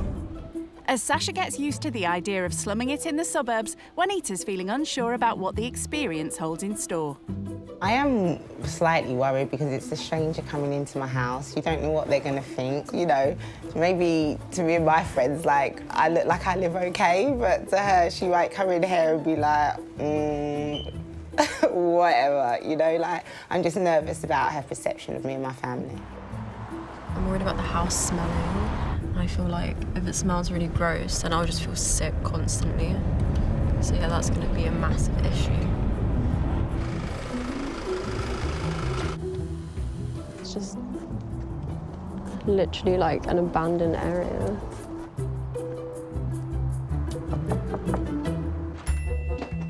Hi. Hi, come in. Nice to meet you. I'm Sasha. I'm Juanita. Juanita's worked hard to add a bit of glamour and colour to her humble home. So this is the front room area. It's really nice. Thank you, appreciate that. And this is sort of the kitchen area. Mine's probably like 3 or 4 times as nice. So do you like have maids and stuff, or do you cook for yourself? I eat out pretty much every day. I don't use my kitchen. At all? Don't use it. Can you cook? No. Nothing? I don't know how to cook. At all? Nothing. I literally am shocked. This has all got off to a swimming start. Time for the rich kid to meet the family. Are you used to being around kids at all? Nieces, nephews? Nothing like that? No, nothing. She's gonna have to get used to it. So, Sasha, these are the boys. This Hi. is Kai. This is Riley. Say hello to Sasha. Why are you being shy? For someone like Sasha, who normally gets up in the afternoon, sharing a house with 3 kids could come as a shock. Most mornings I wake up to Riley opening my eyes and slapping it. You awake? This is my daughter Imani. It's my princess. It's nice to meet you. So this is sort of garden area where the kids can kind of do what they want, run riot. My garden is for my cats. You have a garden just for the cats? It's a cat's jungle. Back home, her cats have their own garden, but no sign of a bedroom here for Sasha. So this will be where you'll be staying. I hope it's comfy. There's always the floor if it's not. For someone used to the best of everything, what does the rich kid make of Juanita's efforts to add some luxury to her home? Yeah, the house does look really bougie. Bougie on a budget. The interior of the house was an absolute shock to me. You can tell that she has like luxury taste and like expensive taste, but obviously she can't afford to buy nice things. And what are Juanita's first impressions of her guest? She has a garden just for the cats. Like, I'm amazed. I'm absolutely just for the cats. She eats out every night. Yeah, that was crazy. I don't want to prejudge her, but a few little things she said, I'm just like, wow. Rich kid Sasha's spending habits are certainly jaw-dropping. But from the get-go, Juanita's keen for her to realise how tough life could be if she lost her parents' support and ended up on benefits like she did. How it sort of works is I get like an £800 budget a month. A month? A month. Wow. So I live on literally like £200 a week. Food shopping budget, which is about £60 a week. And I spend about £40 a week petrol. Then £20 gas, £20 electricity. It's not ideal, but it is what it is. Not quite the lifestyle spendthrift Sasha's accustomed to. What's your sort of weekly, monthly budget? I don't have a set budget every week, but my petrol alone is more than your weekly budget, so I spend like £400 on petrol a week. A week? Mm-hmm. Wow. A week, seriously? And it's so easy for me. I have my dad's card, I just pay for something. I don't even have to ask. Wow. I can go to a restaurant and spend like £300 on one meal. That's crazy. And I get my hair done like 3 to 4 times a week, and that's like £50 a blow dry. So that's... You don't blow dry your own hair? I don't know how to. You don't know how to blow... 70 quid on her hair? Like, have you seen it? I thought she'd have like that Vidal Sassoon look or something, like she just stepped out of a salon. So do you have to like work for anything in terms of like earning or No. just anything you want? Anything I want, I just get it. I just do what makes me happy, and because the money's there, I can do it, you know? Yeah. Hearing just how far apart the wealth divide is between her and Sasha is difficult listening for Juanita. You potentially, one blow dry, can feed my kids for the week. Wow. There's even been one occasion where I didn't have a meal because I only had enough to feed the kids, and they didn't know that. I gave them their food, they sat down, they're like, "You're not sitting down to eat?" I said, "Oh no, I'm not hungry, I'm all right." And then they finished up and I put them to bed and that, and I went to bed. That is literally how real it is, babe. I didn't eat. I don't want them to worry, and you know, to just hear your petrol budget, that still just blows my mind. Like, yeah, don't cry. Don't cry. But guess what? It didn't damage me. For Sasha, the chat has been a sobering start to her experience living skint. It's actually crazy. I spend £900 on beauty stuff, and she spends £800 a month to live. It hit me that I'm really blessed in life, and that there's people out there that aren't as blessed. I'm just used to people being able to like do what they want when they want, buy things. So hearing her story was just like it's like being hit by a bus, you know, like it's a shock.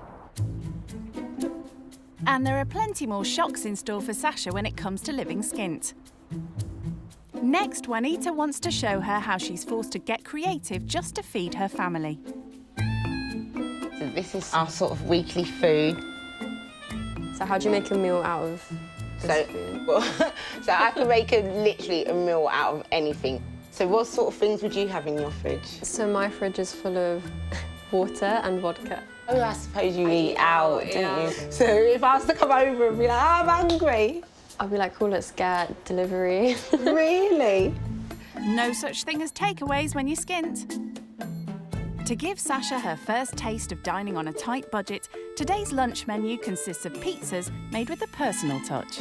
Obviously, I buy the plain ones because it's cheaper like that, and then obviously we can put all the toppings and bits, and it just gives the kids something to do. Bye-bye. Look, we got pizzas.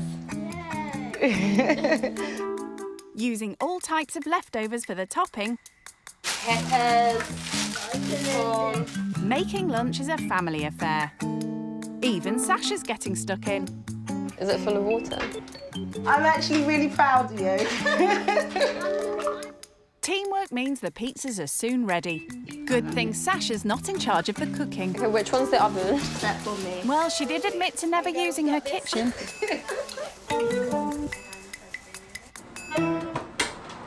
Grubs up.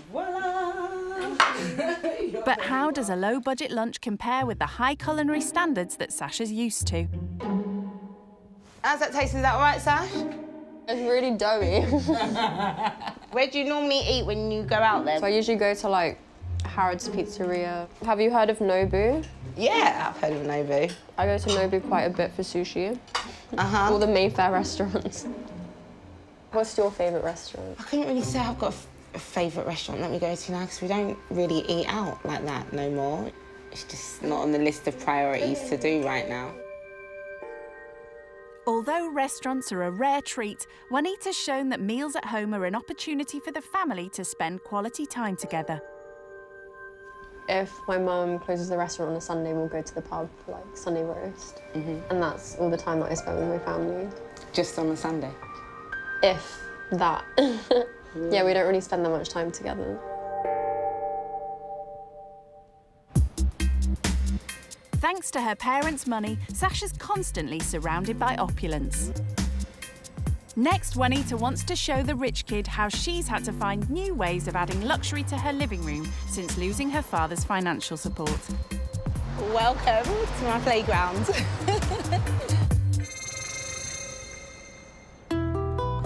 With little money for expensive accessories, she likes to seek out cheap items at a nearby antique bazaar and customise them. But this is where I get all my little bits and bobs and then take them and do them up. So this is crazy. This is probably somewhere you'd never ever come to. But this, they say, one man's junk is another man's treasure. Absolutely. The shop is a treasure trove of unique and quirky second-hand items, all ready for Juanita to add her own bit of bling to. My equivalent of Harrods. Check this candle harbour out. That's so a bit of me. I think the difference between me and you is that I'm lazy and you have time. It's not that I have time. I haven't got much choice. Sasha certainly has time for shopping, just not at second-hand stores. Is this sort of anything you would do or come to or buy from? I didn't even know places like this existed. Everything I get is usually fresh out the box. Everything you've got on now, how much does that cost? It'd be like 4,000. £4,000 you're worth right now. My outfit and my shoes here that I've got on probably cost £40 altogether I'm worth. And I think I look just as good as you, if not better. And that just goes to show that money isn't everything. To know that she's worth £4,000 doing everything she had on today, and yeah, it's just ludicrous. It's absolutely ludicrous. I'm worth 40 quid and I'll give her a run for her money any day. It's crazy money. I just want you to know, and not in a horrible or disrespectful way, that you can look just as nice on a cheaper budget. That's all I want you to learn by the end of this week's out, okay? And so just when you're thinking of spending £3,000 on a bag, it's not necessary. I don't really care what she thinks about my outfit because I'm not here to impress anyone. All the more reason why Juanita's set Sasha a challenge to prove that style and beauty don't have to cost a fortune. So I'm going to give you my last 20. Juanita wants Sasha to find an old item that she can upcycle and sell for a profit at a car boot sale. You're going to customise it, upscale it, bling it up, transform it, and we're going to try and sell it. Really need you to find something that we can make a profit from. Juanita has high hopes this challenge will make Sasha think twice about spending thousands on luxury goods at the drop of a hat. I really want her to get stuck in, get her hands dirty, and just see how hard day-to-day real life is. As she heads off to hunt out an item to upscale, the rich kid's feeling confident. I feel a lot of pressure that Juanita gave me her last £20, but I know I'm good at hustling people. I'm good at selling things and making money. Money is everything. Time for Sasha to put her money where her mouth is. Well, Juanita's money, that is.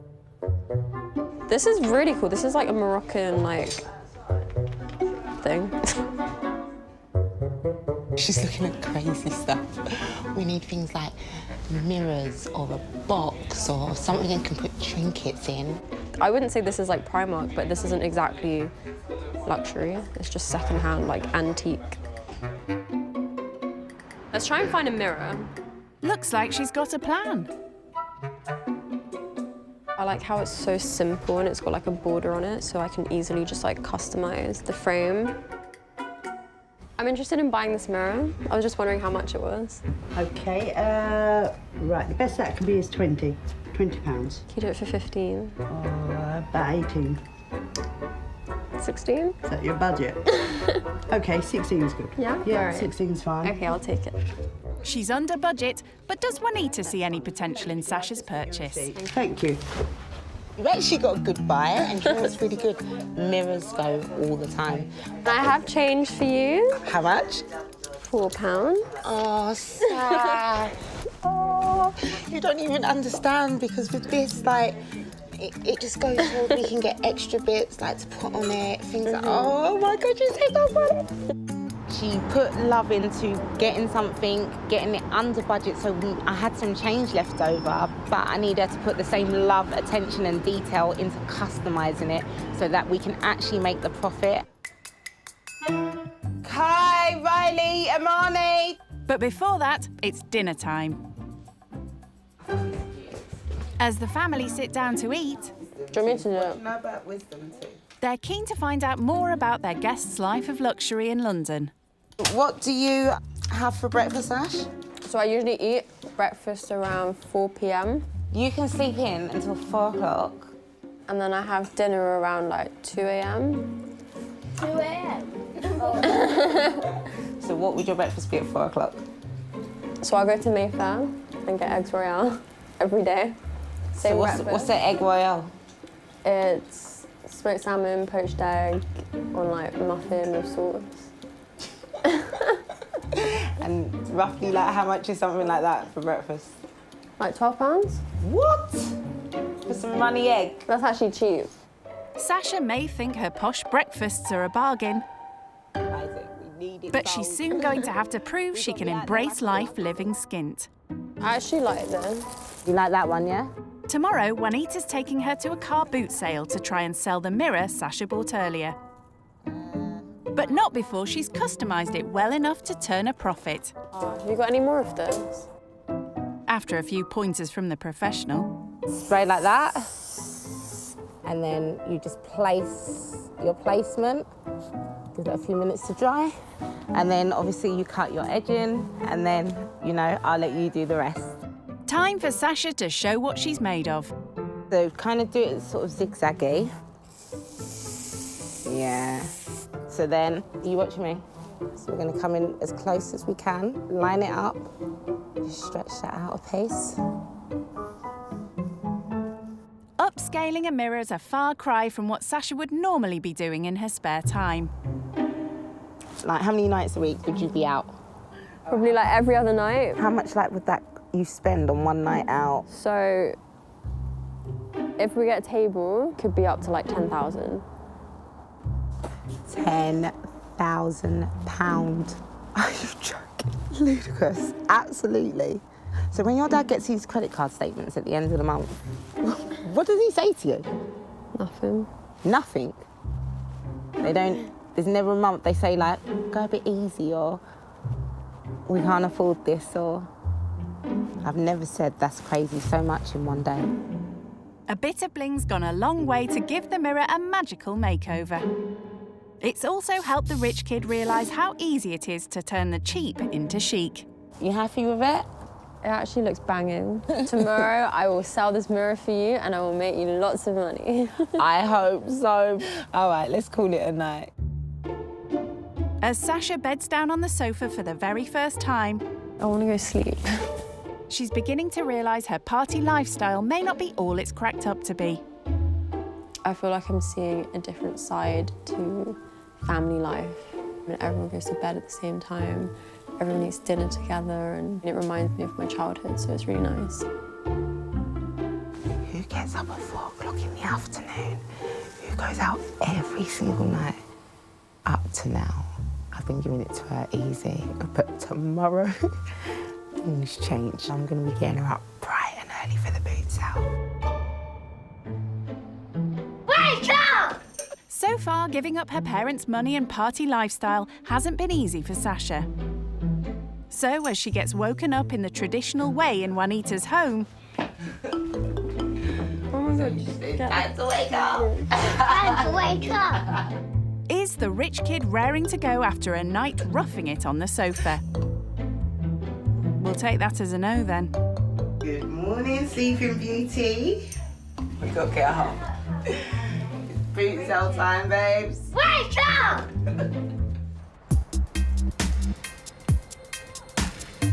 By the time the rich kid gets going, they're running an hour late. Hopefully that sells. It needs to. We need that money. But Juanita knows an early start is essential to stand any chance of selling Sasha's mirror at the car boot sale.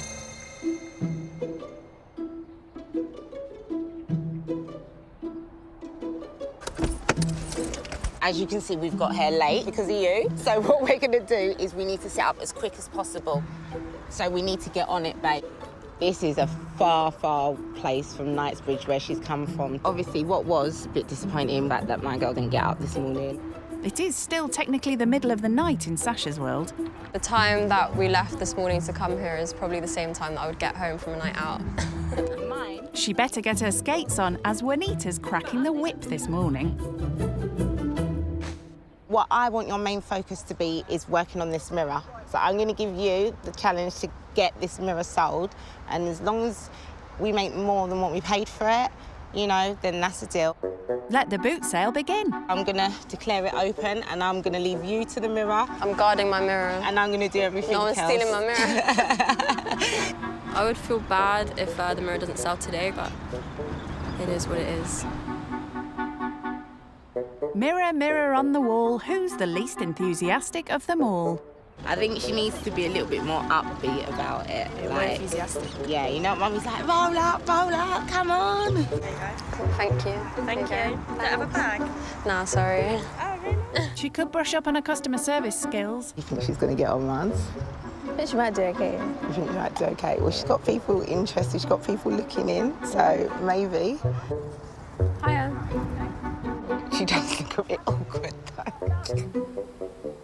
Juanita reckons it's time for the rich kid to step up her game if she has any hope of selling that mirror. What we got to do, like sort of wave people over, tell them we got some special offers, or even maybe just say like 2 for 1 or something, just so we can just sort of move it quick. All right. Good to see Sasha's quickly taking Juanita's advice on board. I would never, ever, ever shout at people to come buy my stuff. Hiya. You got this, girl. This mirror wasn't like that. We stuck all the stuff on it to Make it more make it better, yeah. She needs to get her hands out of her pocket, show a bit more like, yeah, you're all right, love.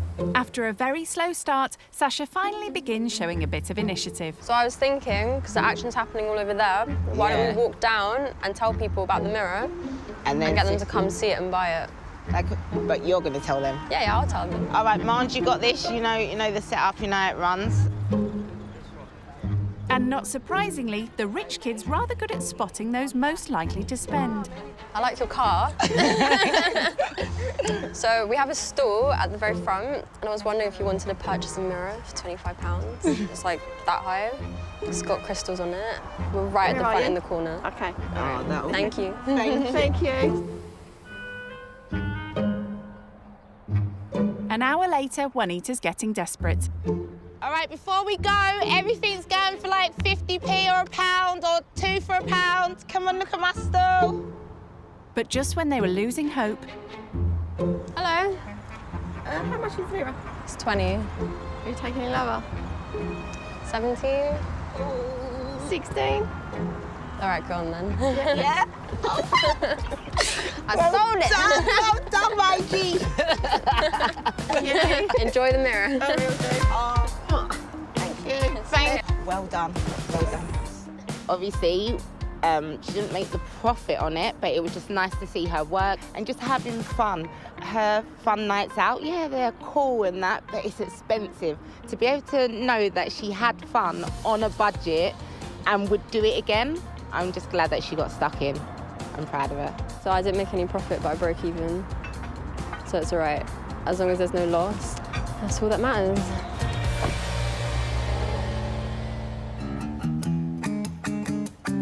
To celebrate a successful sale, Juanita's brought her 3 very happy kids out for a rare treat. Thanks to Sasha selling the mirror, we've managed to be able to come here today. So what do we all need to say? Thank you, Sasha. Thank you. Well done for doing it, girl. Well done. I appreciate it. The car boot challenge has been a good learning experience for Sasha. It's really humbling seeing how far £20 can get you, and it was just really nice being a part of the whole experience today. Sasha's fast beginning to realise just how hard people on benefits have to work to support a family. To help add a little glamour to her life, she's brought a treat from home for Juanita. It's nail polish, but it's Oh Christian my Louis Vuitton God, nail I polish. know what this is. So now your nails can match this song. I have seen this and I have wanted one of these for so long. Yeah, it's I literally really like my have. favourite nail That polish. is so beautiful. Ah, look at my nail polish. Oh my God, don't shake the table. Well done, girl. I've actually never met anyone, like, not just in her circumstance, but in any circumstance, I've never met anyone like her. That's not perfect, but... Do you know what? I am super, super impressed, and the coverage is really good on it. One coat. I'm like over the moon. I really am. I wasn't expecting anything from you, from the bottom of my heart. I wasn't, you know? It's one of my favourite things, so I'm glad you can enjoy it as well. With Sasha having shared something from her life, Juanita wants to share a bit more about hers. I brought you to one more place. It's where I come most Sundays. My dad's there. I'll tell you a bit more about it. All right. When Juanita's father sadly passed away, all the emotional and financial support he provided disappeared overnight. My dad passed from cancer, and after that, we lost everything. He didn't sort out a sufficient will before he died, so he lost everything. And there's nothing more coming. And so I have to start from scratch. I got so depressed and so low, I just couldn't do anything. So I'm coming back now, and I'm gonna make him proud. Sasha may have always had her parents to fall back on, but Juanita wants to impress on her how it could all be lost in the blink of an eye, like it was for her. The only thing that makes us so similar is we both have a mum and we both had a dad that we love and adore, and that they do a lot for us. So I just want you to just be mindful. They can be here today and gone tomorrow. If they're ever gone one day, how would you know to live from what you're used to nothing, you know? As difficult as it was going to the graveyard with Juanita, I really appreciate her showing me her life and what she has to go through, and just like the struggles in life that she's been through. This got me so depressed and so low. I didn't even want to get out of bed and look after the children. I had a baby in the same month I lost my dad, so it's like I gained a person and lost a person in the same month. And I just want you to just be mindful, okay? And tell your parents a bit more how much you love them, yeah? Because I can only say it to a grave, okay? Let's go. She knows that I appreciate everything I have, but she wants me to appreciate my family more and spend more time with my family while they're still here. So I think her telling me about her dad and showing me everything just like hit a bit close to home.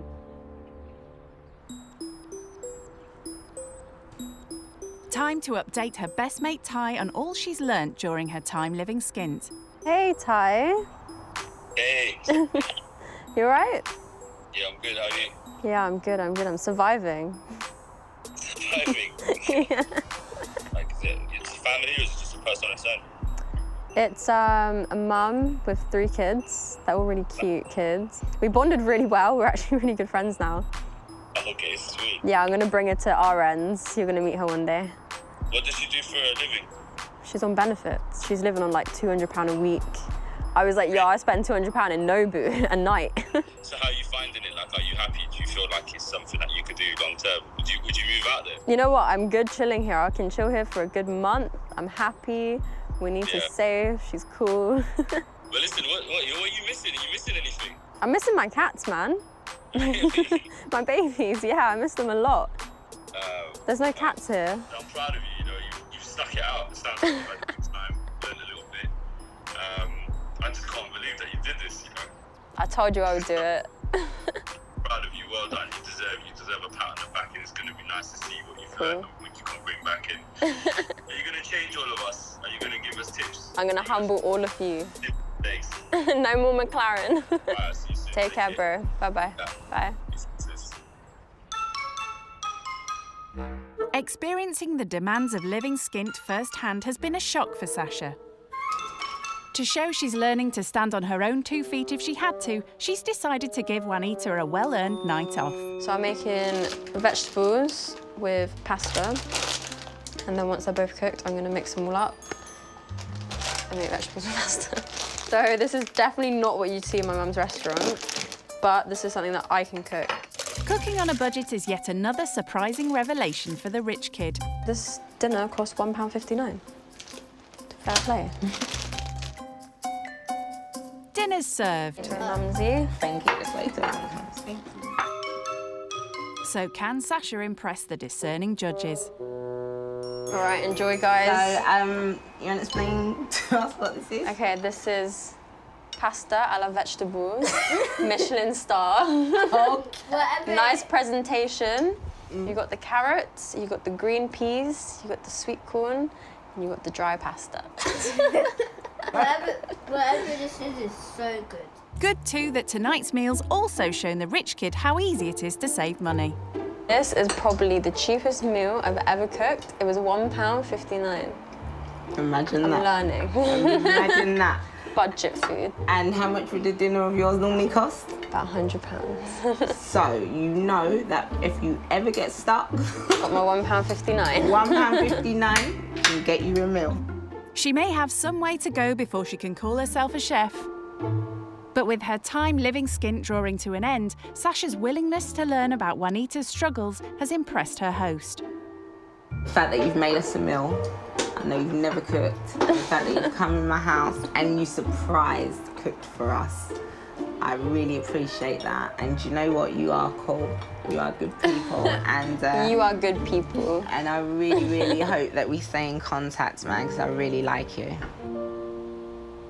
You've actually changed my perception of rich kids. I thought you was gonna come here, I thought you was gonna be double stuck up, I thought you weren't gonna wanna eat, drink, like I thought you weren't gonna sleep, you know, like I thought you'd be turning up your nose at things, and you know what, you haven't. You've been cool, you've been down, you got stuck in, even when you didn't wanna do things, you still done it.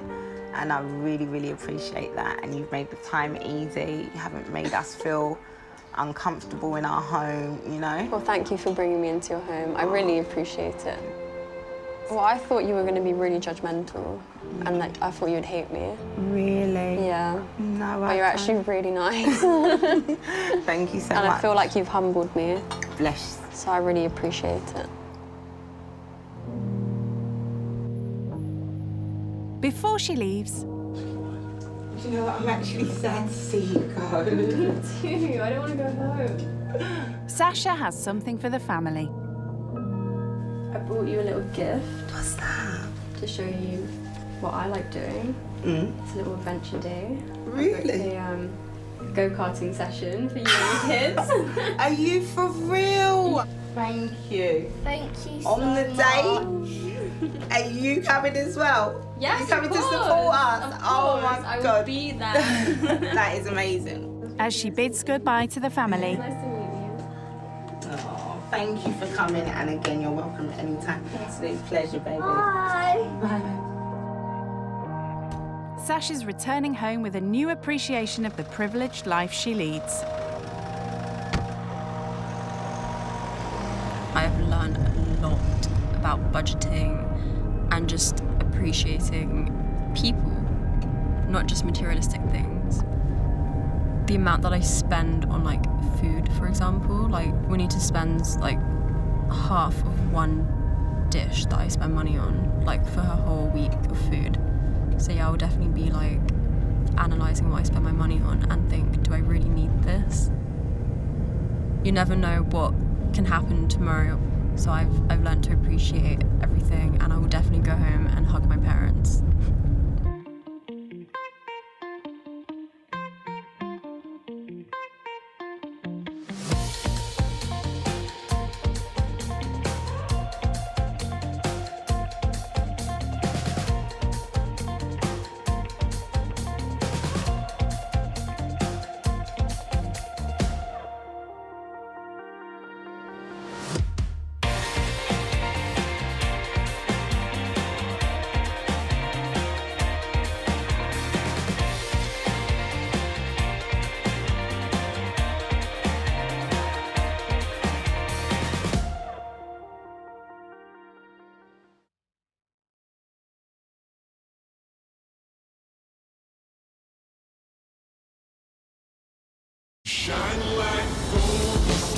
living out of 5-star hotels or stately country homes, So this is my garden, soccer pitches. cruising around the city in supercars, on the hunt for the most expensive designer gear. This would be £1,000.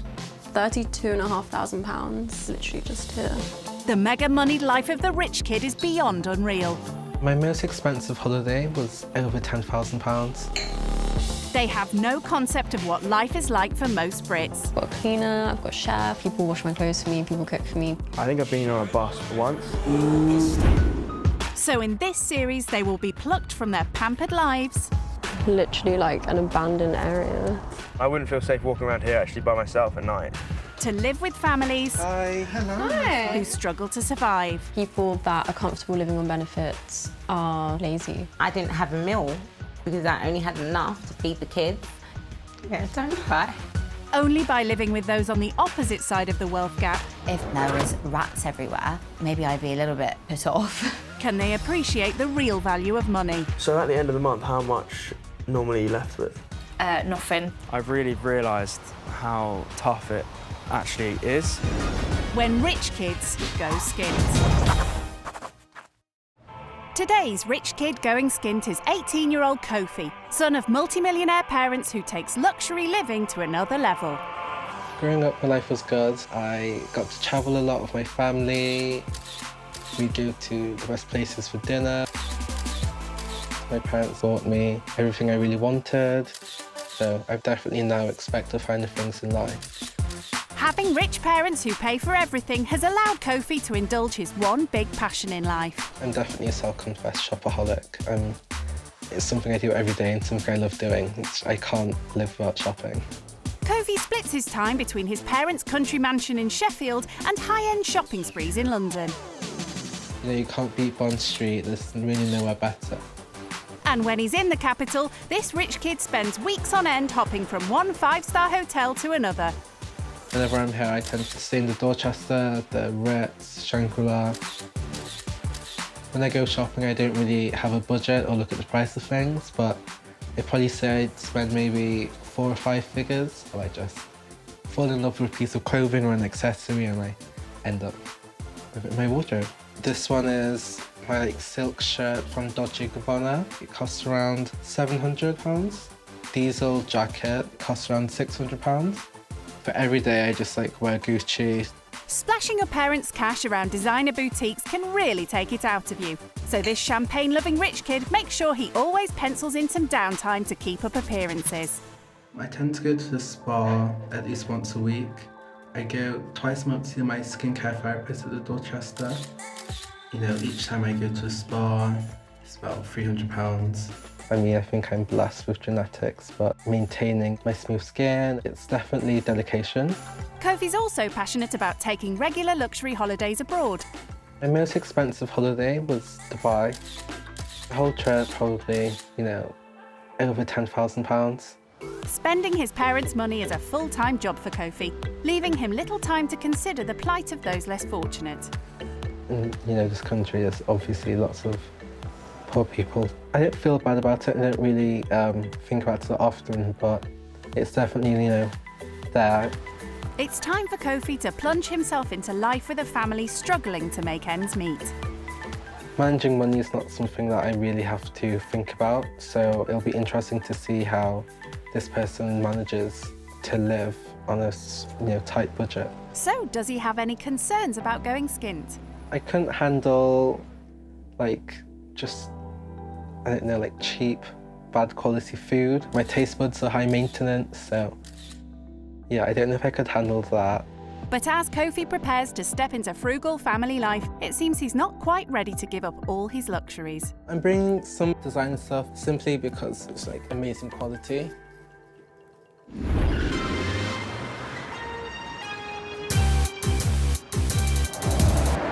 Waiting to show Kofi just what life is like without caviar and credit cards is a family of 5 from East London. My name's Paul and I live in Leytonstone. I'm Nikki. We have 3 daughters, Brooke, who's 10, Macy, who's 8, and Paige, who's 2. I was the stay-at-home mum. I then had Paige, while Paul was working. He then gave up work so I could experience going back to work. Rabbit. Clever girl. I would like to go back to work, but at the moment, someone has to sacrifice being at home with a baby. Another one.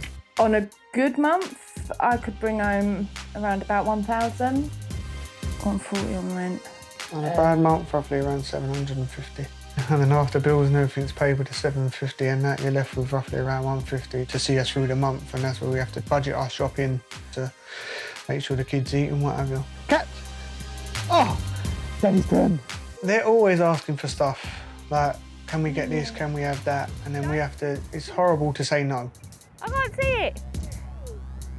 Well, a treat to us is like taking the girls to a fast food restaurant, or takeaways, just a little treat for us every now and again if we have the money. I want to raise my kids to be independent. I don't want them to phone me and go, I need a new pair of shoes, can you buy them? I try and teach my children The value of the money. value of money. I just like to prove to the rich kid that you don't always need money to have fun and raise a family and just stuff A like that. happy family. Yeah.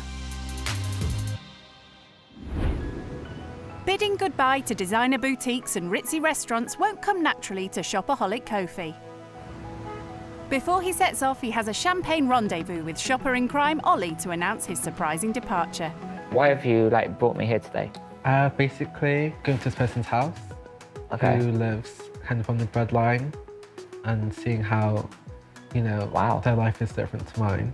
I'm just a bit taken aback. You're not gonna have champagne? And I think when you stripped off basically all of my luxuries. Wow, oh my God, I can't imagine you like that. Like, this is how I know you, this is how everyone knows you, always fabulous, dressed up, shopping, but you're gonna, no shopping, no caviar, nothing. Yeah. And you're gonna be okay with that? Yeah, I mean, I hope so. I hope I'm not gonna be too stressed about the situation. You're gonna be maybe eating food that's, you know, from a takeaway shop that costs about £2, £3, something like that. I mean... I can't. That made me feel this ill. There's no sushi, there's nothing. I don't know. Like, what's the purpose of it then? I'm so used to the luxuries I have and, you know, the things I do on an everyday basis. So yeah. I think it'll just kind of build my character to see, you know, the other side of, you know, life. Now that you've explained it, I kind of understand what you're doing. Yeah. Like, you're kind of you just want to swap your entire lifestyle just to experience a different life. And I think that's an amazing thing to do. And, you know, I'm very proud of you for taking part in that. Cheers to Yeah, cheers to that. Cheers. Cheers, Kofi. Leytonstone may only be a few miles east of Bond Street, but as Kofi heads off to live skint with Paul and Nikki, it's apparent he's heading into unfamiliar territory. Doesn't even look like London. It looks like it could be a different city. Is this still part of London? Never been to a council estate before. I've definitely never stayed at one. If I had to walk around here, I'd have serious anxiety. You know, I definitely wouldn't feel necessarily safe. Kofi's not the only one feeling unsure about what the next few days hold in store. I think it's what their first sort of impressions of the home, the way my children are, the way we are. When I get there, I guess I'll know how I feel, but until I get there, I'm quite, apprehensive. And so he should be. With their daughter's birthday just around the corner, Paul and Nikki have a busy few days planned for the rich kid. Maybe set them a task. We normally make cupcakes or birthday cakes, something they've never done before. But yeah.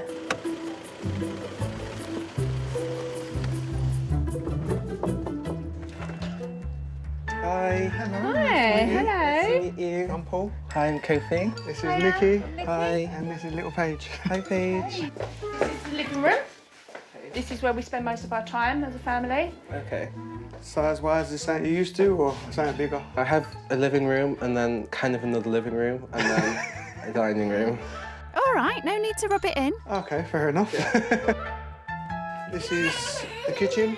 I normally do majority of the chores in here. Have you ever done any chores? I've not really done chores, but I've washed the dish before. Okay. But I do have sensitive skin.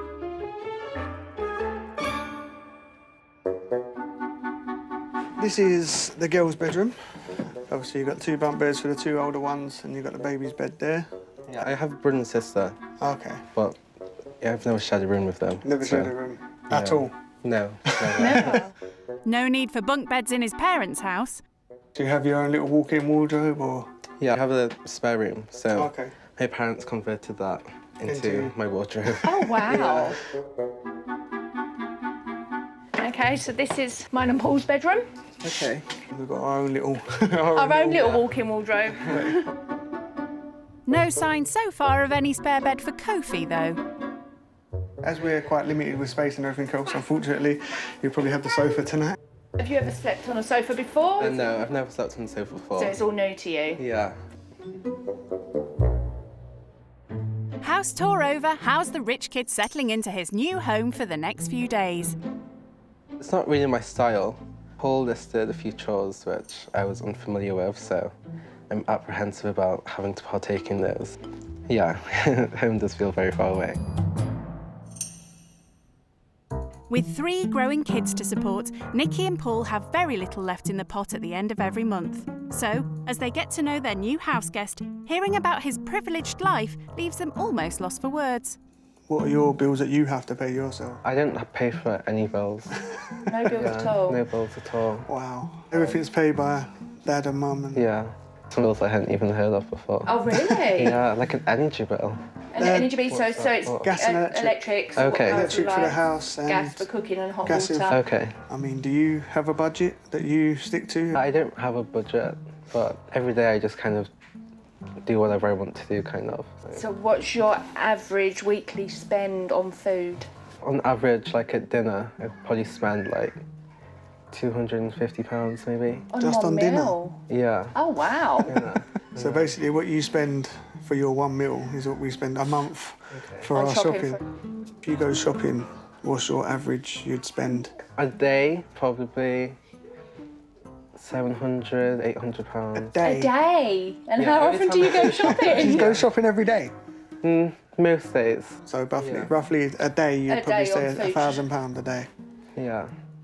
£7 grand £7 a week. grand a We'd be week. completely out of debt. In one week. In 1 week. 1 week. Kofi's extravagant spending sprees are a far cry from Nikki and Paul's hand-to-mouth existence. At the end of the month, after we paid all of our bills, we're roughly left with about 200 £200 to see us through the rest For of the the month? for the month. For the month. Okay.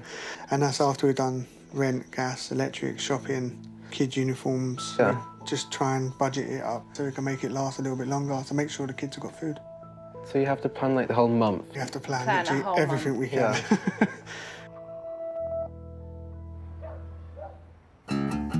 Kofi may be cocooned in a life of luxury back home, but to fit into this family, Nikki and Paul reckon he needs a taste of what life is like for those living on the breadline. I'm going to challenge him. Give him a little bit of a challenge. Okay, so you can challenge him on the house like I challenge him in the kitchen. Yeah. Would you like the crust or no? Yeah, no, they leave the crust on. They'd put him straight to task making sandwiches for a picnic lunch. Doing things on a tight budget is a first for Kofi. Just try use a little less butter. Okay. That tub's lasted us about 2 weeks, maybe 3 weeks. If the rich kid thought he was here to sit back and relax, he's sadly mistaken.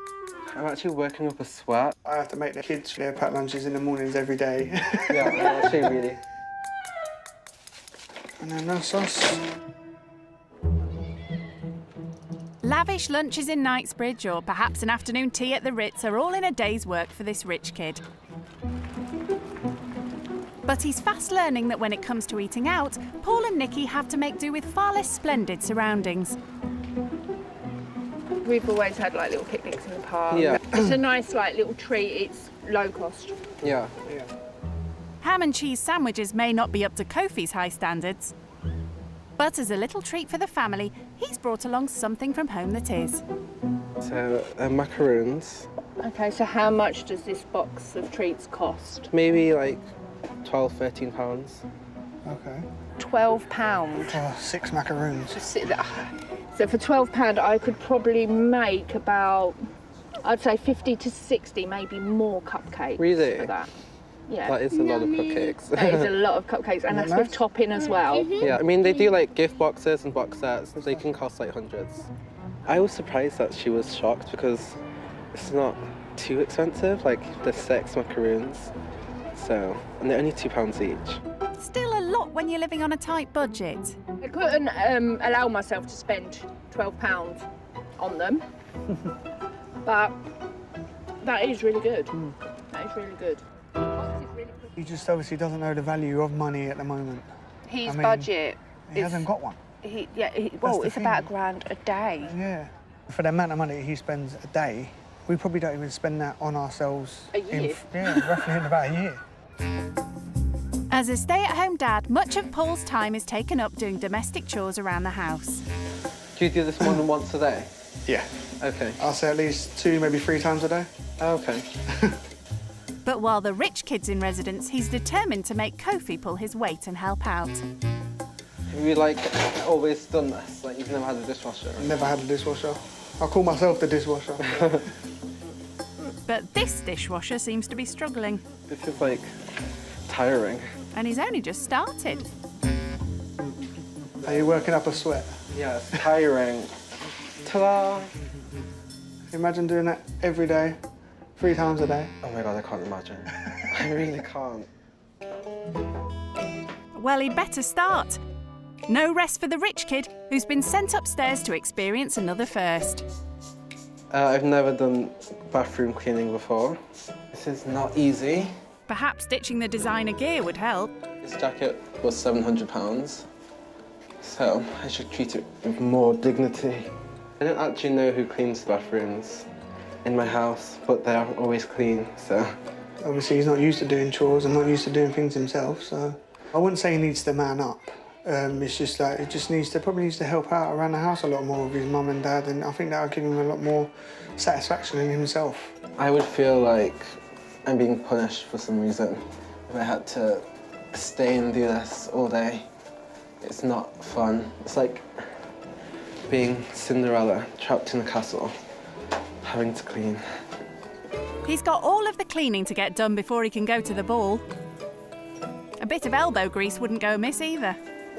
It's like a workout.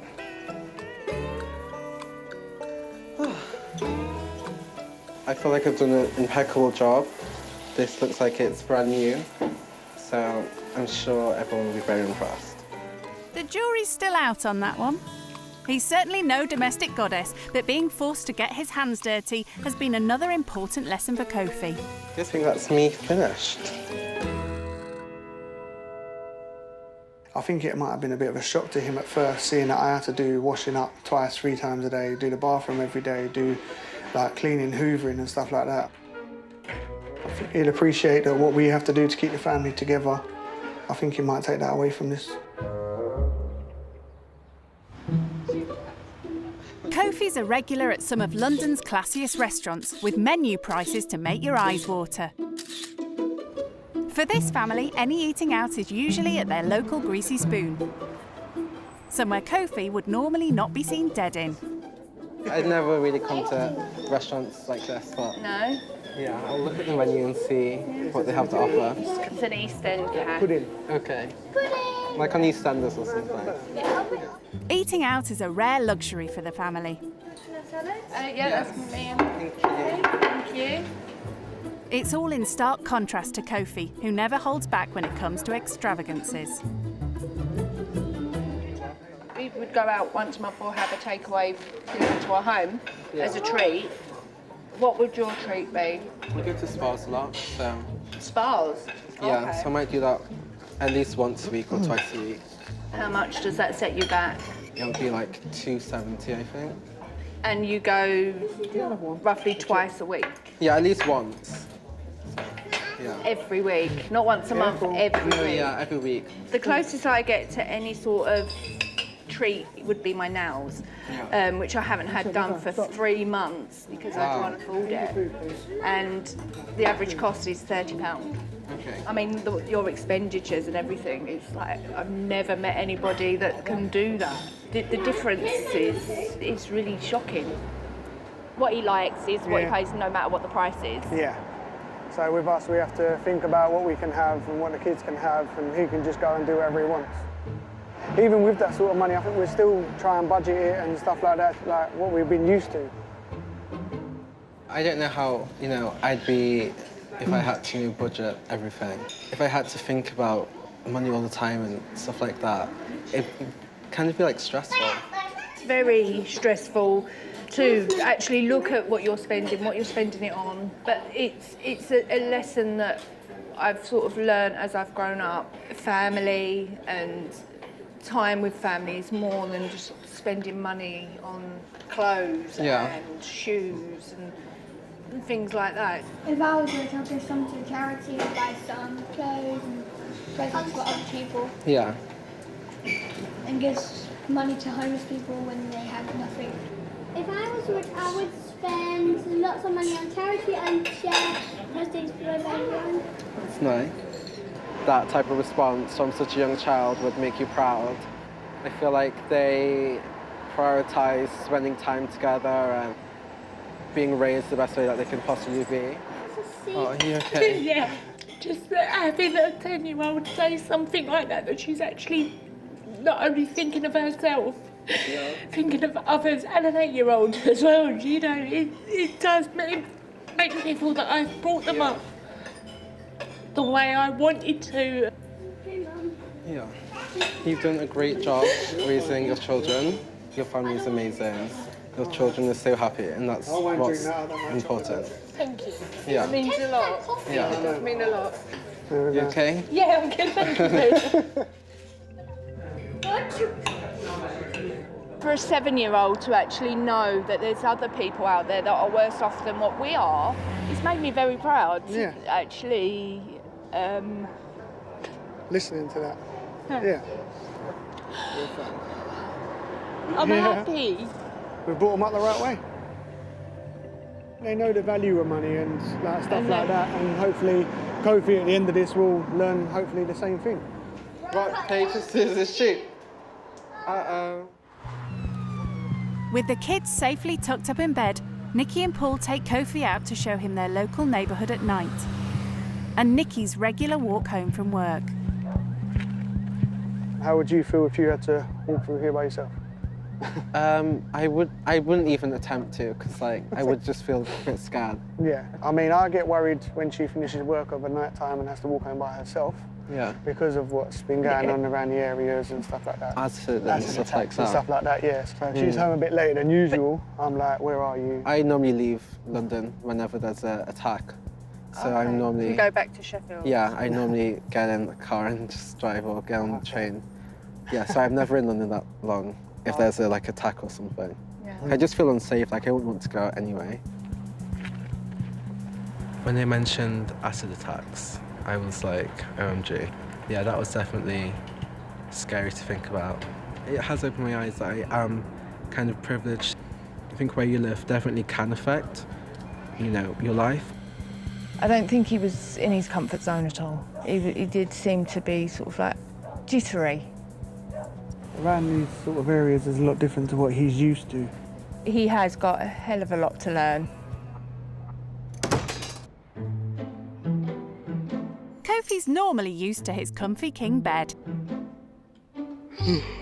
So, as His Majesty begins his second day fitting into frugal family life in Leytonstone, how does a sofa compare? I'm missing the king bed. I can stretch my whole body out, but this is definitely an adjustment. I had to put my scarf on the pillow because it just felt a lot more comfortable. Kofi may be pining for his home comforts. Hi, good morning. Morning, how are you? I'm good. How did you sleep? Slept well, thank you. Yeah? Yeah. But there's no such thing as breakfast in bed when you're living skint. His eyes are barely open when Nikki springs a surprise challenge on him. Got a big day ahead of us. It's Macy's 8th birthday, so you're going to be throwing her a birthday party today. Okay, that sounds fun. Anything she wants to do in particular? I'll leave that down to you. So you'll be Okay. doing food, the entertainment. Maybe you can surprise us. Yeah, I'll come up with some great ideas. Kofi's life may be one big party, but organising one for an 8-year-old is a tough ask. Not only does he have to sort the decorations, but all the party food too. He might struggle, because there's only a small budget. It's not loads of money to do a party. So I'm hoping he does well. So does the birthday girl Kofi. Welcome to managing a family on a tight budget. I've been to lots of parties, but I have never thrown one myself, so yeah, it's a lot of responsibility. I guess it might be a lot of hard work, but I know what a good party looks like, so we'll have a ball. But first, it's breakfast time. Do I have to press anything? And it's clear the rich kid is not used to making his own. Not on the buttons, you've got push levers. Yeah, just put that down. Okay. Is it all gone That's down? on? Yeah. Yeah, so it'll warm up and it'll pop up. In the mornings, I'm just not really into like doing too much. I just like to take it easy, wind into the day, like wait until it gets a bit later. See, we're on the go continuously from the minute we wake up to the minute we go to bed. Yeah. Today, you'll see how it actually runs to clockwork. Yeah. We've got the party for Macy. You know, we've got to keep them occupied. Yeah. As well as prepare. Yeah, it's going to be interesting. I'll be exhausted by the end of it. Quite possibly. Let's line up now. Come on, let's go. With his parents' seemingly bottomless bank account to dip into, Kofi's never had the worry of managing his own money. So Paul and Nikki have given him a tiny budget to arrange a birthday party fit for a family of 5. Hopefully it takes away from it all that he actually has to look at the price tag and hopefully start he can calculating. start budgeting himself. Seeing how little he has to spend may soon take the pop out of Kofi's party plans. So you're going to throw a party all on a budget of £30. Okay, for 6 people, £30. Yes. Never done that before, but thank £30 you. for you. The girls will come in with you. Okay, thank you. And I'll need their help. Okay, we're going to go, girls. I think Kofi's going to struggle with this task. I don't think he's ever done anything like this before. The shop's an opportunity for Kofi to learn more about the value of money. He's used to spending it on himself, so how will he manage with budgeting for a family? I've seen how much £8 means to Nikki and the family, and so I definitely wouldn't want to waste their money or just buy stuff that they wouldn't enjoy. But right from the off, it seems old habits die hard. So we could get some of these. Yeah. It's like a piñata. It's got a piñata already. Yes, even good. He's got to fill it yet. Does it have sweets in? I don't think it has sweets. What's that? It's the mask and the stick. Okay. That comes with it. It's like Alright. you've got done the budget already. Oh, do we need cups as well? Or do you normally just... Yeah, we need cups. Yeah, should we get pink ones? Yeah, we'll get pink. We should get balloons, pink. Yes. There's little left in the pot for party food. Milkshake. Which, we could get a pink one. Strawberry or chocolate? Whatever you want. Chocolate. Get Okay. And Kofi won't keep within the £30 budget if he allows 2 excitable kids to direct the shop. He seemed to be a little bit ambushed by the girls. Yeah, this is what we have to do when we come shopping. They just pick up stuff and put it in there and we have to tell them no, so... We found the icing got some bacon. Okay. You get this one. Yes, that looks so nice. Yeah, nice price too. Time for Paul to step in. This one as well. Yeah, that was a lot. Right. Don't let them dictate what you put in there. Okay. You've got to be the adult. This is what happens when we come shopping. Okay. They keep trying to put stuff in, we tell them no. Remember, you got that budget that you got to try and stick to. Yeah. So if I let you carry on and you two just behave. Yeah. Okay. Something is sinking in, and Kofi is finally taking his family responsibilities seriously. Maybe instead of 2 balloons, we can get 1. Okay? Should we put one back? Okay. How much is it? That's £2. So altogether, drinks are £6. Maybe we'll just leave this one. We'll make a sacrifice and we'll cut this one out of our shopping and then we'll go get food. Okay?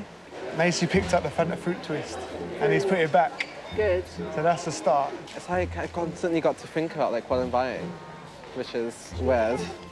Not to most people, it isn't. We'll get one of these because this has lots of stuff inside. Good choice. Buying in bulk's always cheaper. 1 pepperoni and 1 margarita. After bagging themselves a few more party food bargains. Okay, that's only £2. And some expensive-looking sliced cheddar. Okay, is this enough for the party? We've got everything. Time to tally it all up and see if Kofi's managed to curtail his tendency for extravagant spending. We'll just see if I'm in budget, which hopefully I am. Nikki and Paul aren't feeling confident. If it comes under budget, I'll be quite shocked. I'll be extremely surprised. Yeah. It's 47.61. Oh dear, nowhere near. We've gone slightly over budget. Slightly? Yeah, just slightly. So I'm just going to pay out and then pay the rest on my card.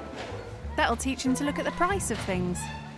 I thought I was doing really well. I thought I was like in budget. So we've got everything we need and now we're going to have a good party. See, that just goes to show just trying to do a party on a budget, I don't think he's used to.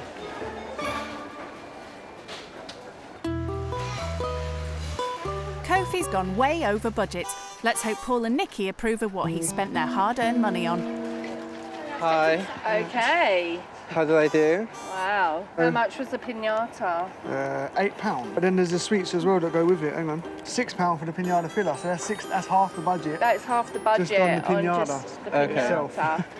We don't normally buy the pinata because it's a luxury that we can't really afford. So, It's something that we'd probably look into making ourselves. Yeah. You went 17.61 over budget. Yeah. Did you pay the remainder? Yeah. Like I couldn't put anything back. I felt like everything was such a necessity. Okay. So I couldn't think of anything to put back. That is really sweet. You're welcome. You didn't have to do that. I mean, normally, because if we go over, we normally have to take stuff back. Okay. We'll feel bad for the girls. Yeah. Imagine if you had to do that, how would you feel yourself? Like, looking at their faces, having to put stuff back that they wanted. It'd be upsetting and also like, I don't know, a bit embarrassing, like having to take everything back out and stuff. Okay. So I did forget to look at the price tags on some of the stuff. This is why when we normally go around, we try and We add up as we go around. Okay.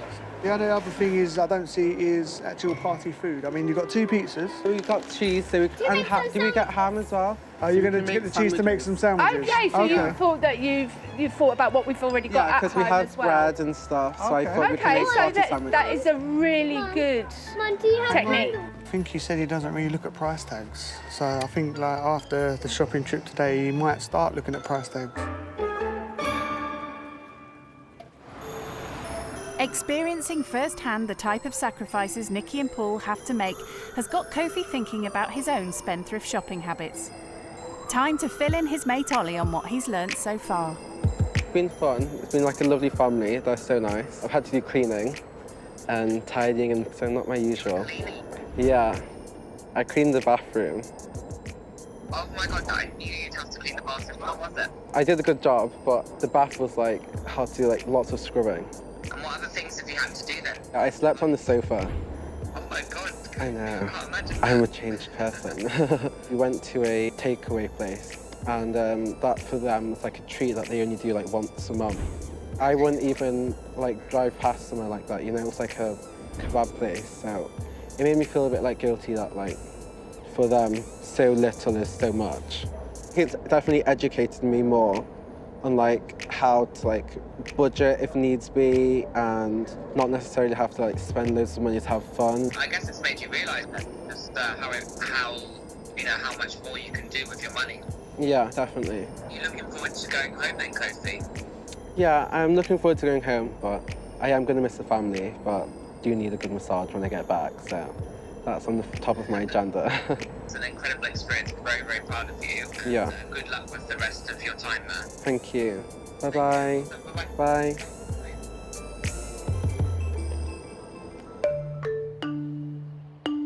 Rich Kid Kofi's been challenged to organise a party for Nikki and Paul's daughter Macy. What he didn't reckon on was having to make her birthday cake. You baked anything before? No, I've never baked anything before, so this is definitely a first for me. Well, he's on his own here. I'm going to go and put my feet up for 5 minutes. Okay, enjoy, and I will produce an amazing cake. Every parent knows the pressure of creating the perfect birthday cake for their kid. So, how will Uncle Kofi cope? A good party involves me doing nothing, just turning up and looking amazing, with amazing food, amazing drink, amazing venue.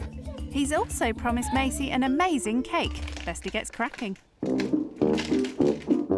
Okay, I need to mix eggs first. Oh, God. Not the most promising of starts. don't know whether to put the oil in there and mix it, or mix it and then put the oil in. Perhaps reading the instructions would help? Kofi's ideas for the celebration have been inspired by his regular afternoon teas at the Ritz. I plan to do the Kofi case special of afternoon tea at the party, you should call it. Yeah, so it's my version of the Ritz. Just not quite to the same high standards. It's a bit lumpy, so I'm just trying to make it smooth and silky. It's actually really hurting. I've got like a slight bruise on my finger now. Let's hope it tastes a lot better than it looks. Yeah, it doesn't taste very nice. It doesn't taste like chocolate, but hopefully when it's cooked it'll be better. This is ready. The cake's in the oven. Let's see who can make the biggest balloon. I can't do it. You can't do it? Okay. But there's no rest for the rich kid, who's fast finding out that throwing a family party isn't as easy as simply attending one. Who knew balloons would be so hard to do? Do you not have a pump or anything? No. No, okay. Where do you want it? Here? Decorations sorted. How's the birthday cake looking?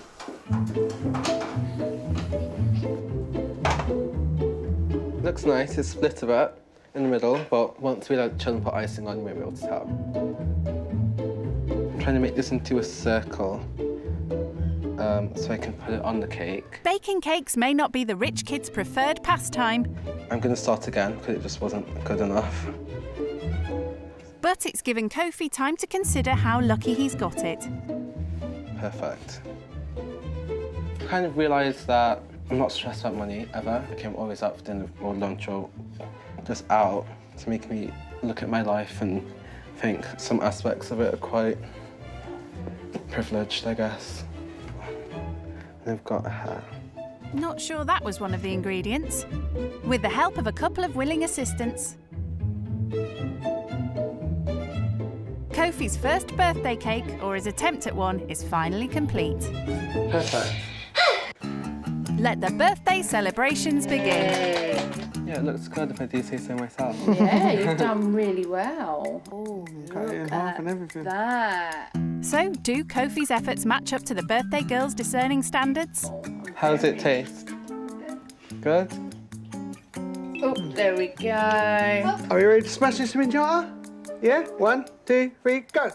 1. The party entertainment also appears to be a big hit. Who's going to spin him? Me. 1, 2, 3. Up, 2. There you go. And again. And again. Organising a kid's party is far removed from anything he's used to. But it's given Kofi a new appreciation for the family values Paul and Nikki have instilled in their daughters. No matter what you do, you always have fun. You guys could be doing anything, but as long as you're all together, it's such a fun time. You don't even notice doing the chores. It's just part and parcel with having family and spending time together. The family have also shown the rich kid that having fun doesn't need to cost the earth, unlike his expensive jaunts out. Afternoon tea, I go the Ritz or the Dorchester. Is that an everyday thing or not just... every day? So maybe once a week. How much would that roughly cost? 50 to £80. No more than £100. I think. What, per person or for the group? Yeah, per person. Per person? Per person? Yeah. Your afternoon tea, I say twice or maybe 3 times the budget of the party that you just had to pay for. But seeing that we spend £30 on a tea party for 5. Yeah. Do you see that in a different way now? Yeah, it makes me see that I don't have to spend lots of money to have a good time. I could just do something similar like I've done today with my friends and have an equally good time as going out. Have you learnt the the value of money as well? I think it's definitely educated me on how people just have to budget and how difficult that can be. I didn't know how expensive things were, and so it taught me that I have to maybe just look at things more and just be more aware. Seeing how you live, obviously how much money you spend on yourself every day and stuff like that was a bit of a shock to us. But you're a really down-to-earth guy, really nice guy. Yeah, and very nice guy. the way you've been with the girls and the way the girls have taken to you, it was really lovely. You're a sweet person. Thank you. Kofi's time with the family's almost over, but before returning home, he has a surprise for the birthday girl. And now I've got something for you. Oh, wow. Do you like it? Yeah. Happy birthday. Thank you. You're welcome. I hope you like it. Oh, look at that. Perfect fit size. as well. There you go. I Thank you hope very like much. it. Thank you very so much. You're welcome. You have made her day. Oh, thank you.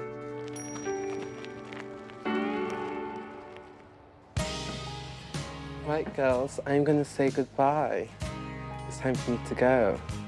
Nice to meet you all. I had so much fun, and I hope you had a happy birthday as well. Bye. Kofi also has another gift for the whole family as a special thank you for all they've taught him. I've got you like a card, just like I wrote a few things in there. Oh, okay. Thank you. I would love to invite you to join me at the Ritz for an afternoon tea. Do you know what? That is amazing. And We'd yes, love to. we'd Yeah, love we'd to. love to join you. God, it was so much fun, and I'd love for you guys to come join me. Yes, lovely. definitely. We'll get a babysitter. Yeah. And thanks for coming. Thank you. As he bids farewell to the family, Thank you. You too. See you later. Bye. Bye. See you Have a later. good Thanks day. for staying. You're welcome. See you later. Kofi's experience has given him an understanding of the importance of both the value of money and family in the real world. They're an amazing family. They have so much love.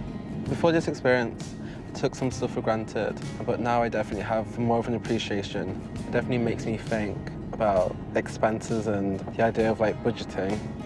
It was eye-opening, and it was definitely something I'll never forget.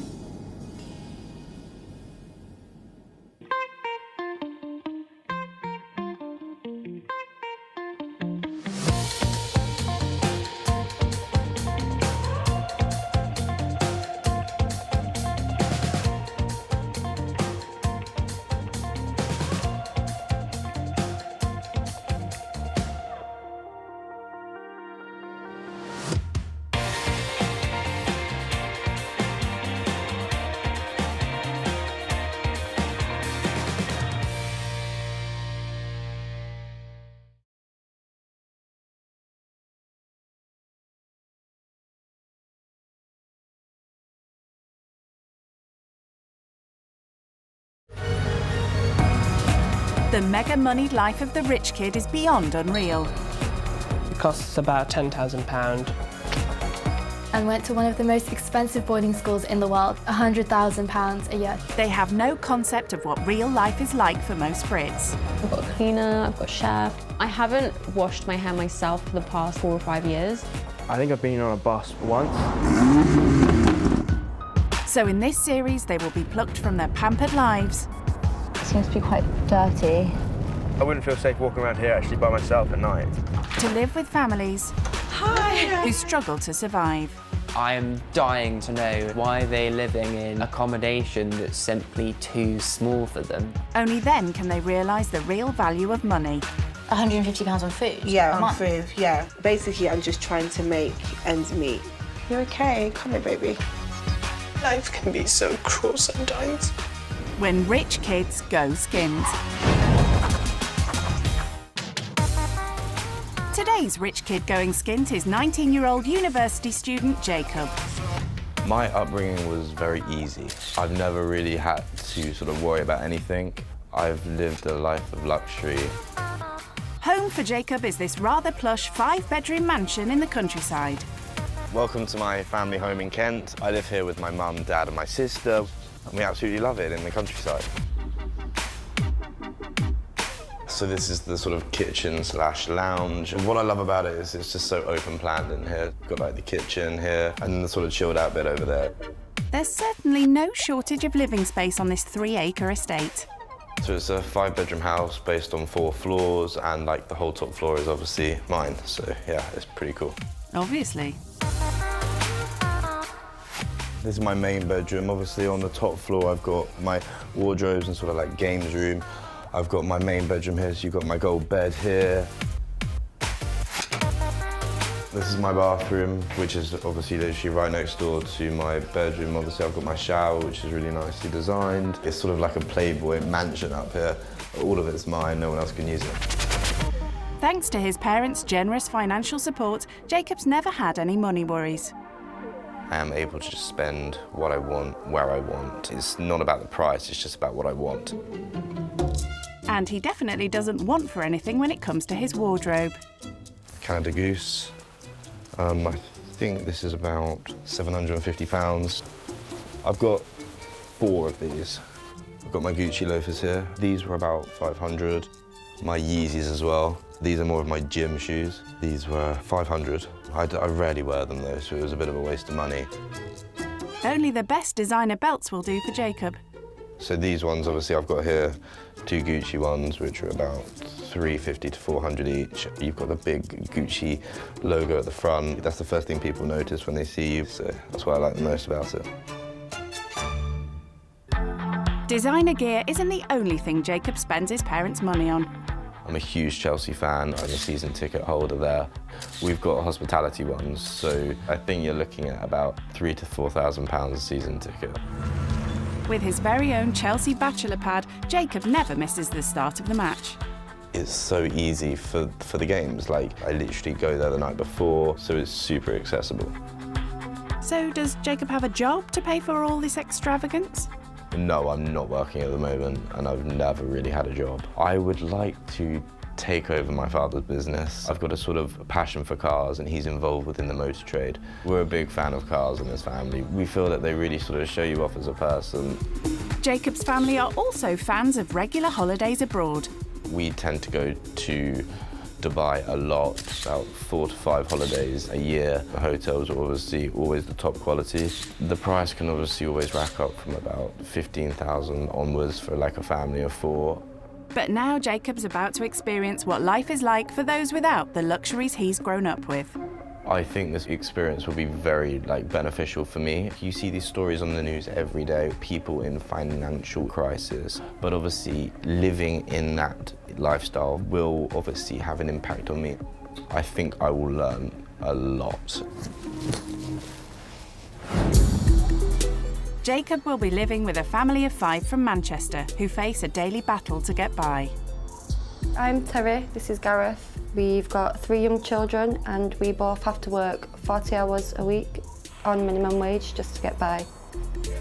Our monthly income, both of our wages combined, is about £1,900. That's to feed 5 of us and 3 animals as well. By the time the bills come out, we're lucky if we've got £10, £20 spare. Yeah, it's very stressful. It's very hard when the children are asking for things and we've not got the money for it that month. If we have £1 spare or a 50p, hopefully in a few months we have enough, don't we, to maybe have a cinema trip or a trip to the trampoline park. Our children don't just get given pocket money, they'd help with the cooking, cleaning. I want my children to understand that you don't just get things for free. You have to work hard and you have to earn it yourself. I hopefully would like to teach this rich kid that you don't need thousands of pounds to have fun. You can go to the park and spend £2 on an ice cream, can't you, and have the best day. Having never done a day's work in his life, living skint could come as quite a shock for Jacob. Before setting off, he's asked best mate Joe round to share the news. You alright, mate? Hello, mate. How are you? I'm not bad. How are you? Good to see you. You too. How are you doing? Not bad. It's been a long time. Welcome to my house. Thank you. You haven't Thank been you. here It's before? lovely. It's lovely. So anyway, why'd you bring me here? Yeah, I know. It's been unusual for you being here, Yeah. but I do have something to tell you. Right. Something I've never done before. Okay. But I'm going to live with like a less privileged family for a few days. Oh my God. I know. Do you reckon you'll have to cook for them or? I don't cook.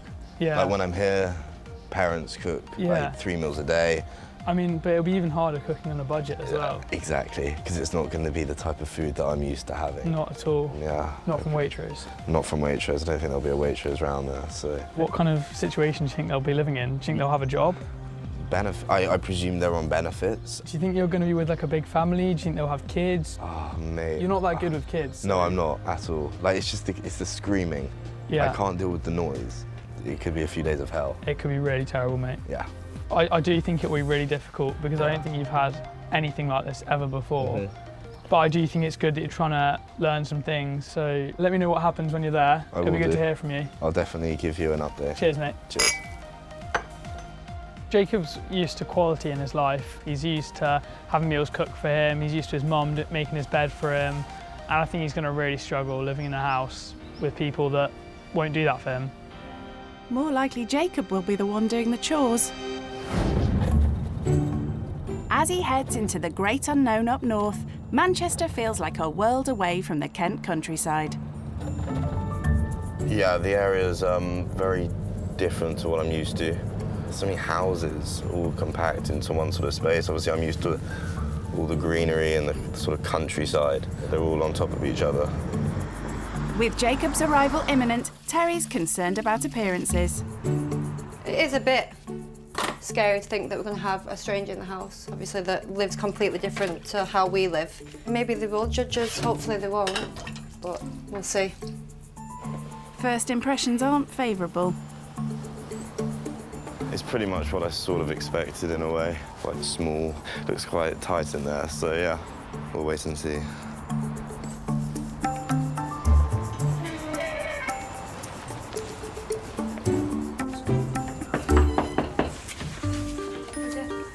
Hello. Hello, I'm nice Jacob. to meet you. I'm Lovely Terry. to meet Lovely you. to meet you. Thank you. Come in, sweet. Hi, I'm Jacob. Lovely to meet you. Gareth, nice to meet you. So this is a kitchen, not Lovely. got very much space at all. Yeah, so obviously how many people are actually using this at one time, maybe? There's 5, me and Gareth, Yeah. and then we've got 3 children. Okay, cool. And we've got 2 dogs as well. Okay, so it's Quite a lot of in you. a tiny little space, yeah. Yeah, I guess it gets quite hectic in here Yeah, sometimes, definitely. maybe. So this is the front room. Beautiful. Not very big. It used to be quite big. We actually split it so that mine and Gareth's bedroom's actually next door Oh, now. you're next door? Okay. Yeah. Does it get quite tight in here when all of you have to get in here? Yeah, it's a bit of a squeeze in it. Yeah. But we kind of all just huddle onto the sofa. So what's your front room like? I bet it's a lot bigger than this. It's different. So we've got like a sort of living room within the kitchen. Yeah. And then we also have like another living room. It's one of those rooms that you just rarely go in, only for special occasions. Oh, that'd be nice, wouldn't it? To have a room just I for know. special occasions. I know. So this is your bedroom? Yep, right? so this is our bedroom now. So the front room was quite big I guess before. it was, yeah, it must have been quite big.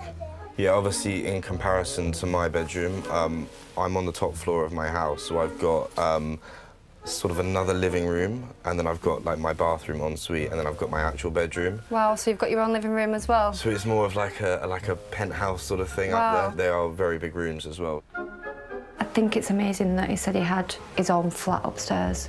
Like so much space for a kid that doesn't really need it. Time to meet the rest of the family. So this is a boy's bedroom. Oh, awesome. Hello, guys. Hello, nice to meet you. This is Mackenzie. Nice to meet you. And this one's Harrison. Nice to meet you. Cheeky one, aren't you? Yeah. He looks Yeah. it. This is Jacob. You can say hi. Bye-bye. Hi.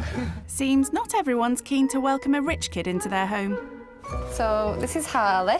Nice to meet you. And How are this is you? Harley's bedroom. She's got a big bedroom. Yeah, this actually used to be mine and Gareth's bedroom. Oh, okay, before you had to obviously go downstairs. Yeah, obviously the boys' bedroom split and then Harley's got her own room now. Oh, You've she's got really the whole lucky. space, haven't you? Yeah. You've got the most space. And the dogs sleep under there also. Yep, that's a dog's bed.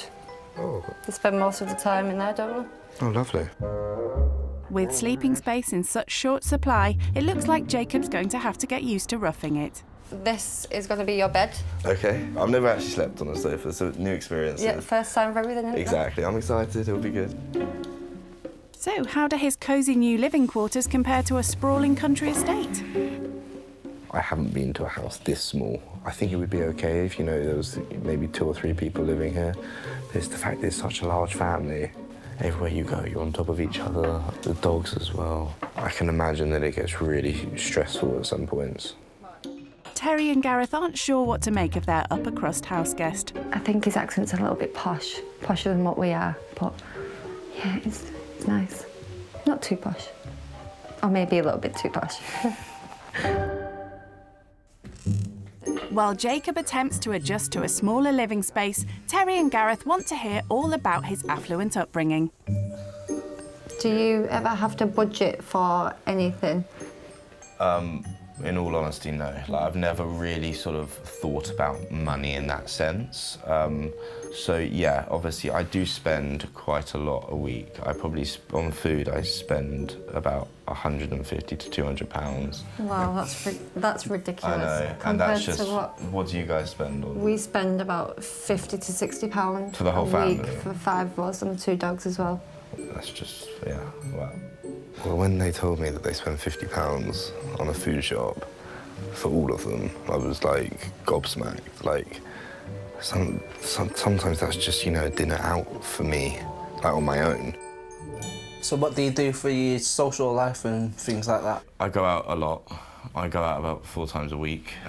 We probably go out about 4 times a year. If we're looking, that's probably like family. Yeah, my parents don't really check up on what I'm spending. So you could spend hundreds and hundreds and they probably wouldn't even know it. Yeah, and about a couple of months ago, my father, you know, got me an apartment in Chelsea. So when I'm there, that's where I'm sort of racking the money up because London prices, obviously, as you know, would be really expensive. Why Chelsea? Why the apartment in Chelsea?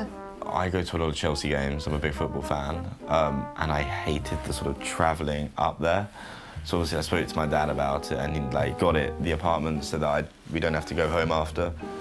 My dad got season tickets there, so it's that really nice sort of go-to place where I can go and have some fun as well. How much is your season ticket? They're about 3,000 each. Wow. Yeah, we basically get like hospitality seats, so you get like 3 meals. 3 meals in one game? So you have oh like... my God. An apartment just so they can go to watch a football match seems a bit ridiculous. I mean, who has that apartment when he's not there? Do you know? After hearing about Jacob's extravagances, Terry and Gareth are keen to give him a dose of reality. We both work full-time and we probably take home about 2,000, don't we? And after all the bills and food, we've probably got about £100 a month left, haven't we, in case of an emergency. This month, our littlest dog got rushed into the vets with an ulcer in his eye. Yeah. So that was quite expensive when that took a big chunk, so he wasn't left with much. So when you pay these sort of bills, is there anything you have to sort of sacrifice in a way? Because obviously they're unexpected or whatever, like... Yeah, maybe if we was going to treat the kids that month, we might have to push it back. Sure. They don't understand either. Kenzie does quite a few chores, doesn't he, around the house? Yeah, he has jobs to do. We give him £5 a week. Yeah. And he saved that £5 up a week. God, for months, wasn't it? Yeah, and he's seen a coat that he wanted, then he's gone out and he's bought that with his own money that he's saved up himself, so... Good on him. It's all for them, you. What about you? Do you do any work? I've never worked a day in my No. life, so it would be a very new situation for me if I ever did get a job. The stark contrast in their financial situations has already given Jacob a lot to think about. It's just really upsetting to hear, like, £100 at the end of the month is not a lot at all. I was quite shocked when they said that, especially for a family of 5 and 2 dogs as well. I find it a struggle how they cope with such a large family with very little income left.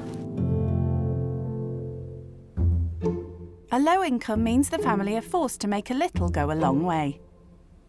I don't tend to normally have sandwiches, to be honest. I'm more of like I quite like sort of like warm foods. I mean, it's just easier to do sandwiches. Exactly, it is very easy. Eat sandwiches, It's so something quick quick. as well, isn't yeah. it?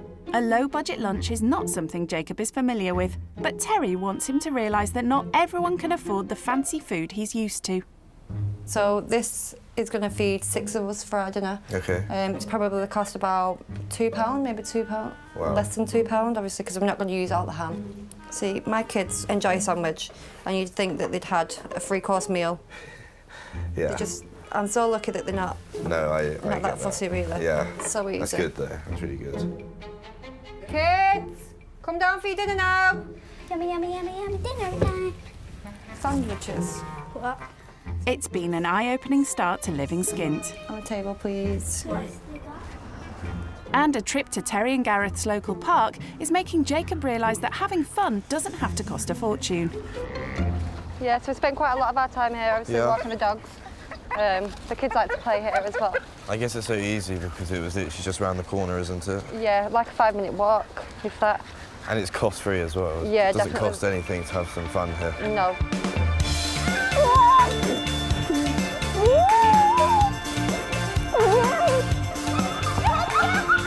It's not something I would normally come and do with my family, but it's good that they really enjoy it. They have so much fun here, and the main thing is that it's free. But kitted out in £400 loafers means Jacob's rather reluctant to participate in the fun. You want me to join in? I've not got the best attire on whatsoever. Have you seen my shoes? I asked Jacob to play football and he said, I will, but I'm not wearing the right clothes for it. Yeah, because the slippers. It's a bit weird playing football in slippers. It's hard. Yeah. It kind of looks like he's a business worker. He may look the part, but Jacob's never had a job in his life. One thing he does work hard at, though, is taking expensive jaunts abroad.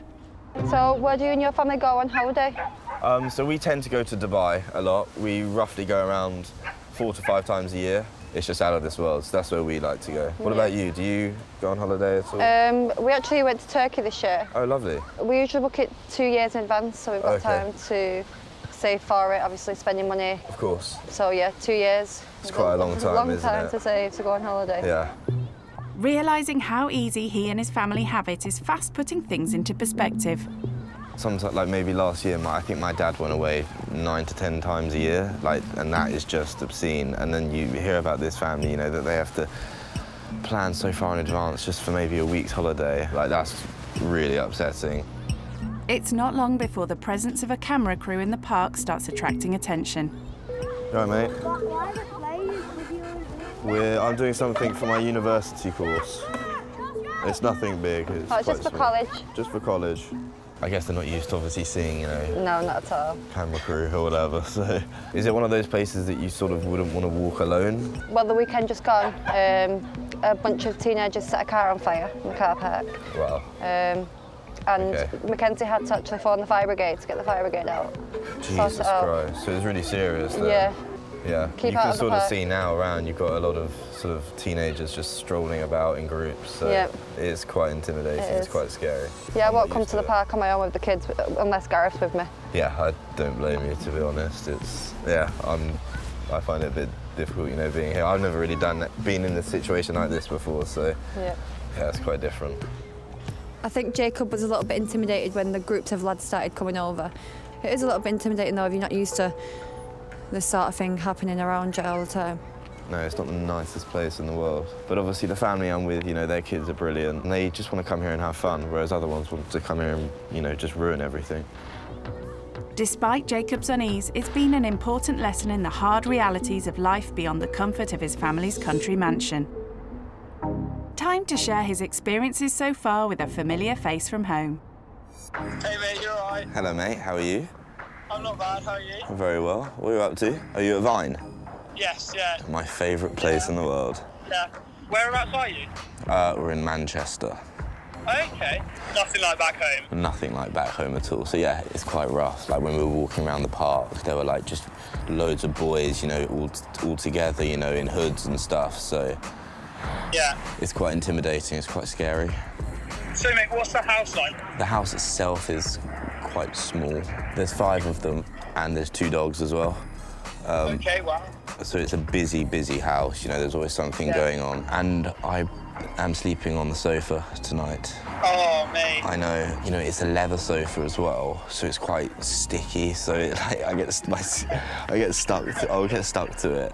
What's their financial situation like? Do they have a job? Do they Yeah. work? No, so it was quite nice to hear that they both work full time, which is really nice. And, you know, they said they bring in about 2,000 together per month and are left with about £100 at the end of it. And that's for any sort of emergencies. And they have to plan their holidays 2 years in advance. Oh my word. I know. And obviously, like, I sometimes, you know, plan it 2 weeks in advance. Yeah. All right then, mate. Have a good first night. I hope you manage to get some sleep and it's not too sticky. Cheers, buddy. I'll speak to you soon. See you later, mate. See you later, mate. Bye. Bye. Bye. so cramped living quarters take some getting used to. But Jacob's fast winning over his new housemates. I want to be that.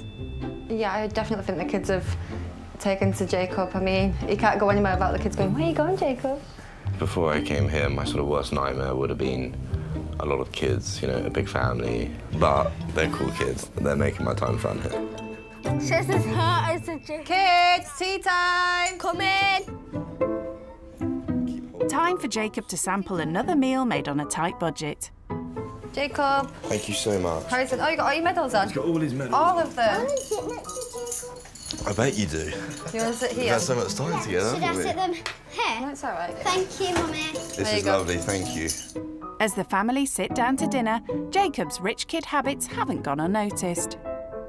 Harley, have you ever seen anyone eat pizza with a knife and fork before? No, I haven't. I always It's very awkward. Yeah, I always have. It's a weird one.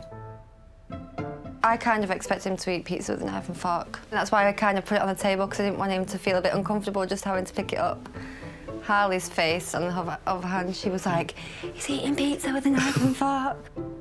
Jacob's posh table manners may have caused a stir, but a low-cost dinner is to his liking.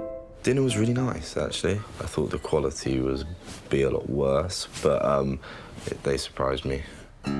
Terry served up Jacob's dinner for him. Jacob! But he's not getting off that lightly.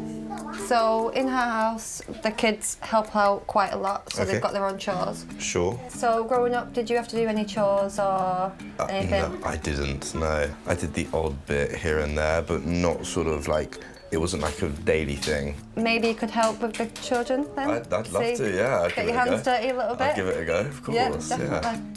Jacob being 19, I think he needs to understand that he does need to do things by himself. He's not going to have someone there doing everything for him all the time. But just when Terry's back's turned, Jacob appears to have sneakily hired in some experts to get the job done. That's all clean, didn't it? Yeah, I think you've done a good job there.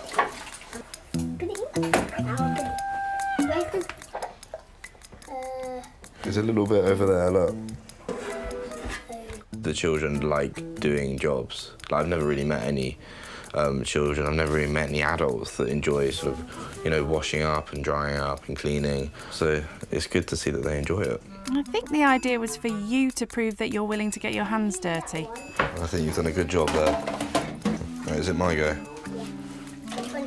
Lucky me. Eventually, a rather reluctant rich kid takes over washing up duties from the kids. So yeah, I wasn't used to, you know, washing up straight after sort of dinner or whatever. We would have cleaners come in and they would do sort of the small jobs like that. So I thought I'd just take control at the end, you know, just try and get the last bits off. So, how have you all done? Yeah. Did you do well? Did Jacob do well? Yeah. Do you think he should help his mummy when he gets home to do the pots? Yeah, I think he should as well. I think I will from now on. Yeah. Give your mum a bit of a break. It's quite an easy job as well, Yeah. so it doesn't take time. No. And that's probably because the kids did most of the work. With lots to ponder over, Jacob gets ready for a night on the living room sofa. Obviously, it's a bit weird sleeping on a sofa, especially when, like, they're all sat on it all day, and plus the dogs. I just hope I get some sleep, to be honest. Like, otherwise I could be a bit moody tomorrow. I think he's going to enjoy it, to be honest. It's a comfy sofa. Yeah, it's comfy. Yeah, hopefully. Hopefully you'll have a good night's sleep, because he's going to need it tomorrow. As Jacob's second day living skint starts with an unfamiliar alarm call. Wake up! Wake up! Wake up! I'll be up soon. It seems his night has been anything but restful. I woke up a few times in the night because as soon as, like, one of the kids takes a step upstairs, you hear everything. And then they were cleaning their rooms, I think, at 7 o'clock this morning. I've never heard noise like it, and it's right above me. I only had one pillow as well, which is a bit difficult. Normally, I have about 3 or 4. So, I'll be looking forward to getting back into my bed. But it will be a while before he can do that. Each morning after breakfast, the kids are expected to do their chores. First job of the day is feeding the pets. And that doesn't just mean the dogs. I hate snakes. I hate anything like that. Spiders, snakes. I'm not good with it, and I never expected them to have one. Jacob. Yes. So, this is the mouse that we're gonna feed Ty. Okay. So you dangle him by his tail and he'll get it. Okay, well, I can't wait to watch you guys do it, because I don't think I'll be getting involved. It doesn't matter how small it is, doesn't matter how big it still puts me off a little bit. So I might have to give that one a pass. Is this another task Jacob's trying to snake his way out of? Are you going to introduce him? This is Ty. Ty. Yes, you are. God, you're so brave. You're brave. Touch him. Just stroke his back. Keep his head away, Harry. Yeah. Yeah, if you put the head that way, then... It's difficult when you've got, like, kids at the age of 10 touching it, and obviously I'm 19, so I felt I had to, because otherwise I look like a right baby. This pants already is going for my arm. Dad, you hold it. It's got it. The kids' chores are another good example for the rich kid to take home with him. But he's not done yet. Next, they've asked him to help with another job he'd never normally dream of doing. Upstairs, we've sorted all our toys out we don't really want to play with anymore. Yep. And we're going to go to the end of the cul-de-sac and we're going to do a stall. And Okay. we're going to donate the money that we get to the Children's Hospital. Well, that's lovely. Yeah, so about 4 years ago, Kenzie got diagnosed with a hip condition called Perth disease. Okay. So he's in and out of hospital quite a lot. Okay. So we just wanted to give something back. No, that's great. We've done quite a few fundraisers. Me and Gareth actually did a skydive. Oh, really? So the children just wanted to get involved a little bit this time. Of course. Well, I think that's So amazing. if you would like to get involved. I'd absolutely love to get involved. That'd be great fun. Hearing how the kids raise money for others is sobering listening.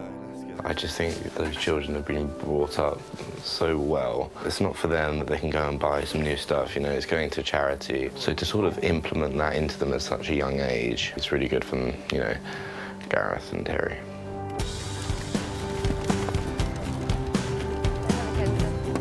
Terry and Gareth hope the kids' generosity will give Jacob a bigger appreciation for all his parents have given him. It looks awesome. Oh, you're doing fabulous, Harrison. Yeah. But you're all ready to go. There you go. Oh, I'm so excited. And say to Kyle, come and have a look. Kyle, do you want to have a look at the car? Business gets off to a brisk start. Thank you. And it's all quite an eye-opener for a kid used to playing with far more expensive toys. The prices are very low. I don't think when I was younger that would have made me happy. So it shows how sort of grateful they are for what they get. But business soon begins to slow. Why is no one coming? What do we say anyway? If you don't sell loads today, you can always do it next weekend, can't you? I think Kyle has been a little bit disappointed today, hasn't she? That I think they were hoping to sell more than they've sold. Seeing the kids' disappointment at the meagre takings, Jacob decides to step in. So do you think we should call it a day now because it's very cold? I've got a little surprise for the kids first. Oh, you've got a little surprise? Because obviously you might not be happy with how much you made. I've got some money here for you Oh that my you can God, obviously look at that. put into your little thing. And that's from me. Oh, Obviously I don't wow. want any toys, you keep the toys, but Oh, what'd you say? Do you want to That's give him a from cuddle? me. Say thank you very much. Oh, that's so kind, Jacob. very welcome. But yeah, that will help go to charity or Oh, whatever. Harrison, how nice is that? It's just overwhelming. I didn't expect that whatsoever. It just keeps on surprising me. I mean, such a lovely thing for him to do. Obviously, £20 to Jacob isn't a lot, but to us and the kids, it means a lot. Obviously, it's going to a good cause, so obviously the kids are made up as well, aren't they? Yeah. Jacob's never had to give much thought to the cost of anything. I am able to just spend what I want, where I want. It's not about the price, it's just about what I want.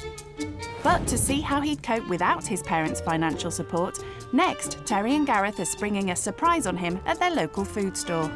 So our weekly budget a week for food is around £50. Okay. So we want to challenge you today. We're Yeah. going to give you our budget, which is £50. Okay, great, We thank want you you. to try and budget for our week. A week for food shop. us. Yes. Okay. Take the children with you as well if you need some help, or it's entirely up to you. Beautiful. Yeah, I need Yeah. the help, I reckon. Come on, let's go. Good luck, guys. See In you. there. Bye. Nice right, push. Just £50 to feed the family for the week will be a big test for Jacob. She's gonna have a little look round.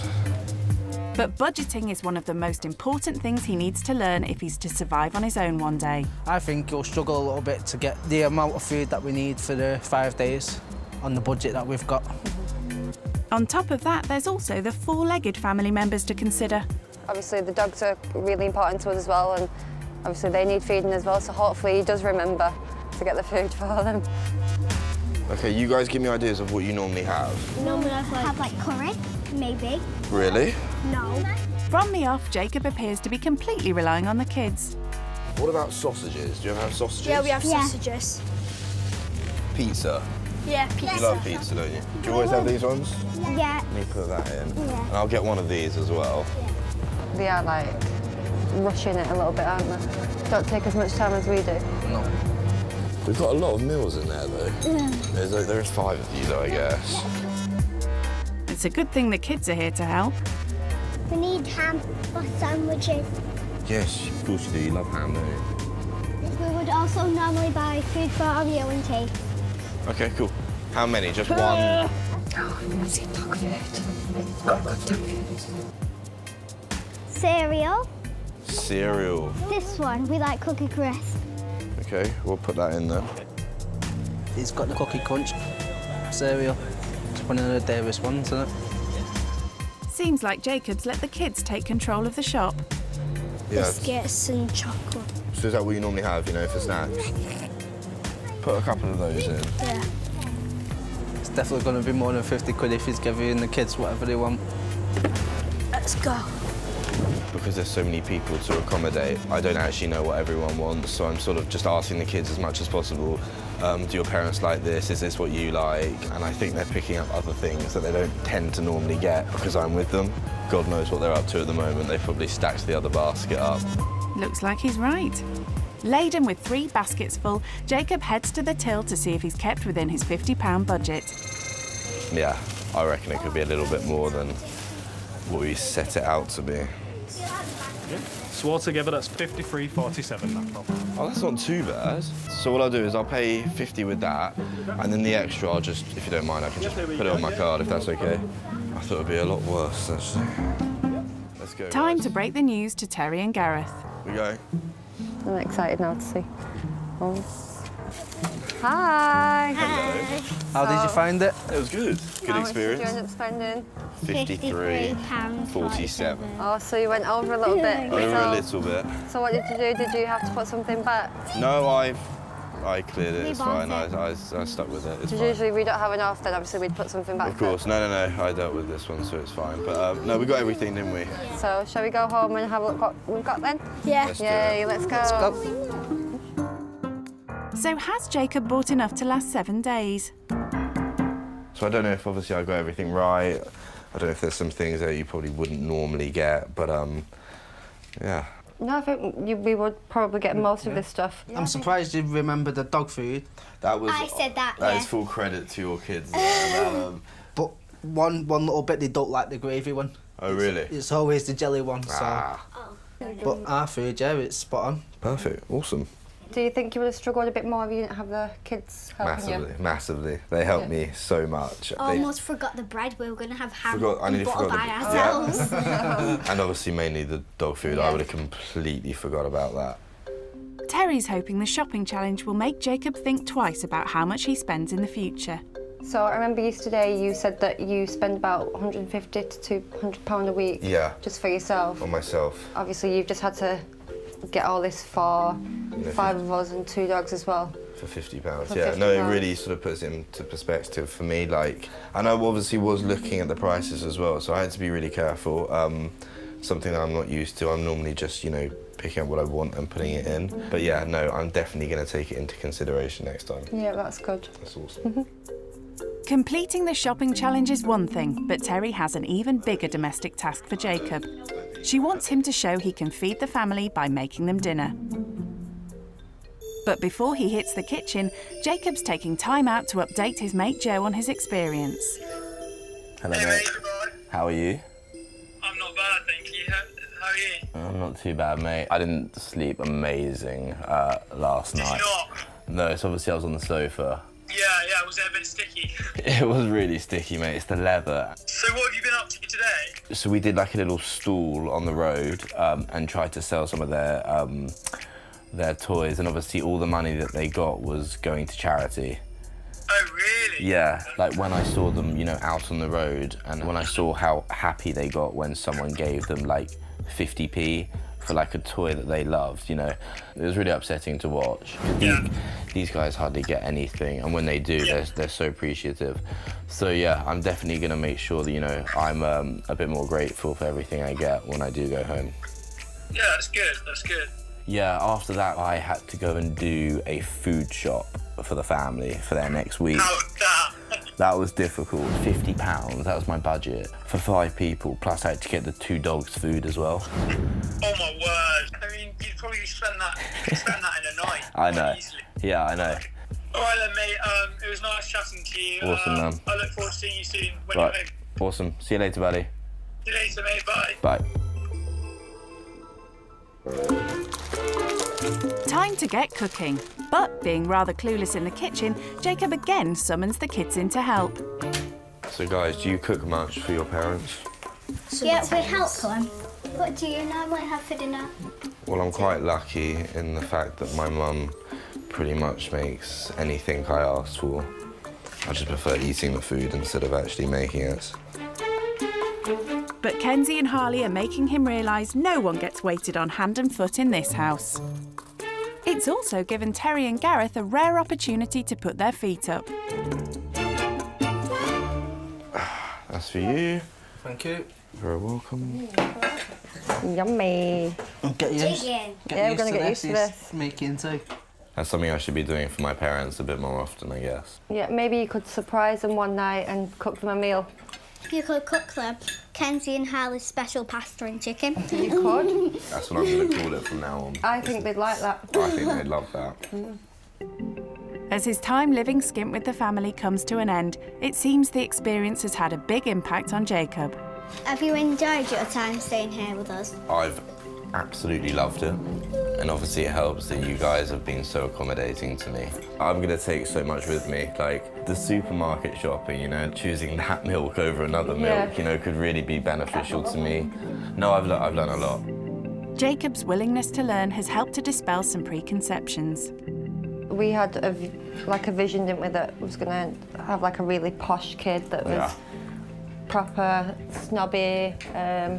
Mummy and Daddy buy me this, Mummy and Daddy buy me that. But obviously we know that you work very hard as well. Obviously you go to university, which you're working hard to take over your dad's business as well, which I think is really nice as well. So you do actually want to work. And yeah, that surprised me quite a lot. That's good feedback to hear. That's what I wanted. The example set by Jacob's younger housemates has also taught him to appreciate all he has. Before coming here, like my worst nightmare, and I'll be honest about it, was, you know, a big family, a lot of kids. And obviously I turned up and that's what happened. Yep.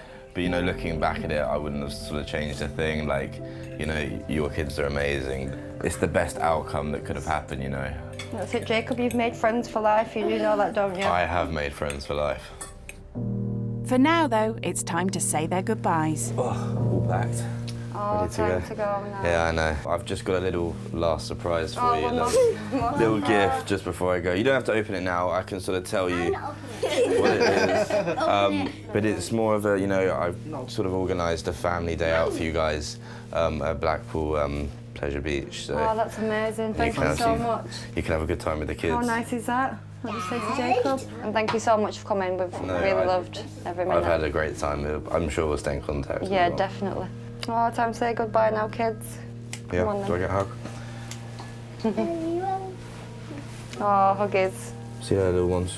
Please you as well. And thank you guys for letting me stay. No, thank you so much. It's been an absolute pleasure having you.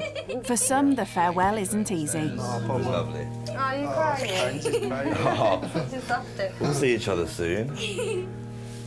You've got lovely kids.